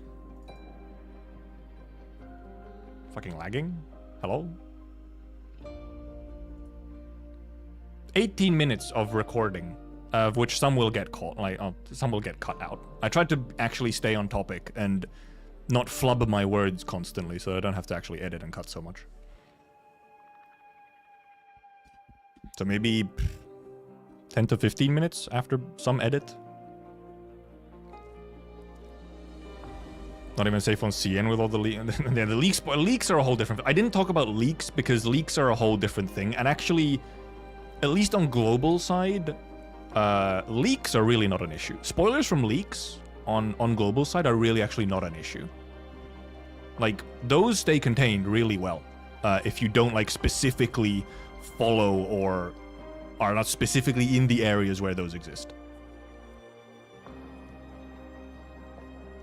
But I do somewhat wonder how the spoilers on CN are. I don't know how it is really on CN. I obviously know just how the spoilers come over from CN to global. But I don't know how, like, what the spoiler situation is actually on CN. Who knows?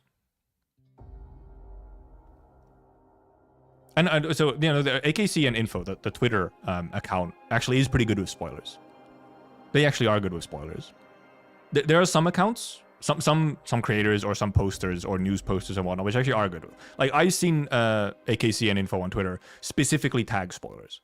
Like, the tweet will start with just chapter 15 spoilers, as it's like posting character sprites and stuff like that.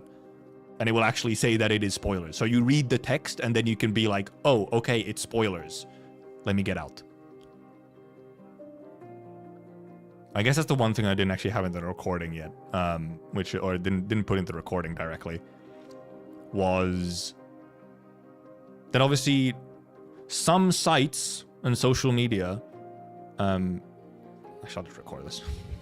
I'll actually just put this on recording.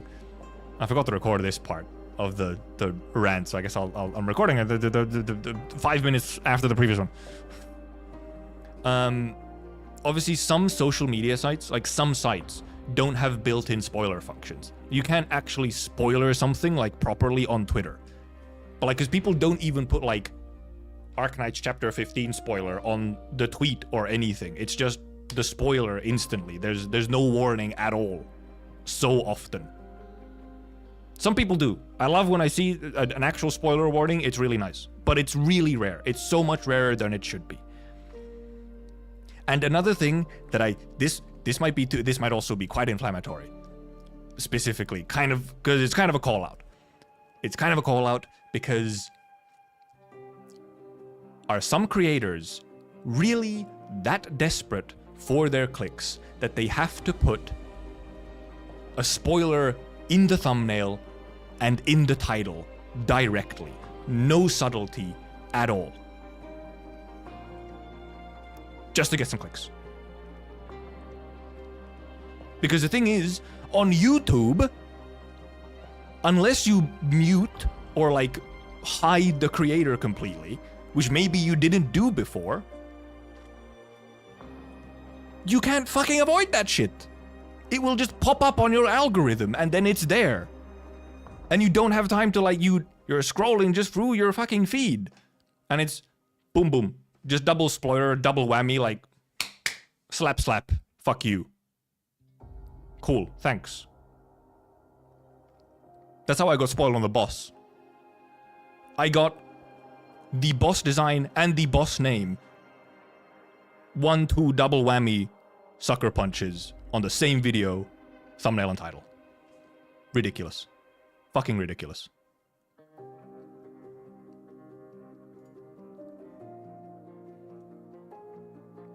Okay, now that's recorded as well.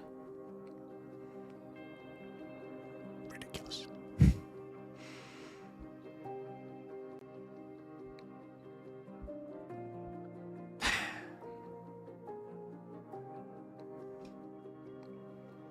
Okay, let me check my Discord real quick and see if people are up to stuff.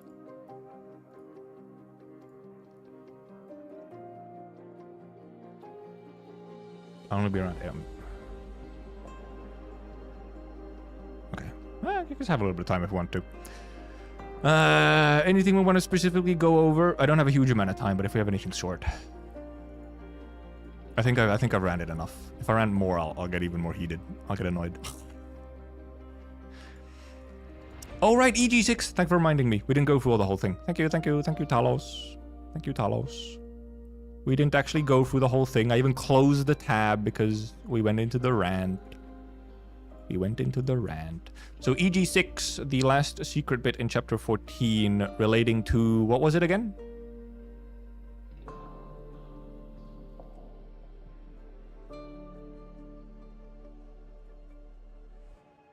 Was it infill related? Or chapter 15 related? After the Pope. Or your Pope. Specific after the Pope. Okay.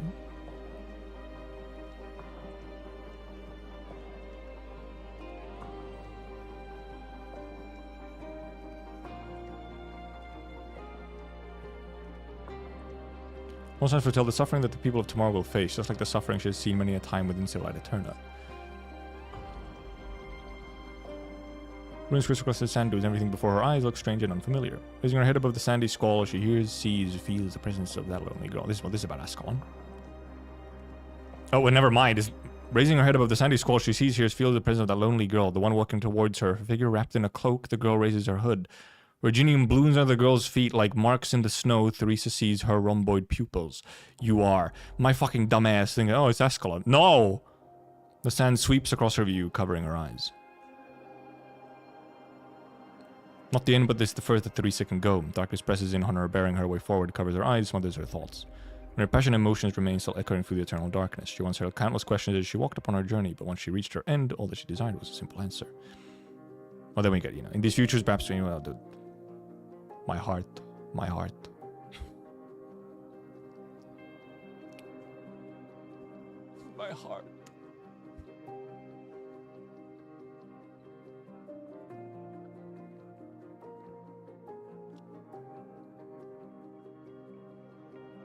The presence of that lonely girl, and then it's like, wait. Who? Chloe saw the dream of the light in the end of every civilization that comes to the tomb. Hey, wait, what that was about?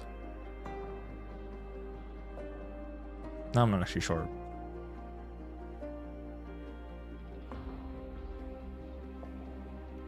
Or did Chloe see something about this stuff? Was that what we're referring to? People hinted on mind break of here. That's one way to put it.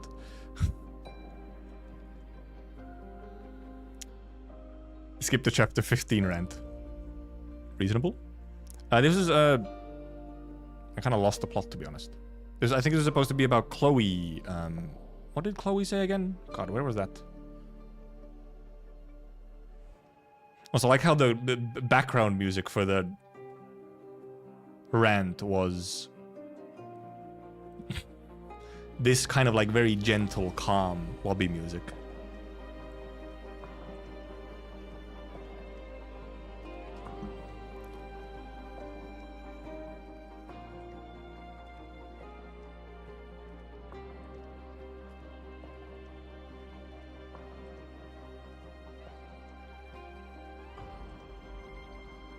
That should be metal. Well, I could have made no background music, so I could have added background music after the fact, or even just have it without background music. That was all. Another Arknight spoiler?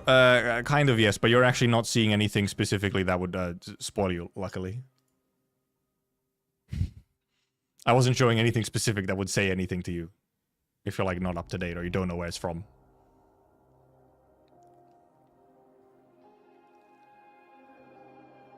Was there a scene kind of like the future? Well, yeah, it is like seeming like some kind of... Yeah, all the signs foretell the suffering that the people of tomorrow will face. But also seems to be implying that it's like... She's seen the past, so she can like kind of see the future. Like, oh, there'll be lots of rough stuff in the future as well. Things are not solved. There's more to happen still.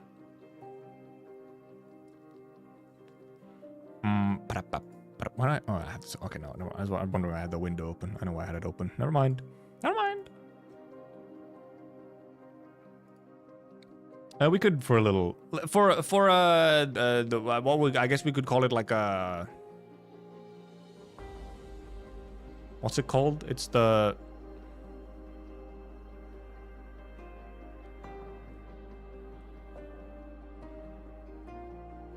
at the end of like a news segment or whatever. It's like giving a lighter bit of news or whatever after like a heavy bit of news, giving like a lighter, you know, little like, okay, let's take it easy, let's calm down a little and have some like, you know, lighter news. And go through some Enfield TGS booth stuff. Wait. All I know from Arknights is, haha, Keltsit died while I was looking for AK team building guides on Discord, Lamal. I fucking said so! What is this? What is this? Black Bow, I'm so glad you came in here just to say that, because that was a significant point that I was making in my rant.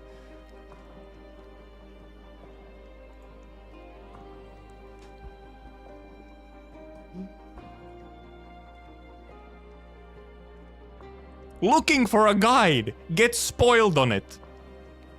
Insane! How?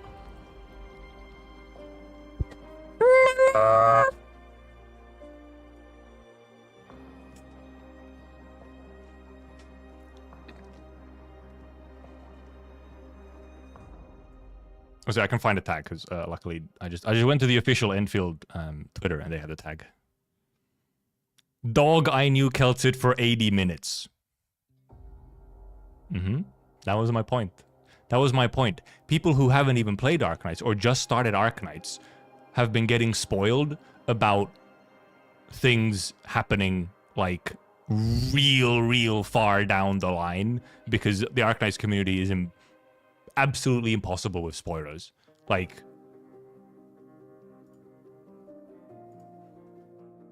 Anyway.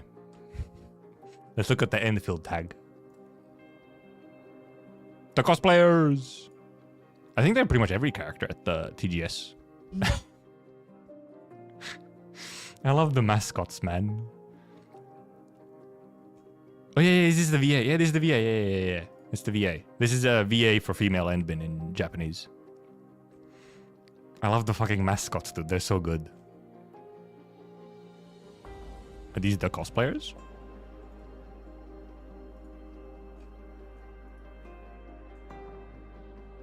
Yes. Angie there. Sorry, not Angie. Gibby. Gibby there. This is the Enbin VA again.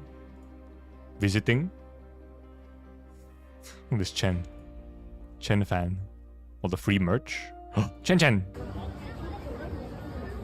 Gibby.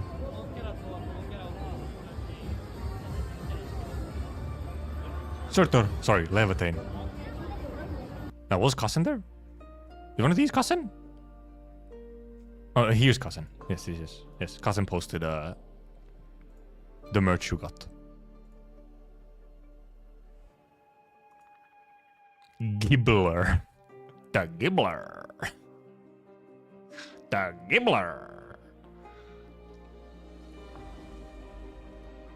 I'm pretty sure the guy... Oh, the guy in the middle Is it not like an MC or something? Wait. Oh, and Cousin's son. I wonder if they're not in the picture, though. Do they usually have their face? Does Cousin have their face out in the open? Or...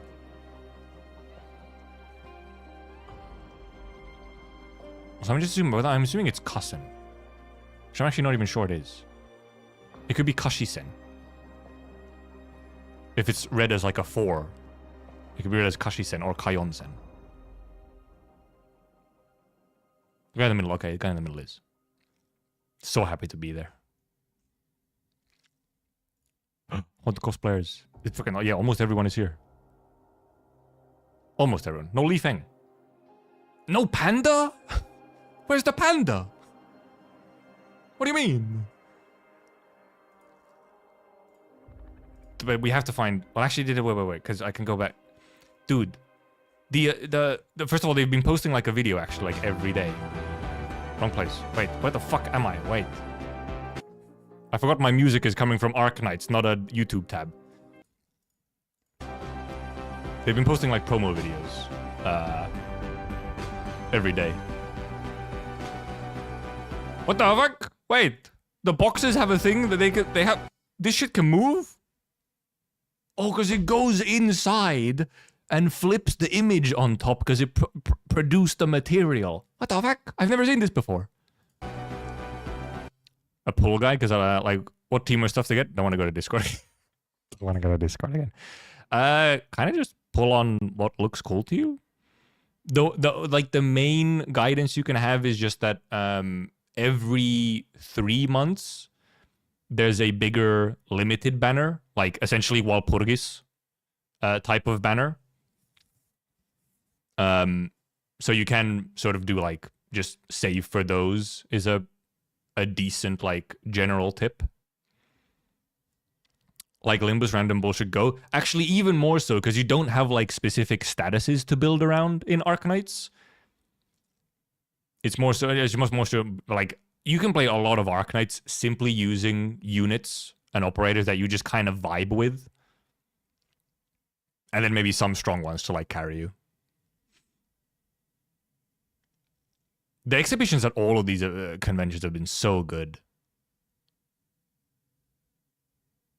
Nobody could see it, but it was there. Yeah. Well, I mean, because you see it once it comes out the other side, but you don't see it actually changing until this video.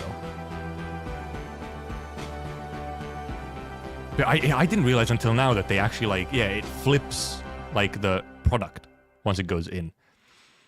What's the best carry that I can pull right now in AK? A unit called Wishadel, but they are limited. That's the problem. They're limited. I think you get a bunch of, when you start, you get a bunch of freebie rolls, and you can just kind of use those freebie rolls. And actually the current banner, wait, how long does the current banner have to go? The current banner unit is actually quite strong, quite good. They're kind of a very strange unit to have. Until Monday. Monday's the last day of the current banner. You can throw rolls at the current banner with the green black woman on it.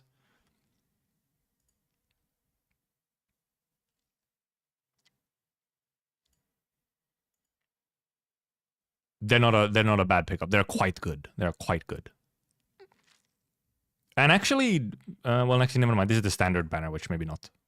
But well, actually, the current kernel banner, which is one you get a lot of free rolls for when you start the game now.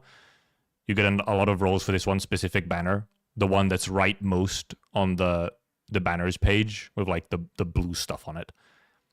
Both of the units there are actually quite good.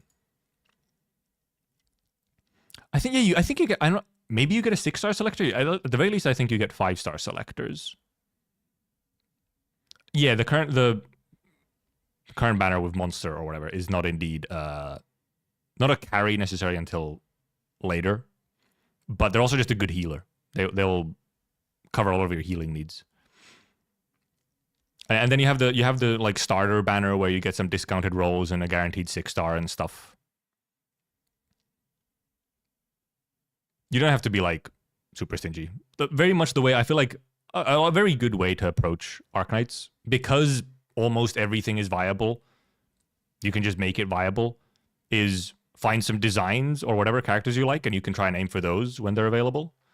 And most characters are actually kind of available at all times.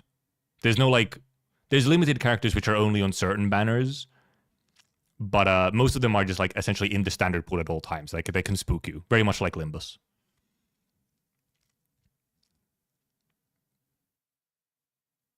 HP no man. But often you can just kind of roll and see what you get, and then you can ask like which of these are good if you don't have like strong feelings about any, like, oh, I just really like this design, I want to use this one. And then there's some like basics of have some vanguards, have some defenders, have some snipers. Oh, and a big one is don't actually ignore your like lowest rarity operators. Level up your 3 stars. 3 stars will go a long way in early content. Like they will very easily, very conveniently fill up like any kind of slots that you need in a team. Because otherwise, the game is, in that sense, kind of a sandbox. You can kind of just take stuff and just make it work. And then, and yes, there's also recruitment, which is essentially free gacha. There is a pool of free gacha where you can even get 6 stars and 5 stars. They're quite rare, but you can get them.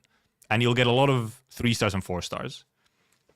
Yeah, like a good, when starting out, a good tip is have at least one of kind of each role and then fill out stuff with maybe what you need more. Because there's no preset team in Arknights. You very much adjust your team and what you use like on a case-by-case basis until you maybe find a team that you really like using and characters you really like using, and you'll like always have those in there as like a default team.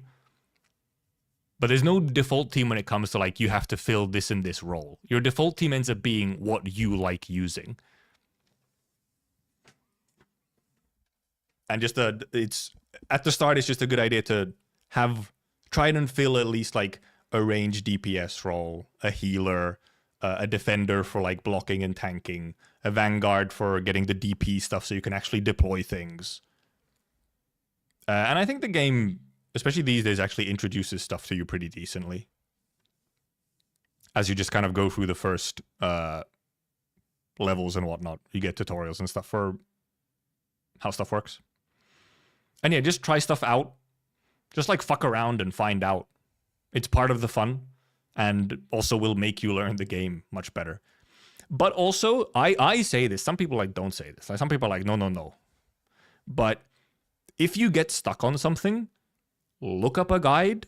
Guides exist for almost everything. Look up a guide, and then you'll get an idea on what you can maybe do. You might not be like, it's actually better if you can't replicate it fully, because then you have to still put a little bit of your own thought in. But guides are a good way to even like somewhat learn some mechanics that maybe aren't as intuitive, and some maybe techniques or strategies that aren't obvious. And then at some point, unless you just like completely no brain, you never do anything but look at guides. If you still play yourself as well, guides just end up being a resource for learning stuff rather than just replacing the gameplay. Yeah.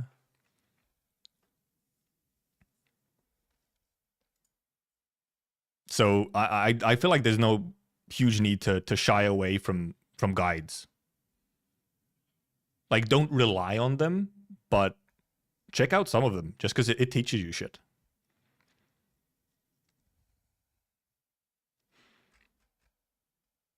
Yeah, as long as you're learning from them, then it's all good. Here it is. The mascots. They got the mascots. They have them.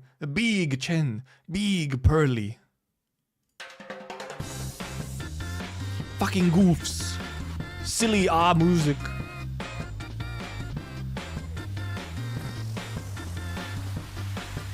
Ominous. Threatening. These mascots are so good. They have Arknights versions of like. There's also like Arknights. There's like Amia and Keltsit and W mascot versions as well. It's like they have a fucking canteen, by the way. I guess the canteen maybe actually has food at it, or this is just where you get like free merch and stuff. But they have a gambling machine. They have a gacha. A functioning gacha machine. And actually also, this is actually in the game. There's a gacha machine you can do in the game, which gives you like super basic like resources or something.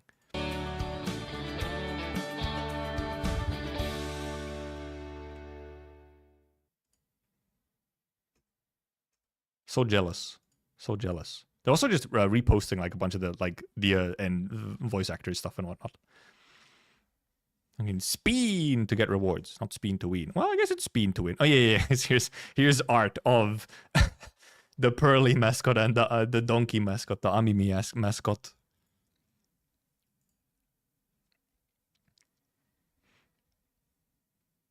Monster cosplay as the energy drink. I'm sure I did. But Monster really does actually just have, you know, the energy drink colors. And the name.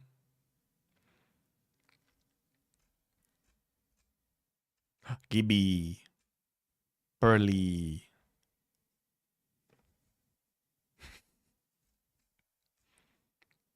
Soonfield.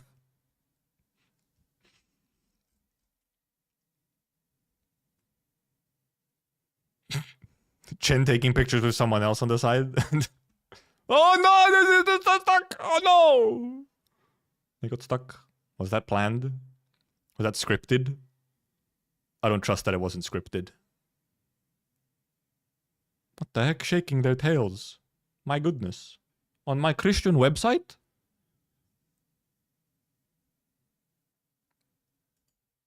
I do wonder how heavy these prop guns are. They don't seem to be exactly light. Every Yvonne cosplayer I've seen does kind of have to like throw them around. They do not move like super easy is seemingly.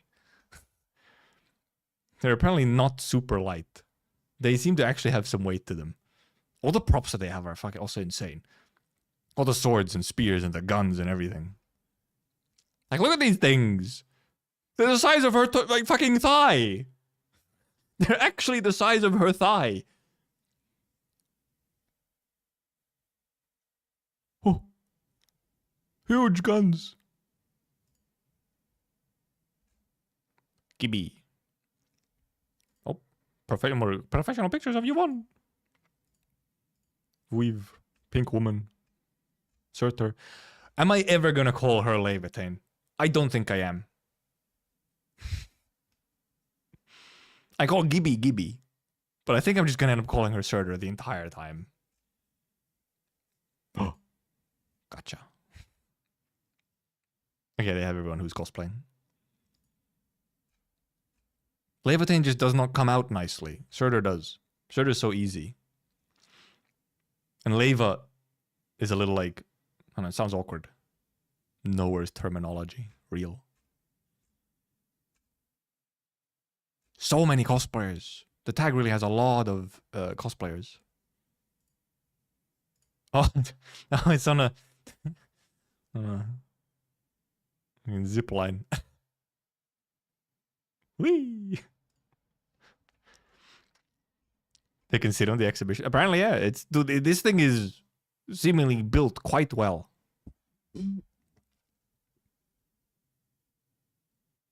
It's mad impressive, the entire setup that they have. Insane that they didn't win the booth reward at Gamescom. Also a lot of Gibby. People love Gibby. Pouting Enderman and Yvonne.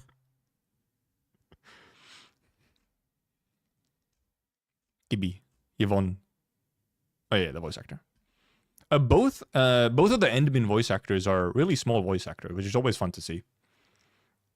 Except, funnily enough, I'm probably actually going to be playing Infield on English dub, which is fucking unheard of for me.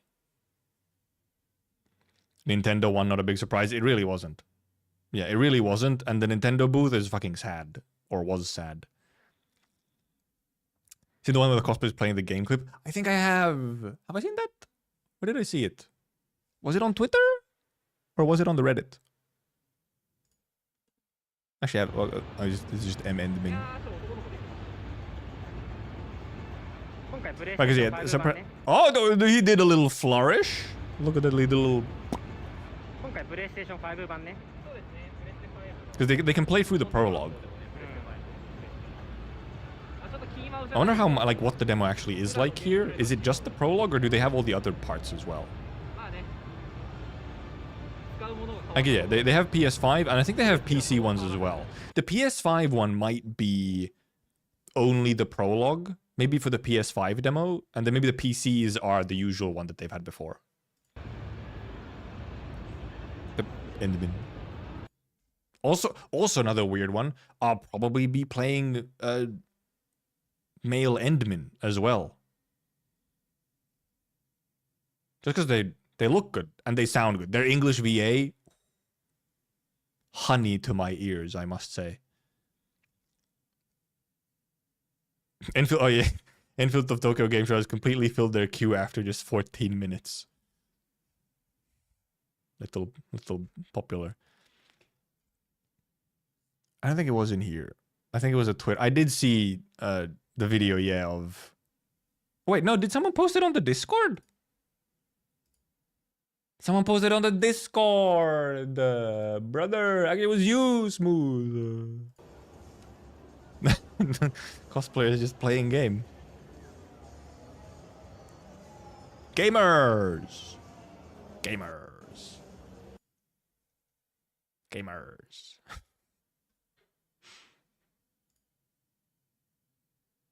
3 people quietly trying out the game. It's just 3 people, you know. Generic people.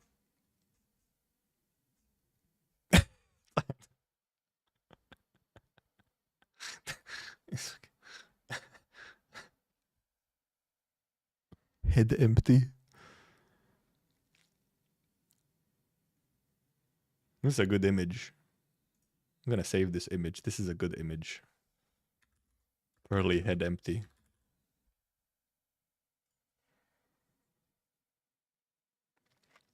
Some people say the Doctor and others don't have a plan against observers, unlike Priestess, so the only is Deus Ex. They might not have a plan right now. They probably will have a plan. And, I mean, technically Originium was also Doctor's plan against the observers, so, you know. Doctor might not have had a plan, Oracle did.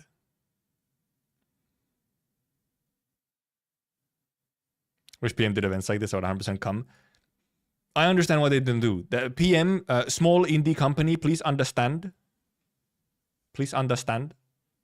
It's hard to do big events. Hypergraph has a lot of money. They are quite a big company, actually. So they can really organize all this kind of stuff. Do I still play WoWs? 29th TU3 drops. I do, however, well, I do asterisk, as in, I think I'm kind of waiting for like a more significant amount of content to be added, and maybe also actual performance fixes to get back and to play like more of it, rather than playing every update as it comes out. Because Wilds is, or well, Monster Hunter in general is something that's kind of almost more fun to binge. You might understand, Bist. You are a Monster Hunter player. It's kind of fun to binge it often. Like, wait for a bunch of content and then do a lot. Have like a little week where you just play Monster Hunter.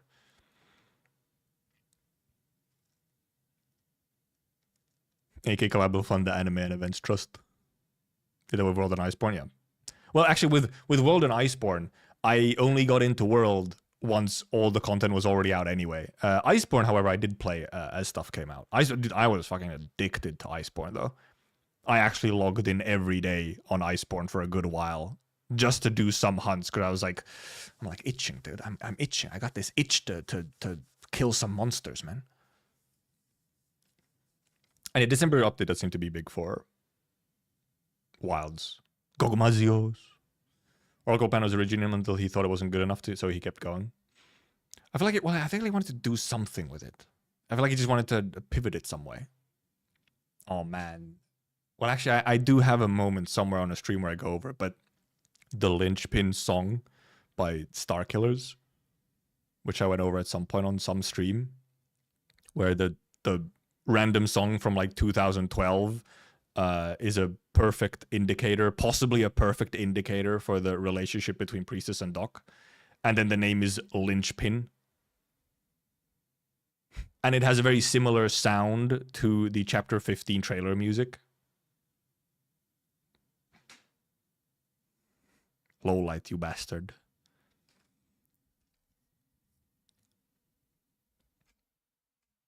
Good! Woo! Boob. That is, I guess, another... I'm just raw dogging a tag on Twitter. I just realized it could at times be dangerous. But maybe the official Enfield tag won't have... Oh, well, there's that also. Maybe it won't have something terribly aggressive. Yes, Pearly. Look at her waddle. Such a waddle. The waddler. Wide pearly walk. Wide pearly pose. That one Gibby was a little dangerous.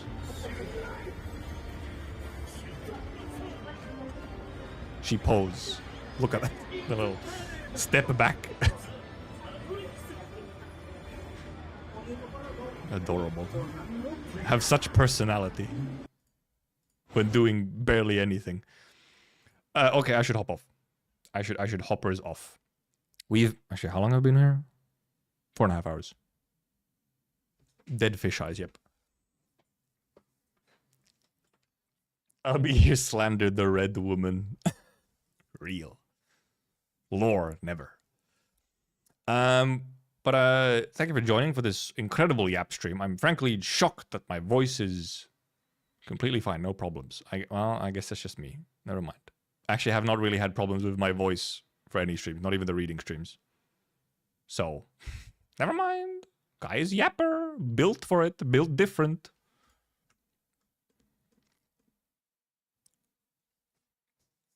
Oh, that is true. The main reason that the reading hurts my voice is because I have to actually change my voice a bunch instead of just being in my natural range. I actually change my inflection and the way I read and so on. Though, funnily enough, no problems yesterday, even though fairly lengthy read. But thank you for coming, thank you for watching, thank you for chatting, thank you for lurking. Actually, not sure what streams will happen next week. But Friday, Saturday will still be streams. Probably nothing during the week. I think I have quite some busies. But we'll see what we do next week. Maybe I can go back to Silk Song. Fucking Skonger. Thank you for the drop kick. And have a good evening or day or whatever it is. And goodbye. Bye-bye. Goodbye. Thank you. Bye-bye.